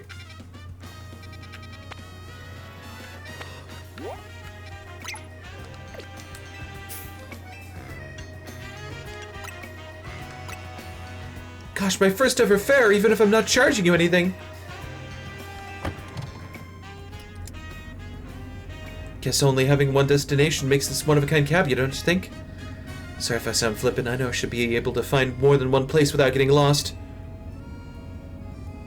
You know the strawberry tarts at Cafe Pokemon Me? I love those, they're great. Sorry, I guess I shouldn't talk about myself and what I like, huh? It's sure gotten tough to drive through town with all these wild Pokemon everywhere, huh?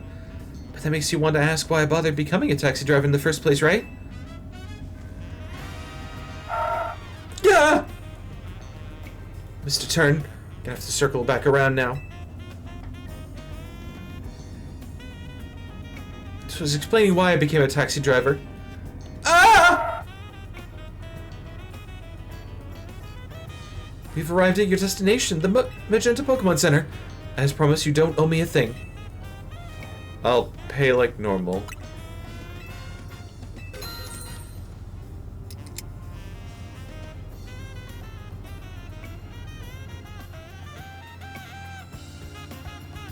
You were saying? So far I know like how far I've got to go before I'm a true pro. I get lost on the streets, get lost in conversation, and I think I totally lost your trust by the end. I do have one area where I'm still confident I can impress you. Pokemon battles. How about it? Pay you back with a rewarding battle. Sure.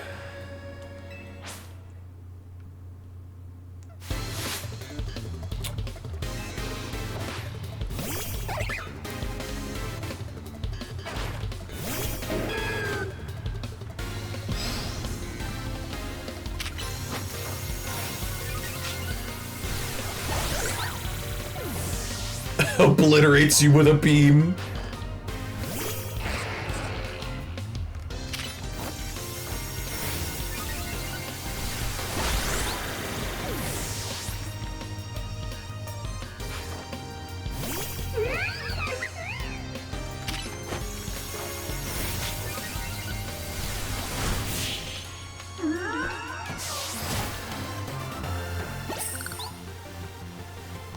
How am I supposed to show you that I've got any skills if I lose? Bro, I hit all your Pokemon with the Impregnation Beam. Of course it was gonna kill.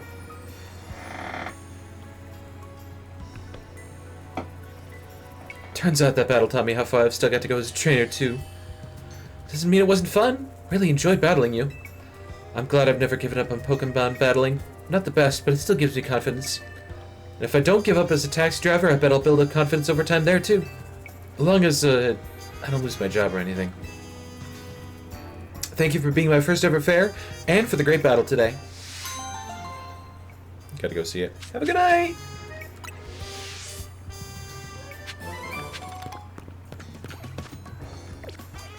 Agility. Oh.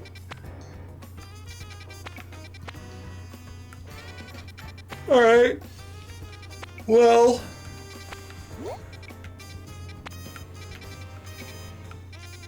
That was, in fact, a pretty, far drive. I'll give her that.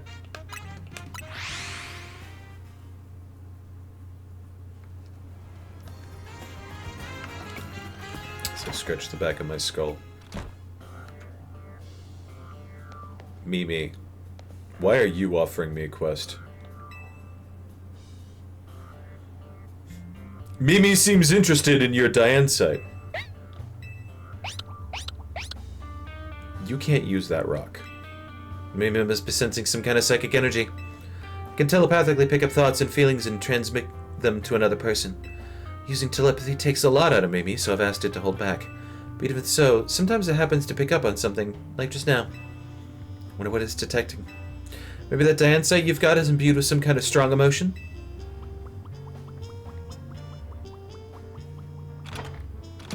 Waddles away. Why don't we follow Mimi and see where it's headed? Shine bright like a gemstone.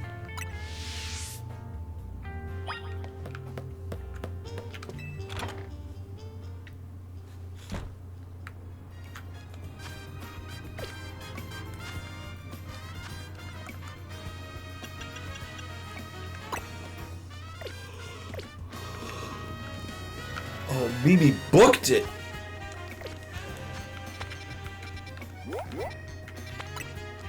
It's called the Booker Bureau. You know, like a liar.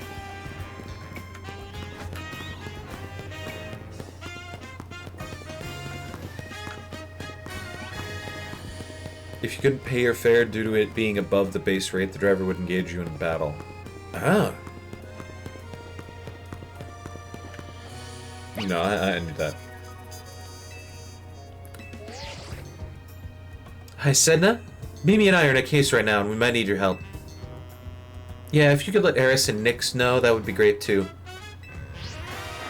Sorry, you're bringing night and chaos? You're bringing night and strife here. Sorry about that. I was just checking in with some friends from back in the day. Old friends, huh? I run the bureau now, but it was started by a detective named Looker. That's why it's called the Looker Bureau? He was such a kind person and helped teach me so much. But it turned out he wasn't any ordinary private detective. He was an international police officer. So eventually he had to go off and solve more cases somewhere else. Far away, probably. I took over for him as head of the bureau, and I'm doing my best to run things with the help of Mimi and those friends I just spoke to. Mimi has been particularly helpful. Its telepathy itself solves so many cases. But like I said, it gets worn out if it uses those powers too much.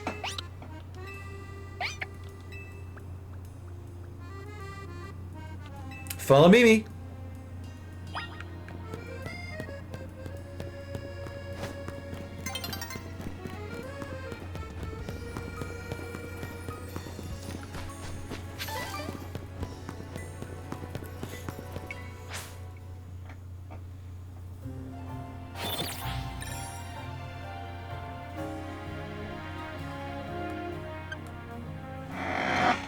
Got an idea.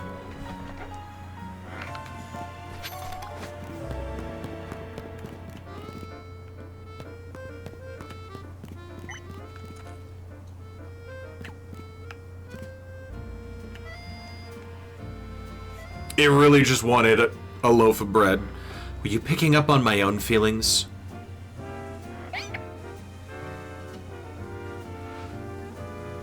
Is this Mimi's mystical power? Somehow you can hear Emma's thoughts in your head. What's going on with Mimi? Is it hungry? I'm getting pretty hungry myself.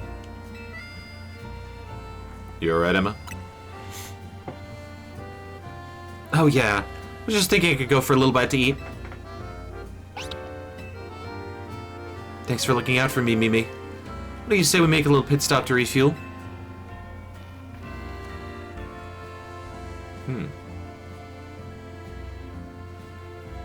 It was delicious, wasn't it? Now then, Mimi, how about you show us where you wanted to go?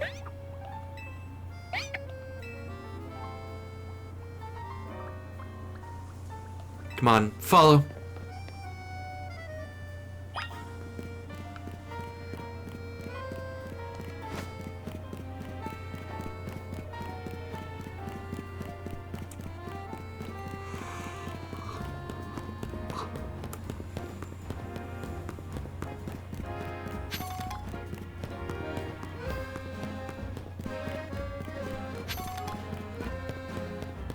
Uh-huh.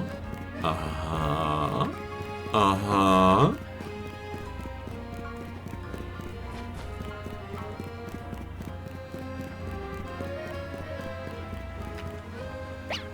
Mimi really likes the elevators. What are you doing in front of the Holovator? Marp.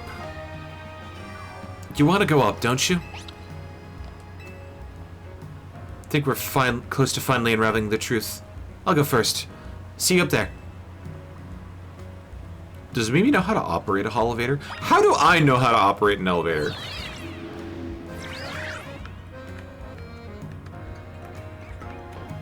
Uh-huh.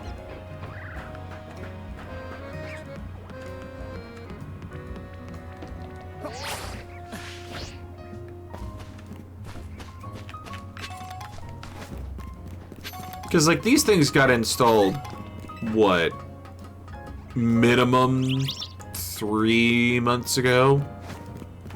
But that's also time that my player character wouldn't have to get familiar with them. Because they just got here as a tourist.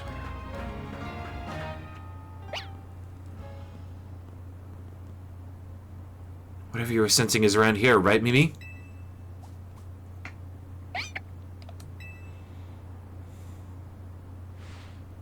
So many mega crystals here.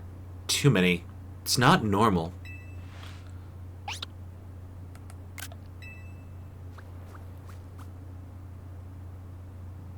Guard attendant. Carbink.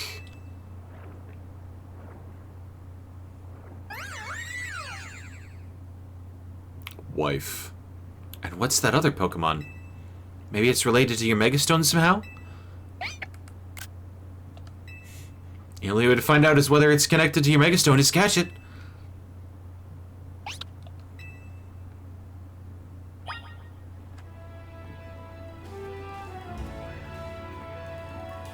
Hello, Diamond Princess.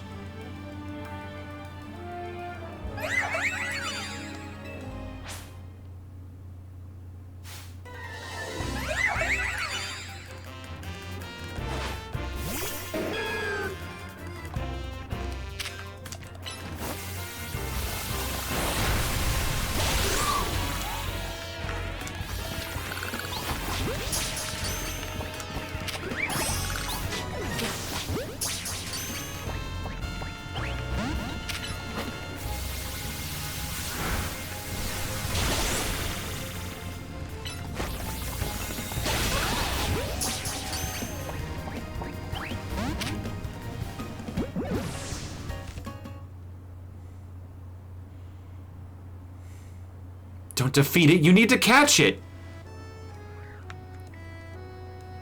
Okay, well...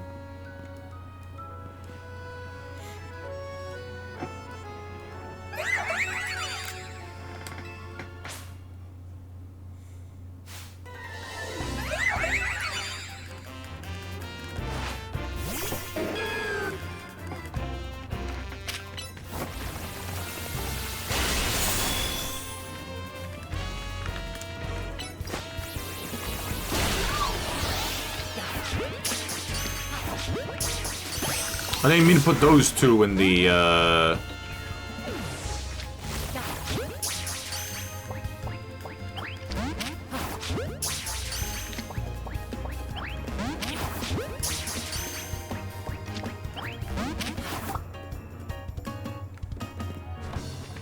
She Angie.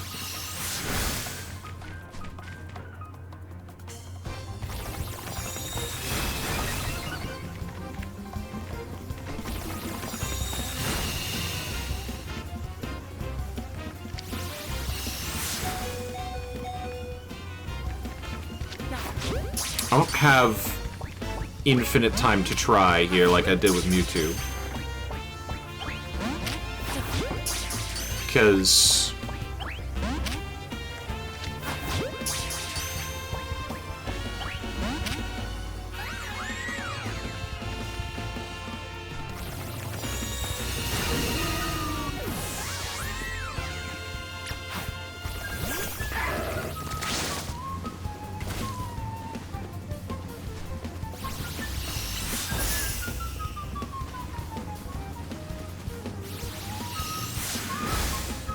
Okay, Moonblast does hurt a little bit.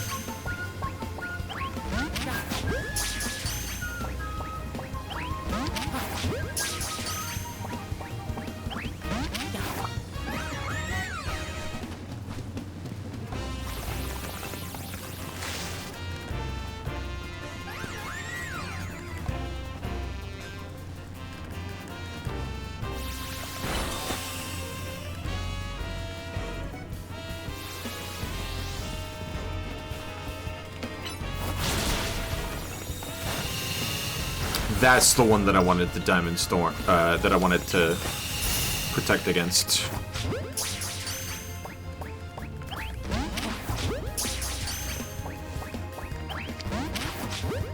Come on.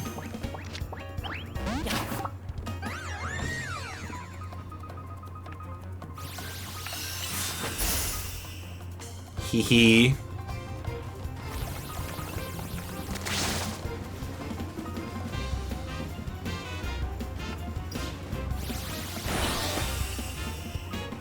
That just happens immediately, huh?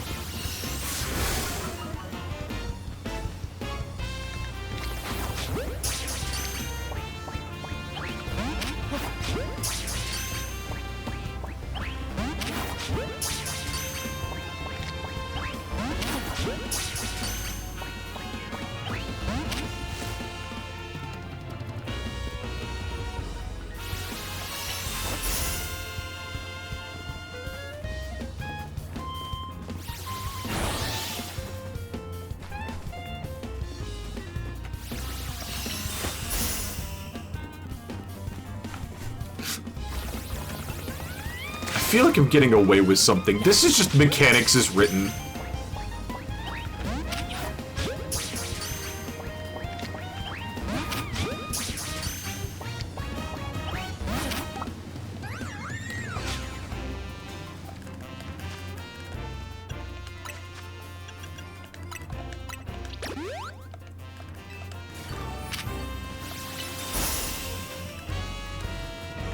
No.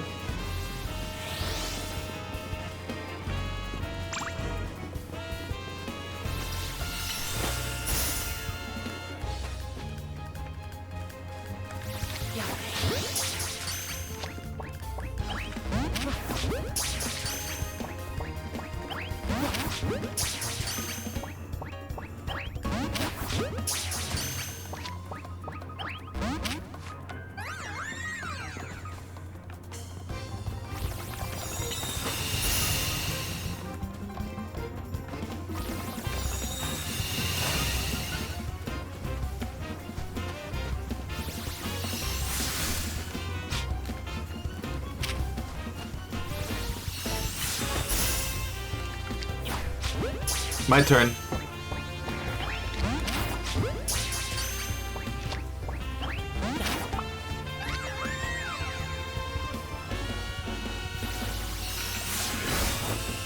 Damn. I missed. This mythical is cheating. Diamond Storm can't recharge that quick. I believe it.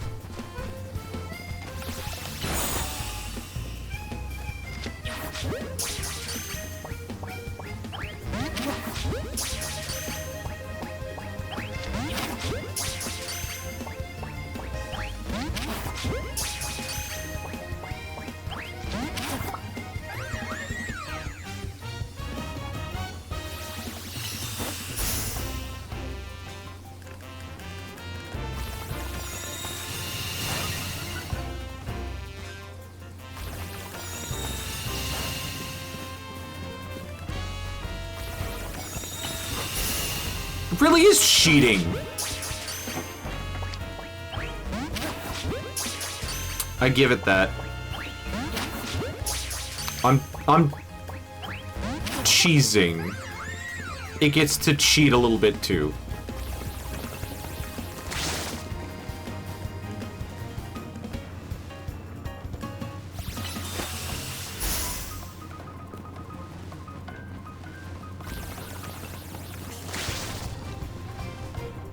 Oh, one stealth wreck overwrites another.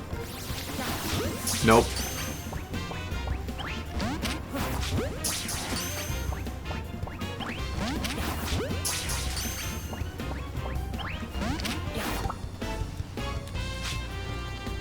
Hold on. I know it will fix this.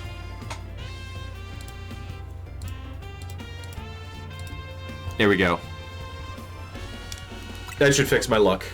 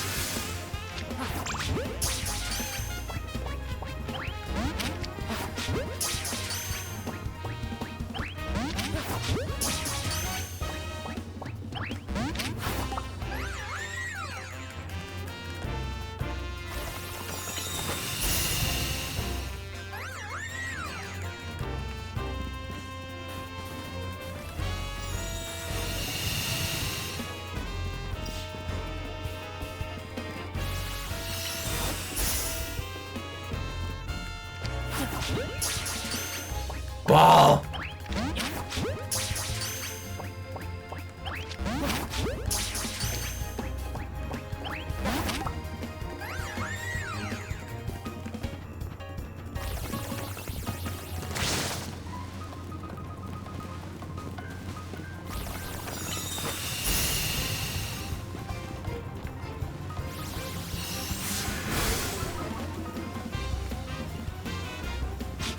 He's staying aggroed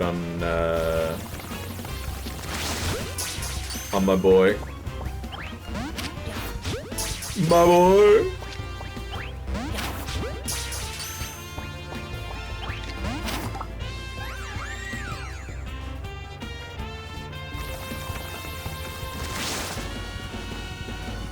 Girl, just go in the ball.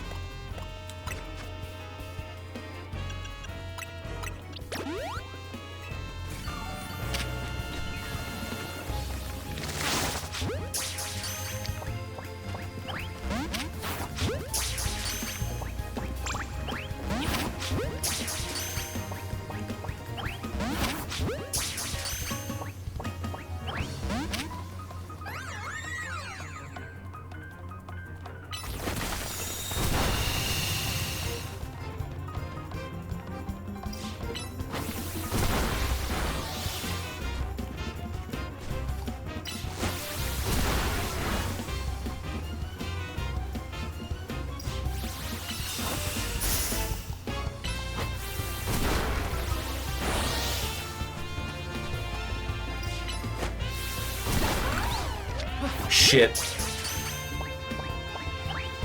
God damn it. I thought you'd have magic sliver left.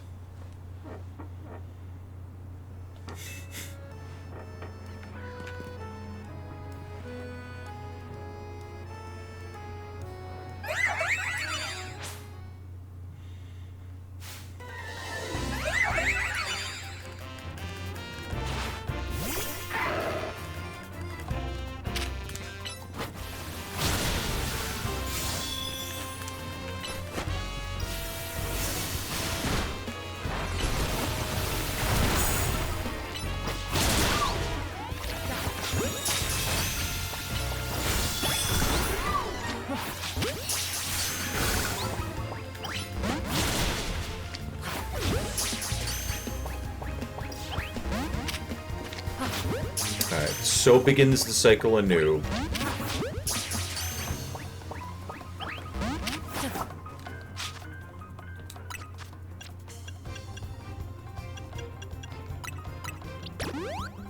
Drinking milk.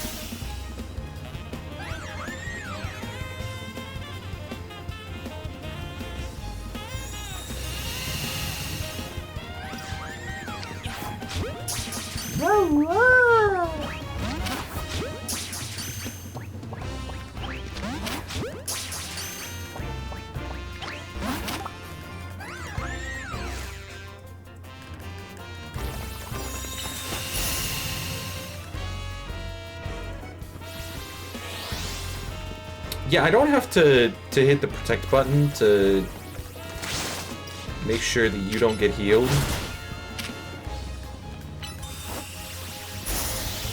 It helps, but it doesn't have to happen. Just when I'm out of space.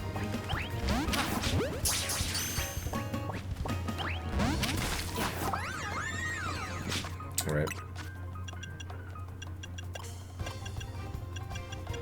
Guess who gets Milkies again?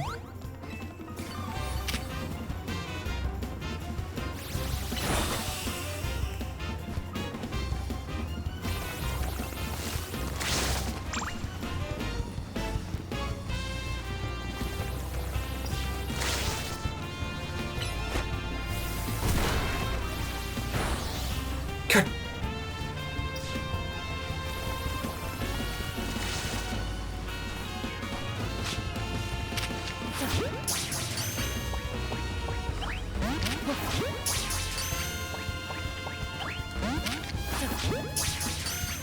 Come on.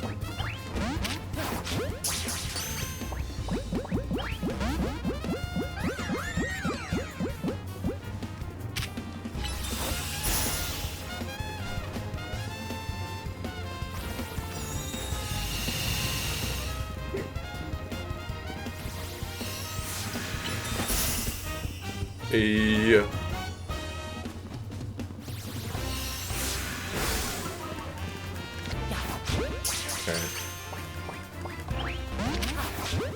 Alright guys, strap in for the long haul. I'm more stubborn than this game can run RNG rolls.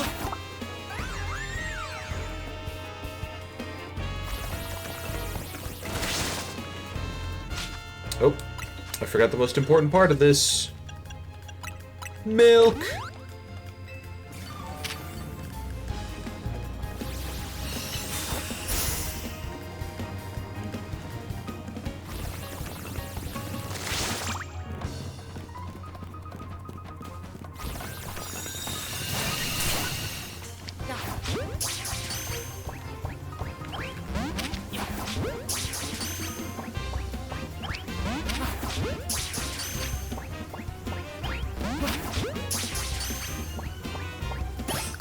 Oh!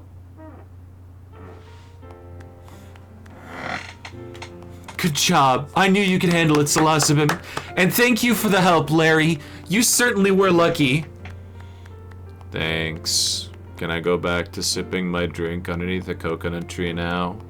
They're just regular palm trees. They don't drop coconuts, but yeah, sure. Alright. Bye. Why? I don't know why I did the Larry thing again. Hey, can I see that Pokemon you just caught?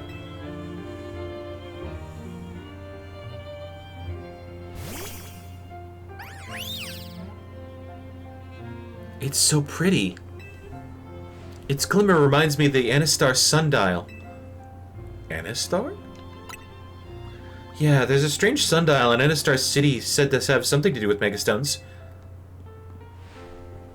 This brings so many things to mind. In particular, I'm thinking about two people I've met since I part ways with Looker. Namely, Az and Professor Sycamore. Professor spoke with Az as part of his research into Mega Evolution. Professor Sycamore's theory was that Megastones formed 3,000 years ago, when certain stones were irradiated by the light, the energy of the legendary Pokemon, that was fired from the ultimate weapon. Az nodded when he heard that. According to him, that's why we've been finding new types of Megastones recently. After all, the ultimate weapon was fired again 5 years ago.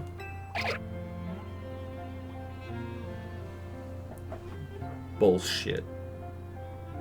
Don't make this sense in the retcon.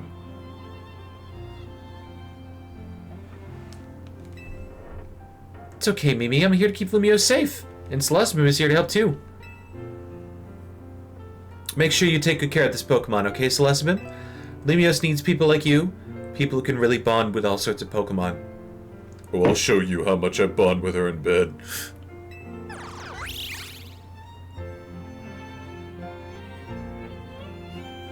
Guess we'll head back to the Looker Bureau. Take care.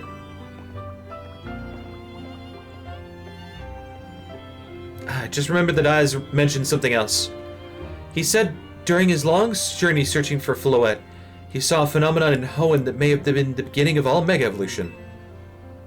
That's what got him always thinking about the bonds between people and Pokemon. Anyway, thanks for helping us out, Celespin. I'll see you around.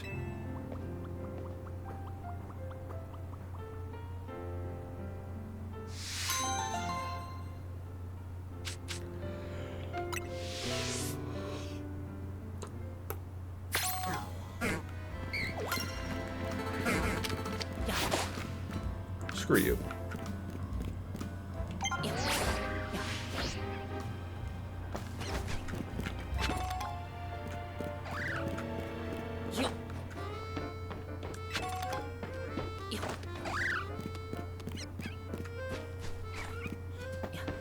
For being a central mechanic of the generation, there sure were a lot of Megastones hidden behind post-game.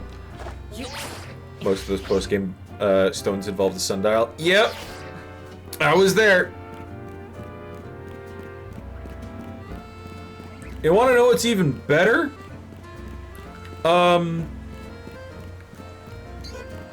It was a lot of those post-game sundial Megastones. Actually, no, all of them were only available for 1 hour.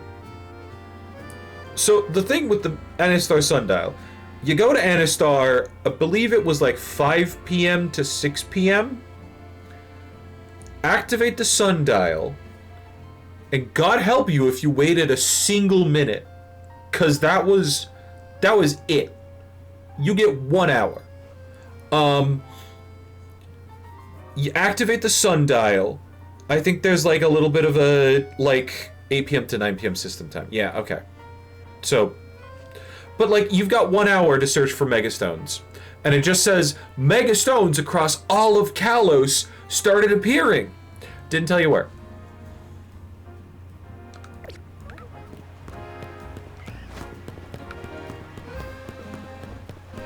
Don't think you had to activate it, just turn on during then.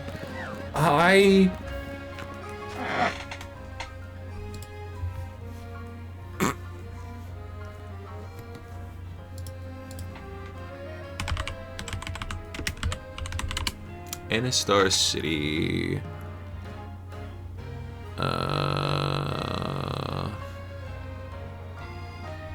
Sundial. Used in the post-game to upgrade the Mega Ring, this allows the player to find Megastones hidden throughout Kalos. Every day, when the game time reaches 8 p.m., the rings of the sundial start to spin one by one as the sun shines through a hole in the crystal. Falling sparkles from the sky also make it look like snowing both around the sundial and town itself. Sparkles stop after 10 minutes, and the rings themselves stop spinning one by one just after 9. After the player defeats Serena or Calum at Kilude City, so defeat your rival, the player learns that Professor Sycamore is waiting at the sundial with information on the Mega Ring. Will not appear until rival is defeated. At the sundial, Professor Sycamore tells the player that he has discovered a way to level up the Mega Ring, tells the player to touch the sundial with the ring.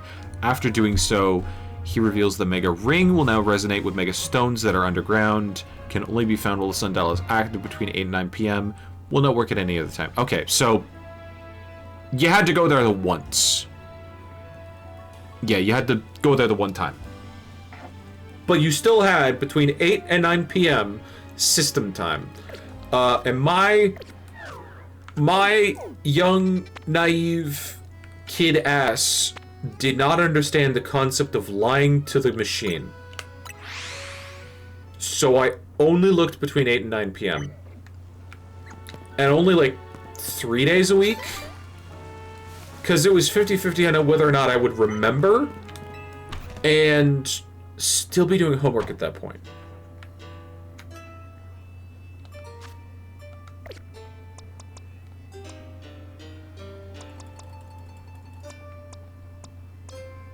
But yes.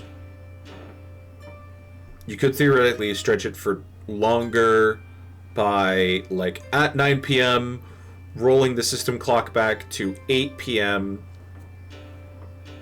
Time travel.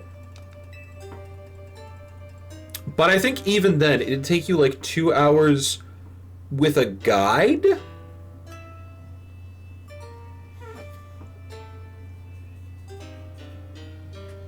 Even if you did, the machine would still go, hey, clock got changed. I'm just going to turn off daily events for a day. Oof. I wasn't aware that was a thing.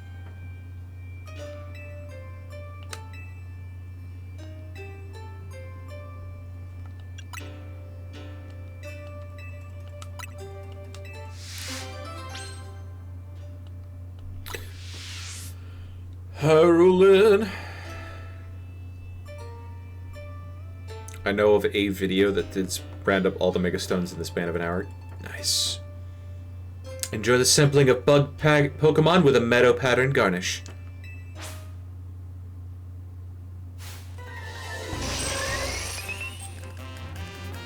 Meadow pattern?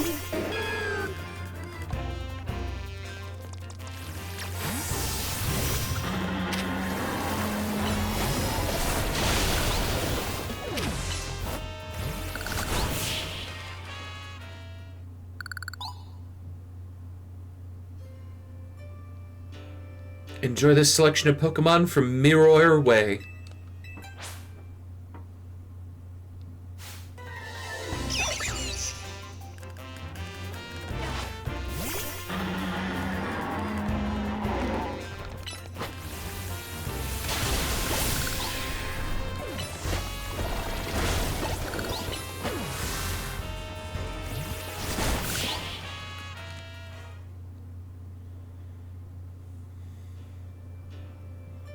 Enjoy this selection of Pokemon from the Lost Hotel.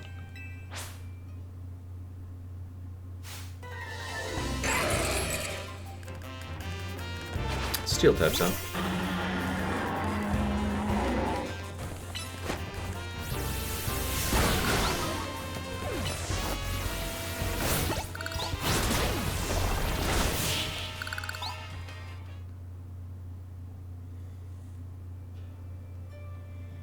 For the fourth course, enjoy the selection of Pokemon from the Winding Woods. Ooh, grass and bug types, right? No! I had the wrong words in my head!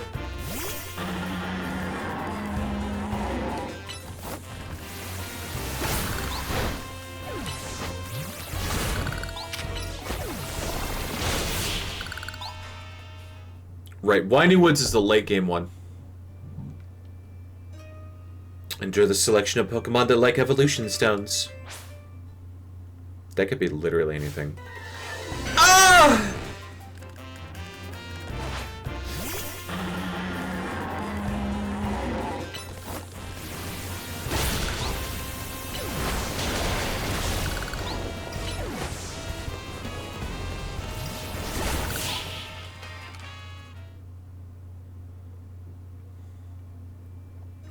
Must be bursting at the seams, am I right? There's a little show of appreciation for you, fully savoring all our restaurant has to offer.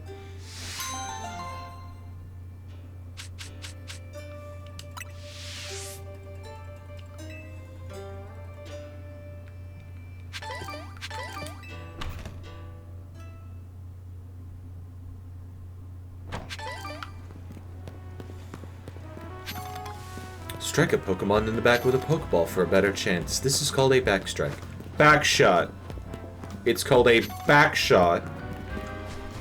And that's exclusively what I mention when I say Pokemon backshots. Definitely not something you'd find on e621.net.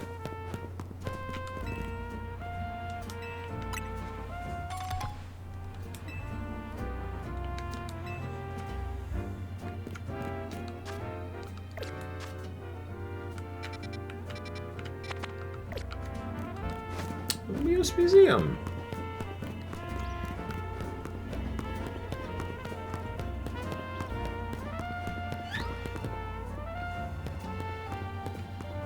Hey kid!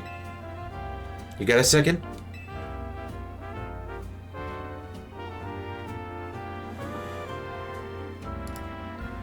Hope you've been alright. Sorry again for that business with the Gumi on the bench. That's all. I just saw you and thought I should apologize. I don't have any questions for you. I'm calling Cap on that. Especially not right now. My hands are full with this Lumios Museum robbery case. Sounds serious. Have fun with that. Oh, sorry. It's not a real robbery. It's a training scenario. All of us in the force have to do them. We're role-playing what we'd do to stop at a robbery at the Lumios Museum if one actually happened. Though come to think of it, I know you've got skills. I've seen them in action. Maybe you could give me a hand. You could play the robber and pretend to break into the museum for me. The heist. Let me know when you're ready to play a little make-believe. In this case, make-be-thieve. I don't think I could do it. I like big loud Pokemon too much. She looks like she got eaten.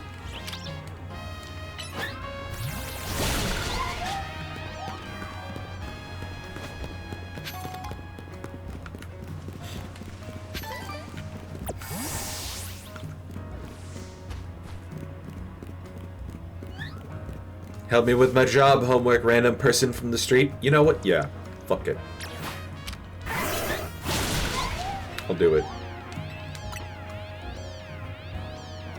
Let's get this training started.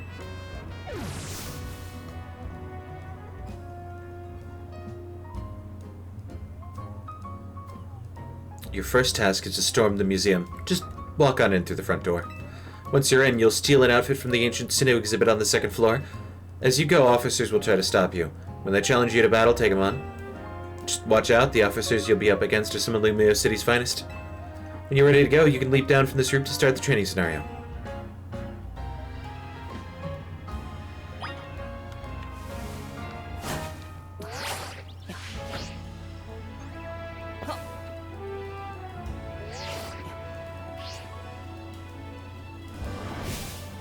Stop right there or face me in a Pokemon battle? That's my line, right? Premier. Dog! Bread roll.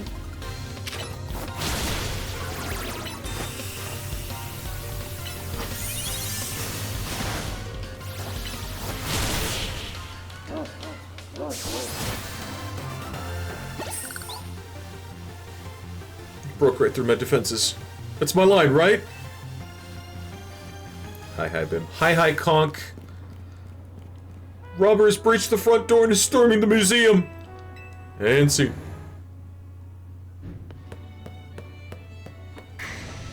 Oh no, a thief! We're being robbed! He must be after the ancient Sinnoh ritual outfit on the second floor.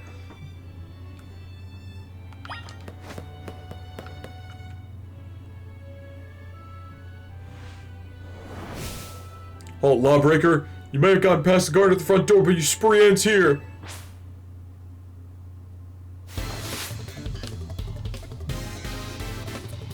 Do me?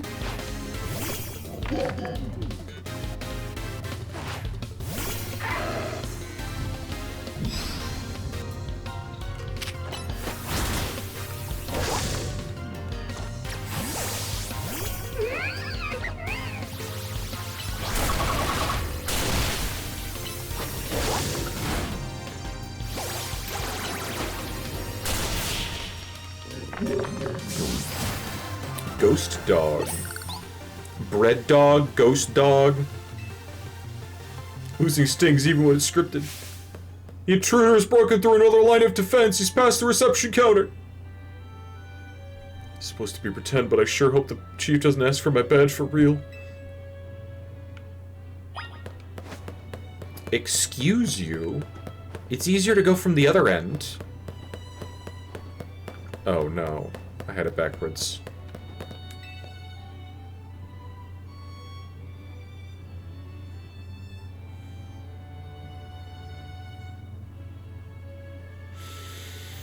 Volo. Oh, I like the violence in my character's eyes. Forget the training, I challenge you to a real battle!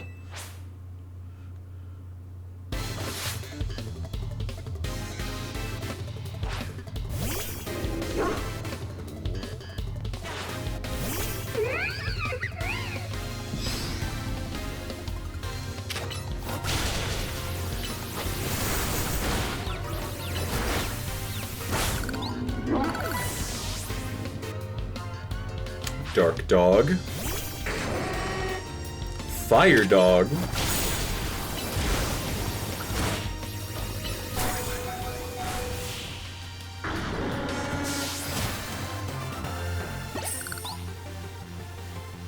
Was being serious and I still lost?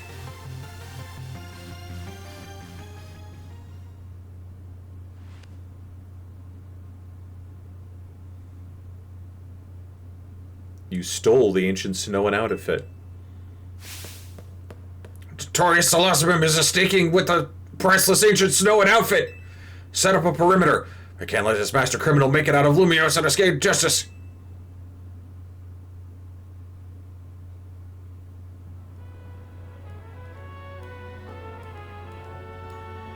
This is great practice, but writing a report on how we fail is going to be tough. Bet the higher-ups will make our training even harder next time. Professor Lysier, permission to speak.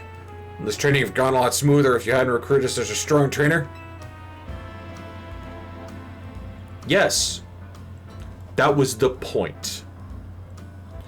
We've identified some areas for growth, and isn't that what good training is all about? Looks like our team's got some work to do if we wanted to protect the city properly. With that, we'll take our leave. Thanks for bearing with me again, kid.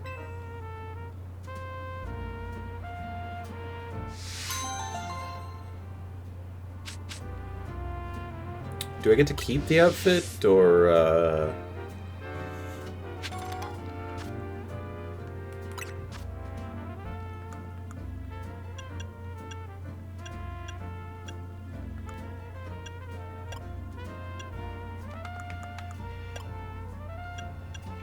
I'm going to say no.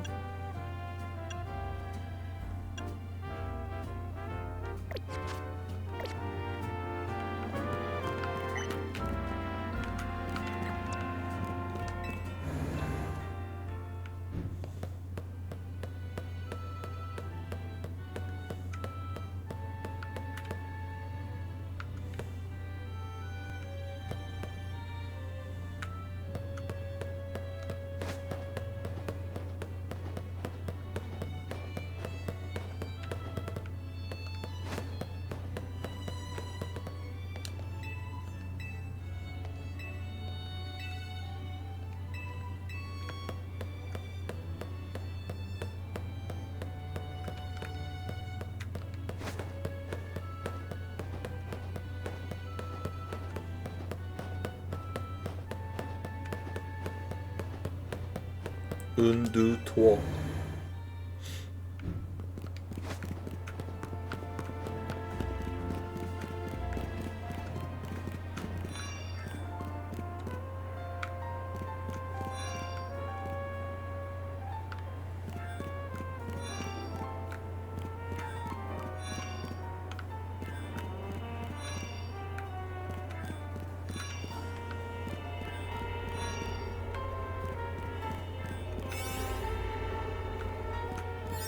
Unidentified megastone in here, huh?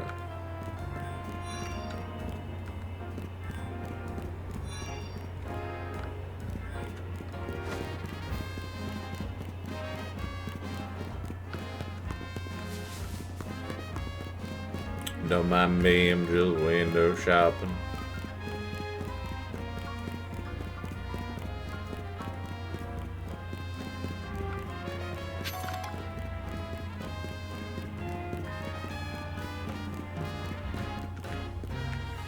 Is it safe to try petting poison-type Pokemon? Some.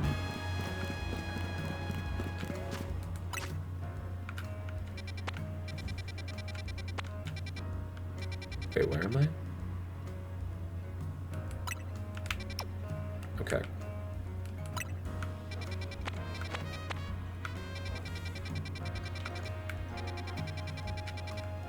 Still got, I'm going to say 1/5 of the map to go. And a couple stragglers.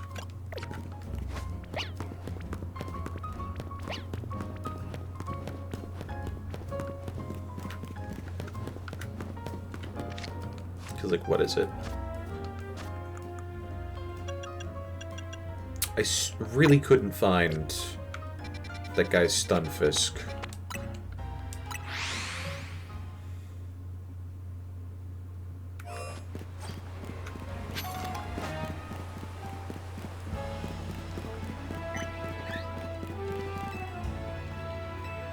But it's disguised itself as a Pokeball.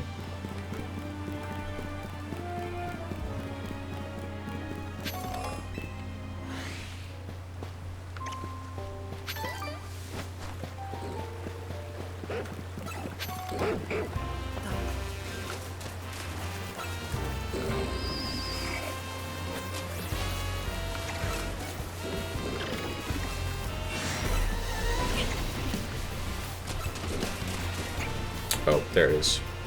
Sheesh, man.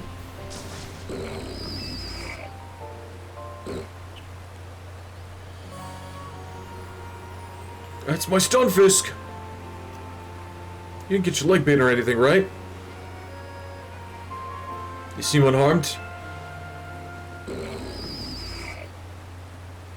finally found the one you were searching for, eh, Stunfisk? The Stunfisk here has been searching for a really strong trainer for itself. It wants you to be its trainer.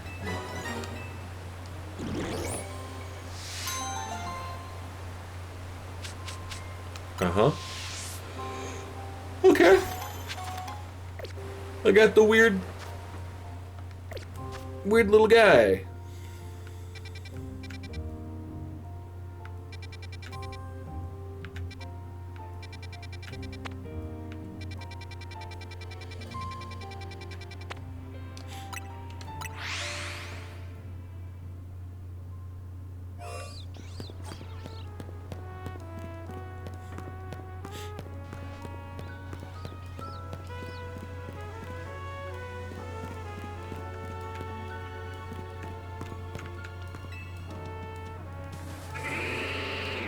Can I ride goat? Can I ride goat? We can't ride goats anymore. Damn.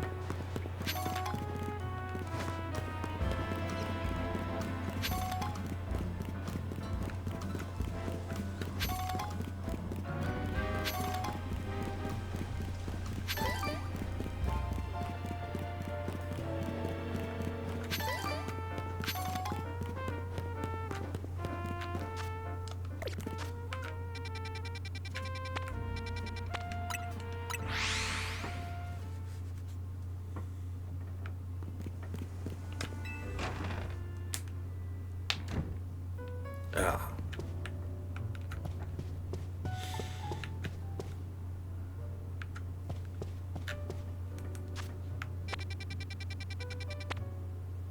Was it over here? Yeah, no, I think I got about a fifth of the map today. With some, problems. Mostly just city navigation, but like, you know.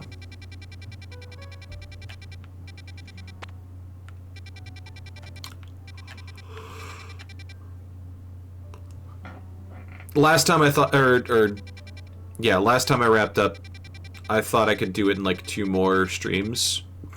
And I did forfeit a Pokemon stream to do DRG this week, so there's that. But I still think I could do it in like 1 more stream dedicated to side quests. There's a fuck ton of side quests. Honestly, writing good, cutscene management, like the cinematography, meh. Same problem that I had with like Legends Arceus, so this is something that I'm leveling at both Pokemon Legends games, but it really does sort of hammer home that like Game Freak, it's either the like 2-year game schedule or the team size that really just kills the games. Because like you could have, if you gave it a little bit more time to cook, you could have way more sophisticated animations on on your Pokemon. Even, like,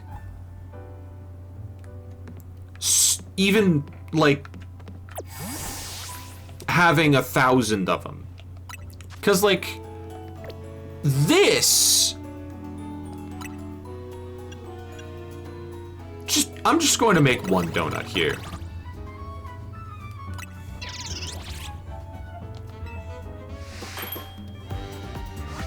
This looks good.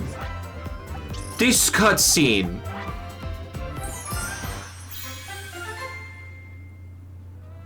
You've got Hoopa interacting with the donuts. You've got...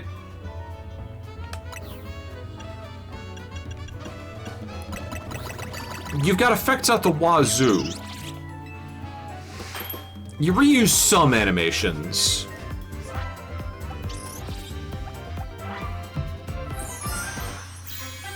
It's got way more style. It's got way more flair.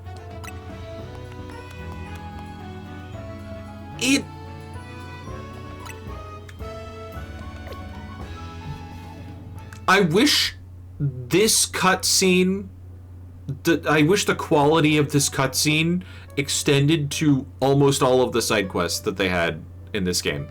And I feel like if they gave it, like, another 8 months to a year, they could do that. They could. You could have Pokemon do things other than just their normal thing. BDSP was hyper rushed. I'm going to say BDSP doesn't count because BDSP was made by another company.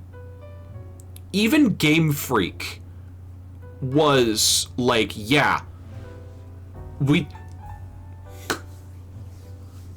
Ilka is the one that authored Brilliant Diamond Shining Pearl, the remix. Which absolutely, yeah, give the, like, company that does, like, multiplayer games a single-player RPG, sure. But they did a good job at it. They made an exact replica of Diamond and Pearl, which does not fit. Like, oh my god. Even if you just do, like, the up-resing and, like, 3D model, it's still glitched out to nonsense, which is also accurate to Gen 4 on the cart. Nintendo will never give Pokemon the correct amount of time. I fear this. And this is something that I said almost 5 years ago with Legends Arceus, and even more recently with Pokemon Scarlet and Violet. Nintendo will never give Pokemon the correct amount of time because at this point, Pokemon is a cultural juggernaut that has to keep going through its own momentum. It has to keep going at its own pace because it's not just the Pokemon games you're orchestrating, it's also the Pokemon card game and all of the Pokemon side games and all of the Pokemon manga and anime. All of that has to be on the same schedule, releasing together. And that is the reason that Game Freak is not allowed to delay a Pokemon game, even if it's going to ship dog shit half-baked like Scarlet and Violet did. The best that they can do is a day one patch. And the second best that they can do is a giant patch a week later. 'Cause when TPCI, the Pokemon Company International, rings the bell, you have to turn in all of your work. Doesn't matter. Doesn't matter if it's done. Doesn't matter if it's actually good. Doesn't matter if it's like buggy, messy, glitchy. They're banking on something that a lot of people are going to buy anyway, and I will admit that I am part of that problem. But Imagine trying to get the entire country of Japan working on the same schedule under one company. And then you will understand a fraction of the problem that the Pokemon Company has. Because they gotta do it with companies worldwide. And at this point, I'm starting to look more fondly at, like, indie games. Where, yeah, they say, yeah, we needed to hire some extra dudes. We needed to fucking... we needed to hire some extra dude. Deep Rock Galactic. I mentioned it earlier. But it's made by Ghost Ship Games.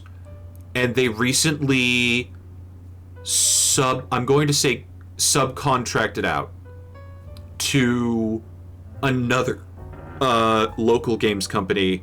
And when I say local, they're both in the same city. They could literally have all hands on deck for a coffee meeting in like half an hour. And that's save your work, decide where we're doing the meeting, make sure they have enough tables for the like 2 studios entirely.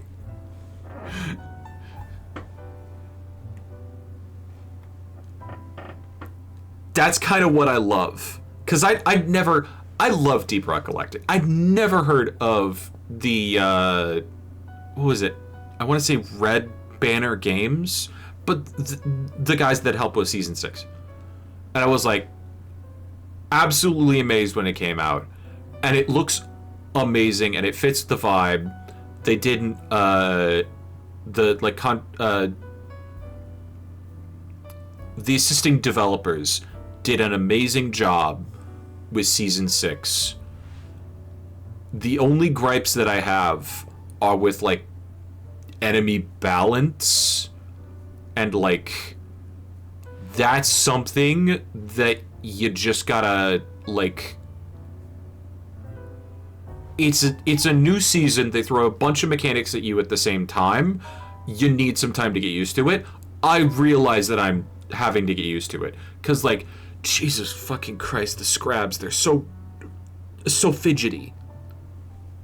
It's something with the health of, like, a standard guy, but it's, like, a quarter the size, and it flies around like a goddamn dragonfly on pixie sticks.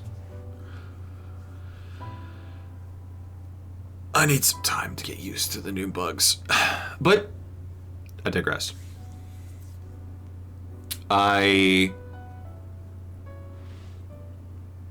Yeah. Anybody who tells you gaming is dead has not looked at the indie scene. And this is something that you're going to hear a lot. Because, like, indie games popping off, man. And I'm not talking about, like, AA or even, like, soft AAA, like, Metaphor Fantasio. I'm talking about fucking Deltarune. I'm talking about the, like, games made with heart and soul by a group of, like, 20 people maximum.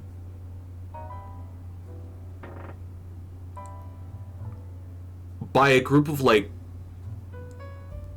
we could barely fill a sports bar. And granted, I'm going to say, with the help that Toby's been getting, Deltarune is like on the upper cap of that. They could probably fill a classroom at this point. But all of it's overseen by Toby Fox. All of it's like his creative vision. I trust the dog. I trust the process. It's 2026. I'm waiting for the next newsletter with bated breath, but I know that it's going to be a while. Sorry, I was looking at Deltarune clips earlier today, and like my hunger is my appetite is whetted. Yeah.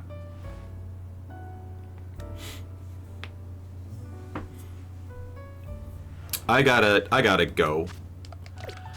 I got work in 12 hours. But I do? Okay.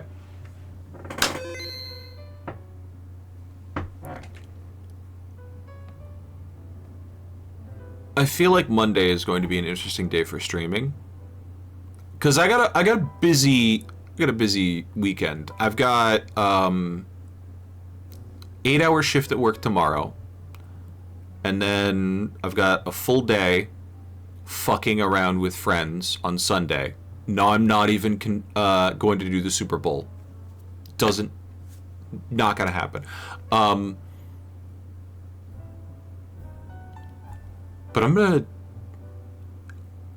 I'm going to be loud about this. I feel like my bosses have just fired me, or quiet fired me. The phrase that we're using is quiet firing. Tomorrow's shift is the only scheduled time that I've had for 5 weeks.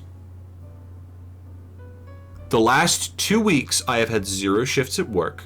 This week, just the 8-hour shift on Saturday. Next 2 weeks, 0 shifts. So I feel like my bosses are firing me. This is not the first time. God knows at this point it won't be the last time. I'm gonna find out tomorrow. And as it is, I've already, thrown out support rope, where if they want to do this bullshit to me, I will talk to my fellow coworkers, dare I say bargain collectively. We're making plans, we're plotting, we're doing things, we're doing it live. But yeah. Almost none of that changes my shift in 12 hours.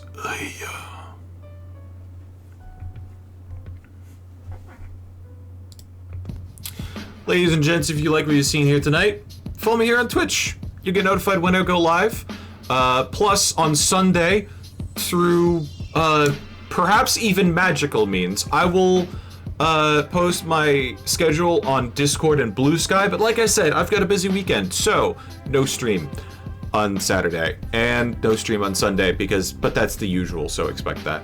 I'm gonna try and post almost all my VODs to live. I might save this one for Monday, but doing better about the YouTube thing. Like I said, I was scheduling videos earlier today. Some of them were Deltarune. All of them are going to be shorts, so I'm sorry if I'm overloading your subscription feed with YouTube shorts.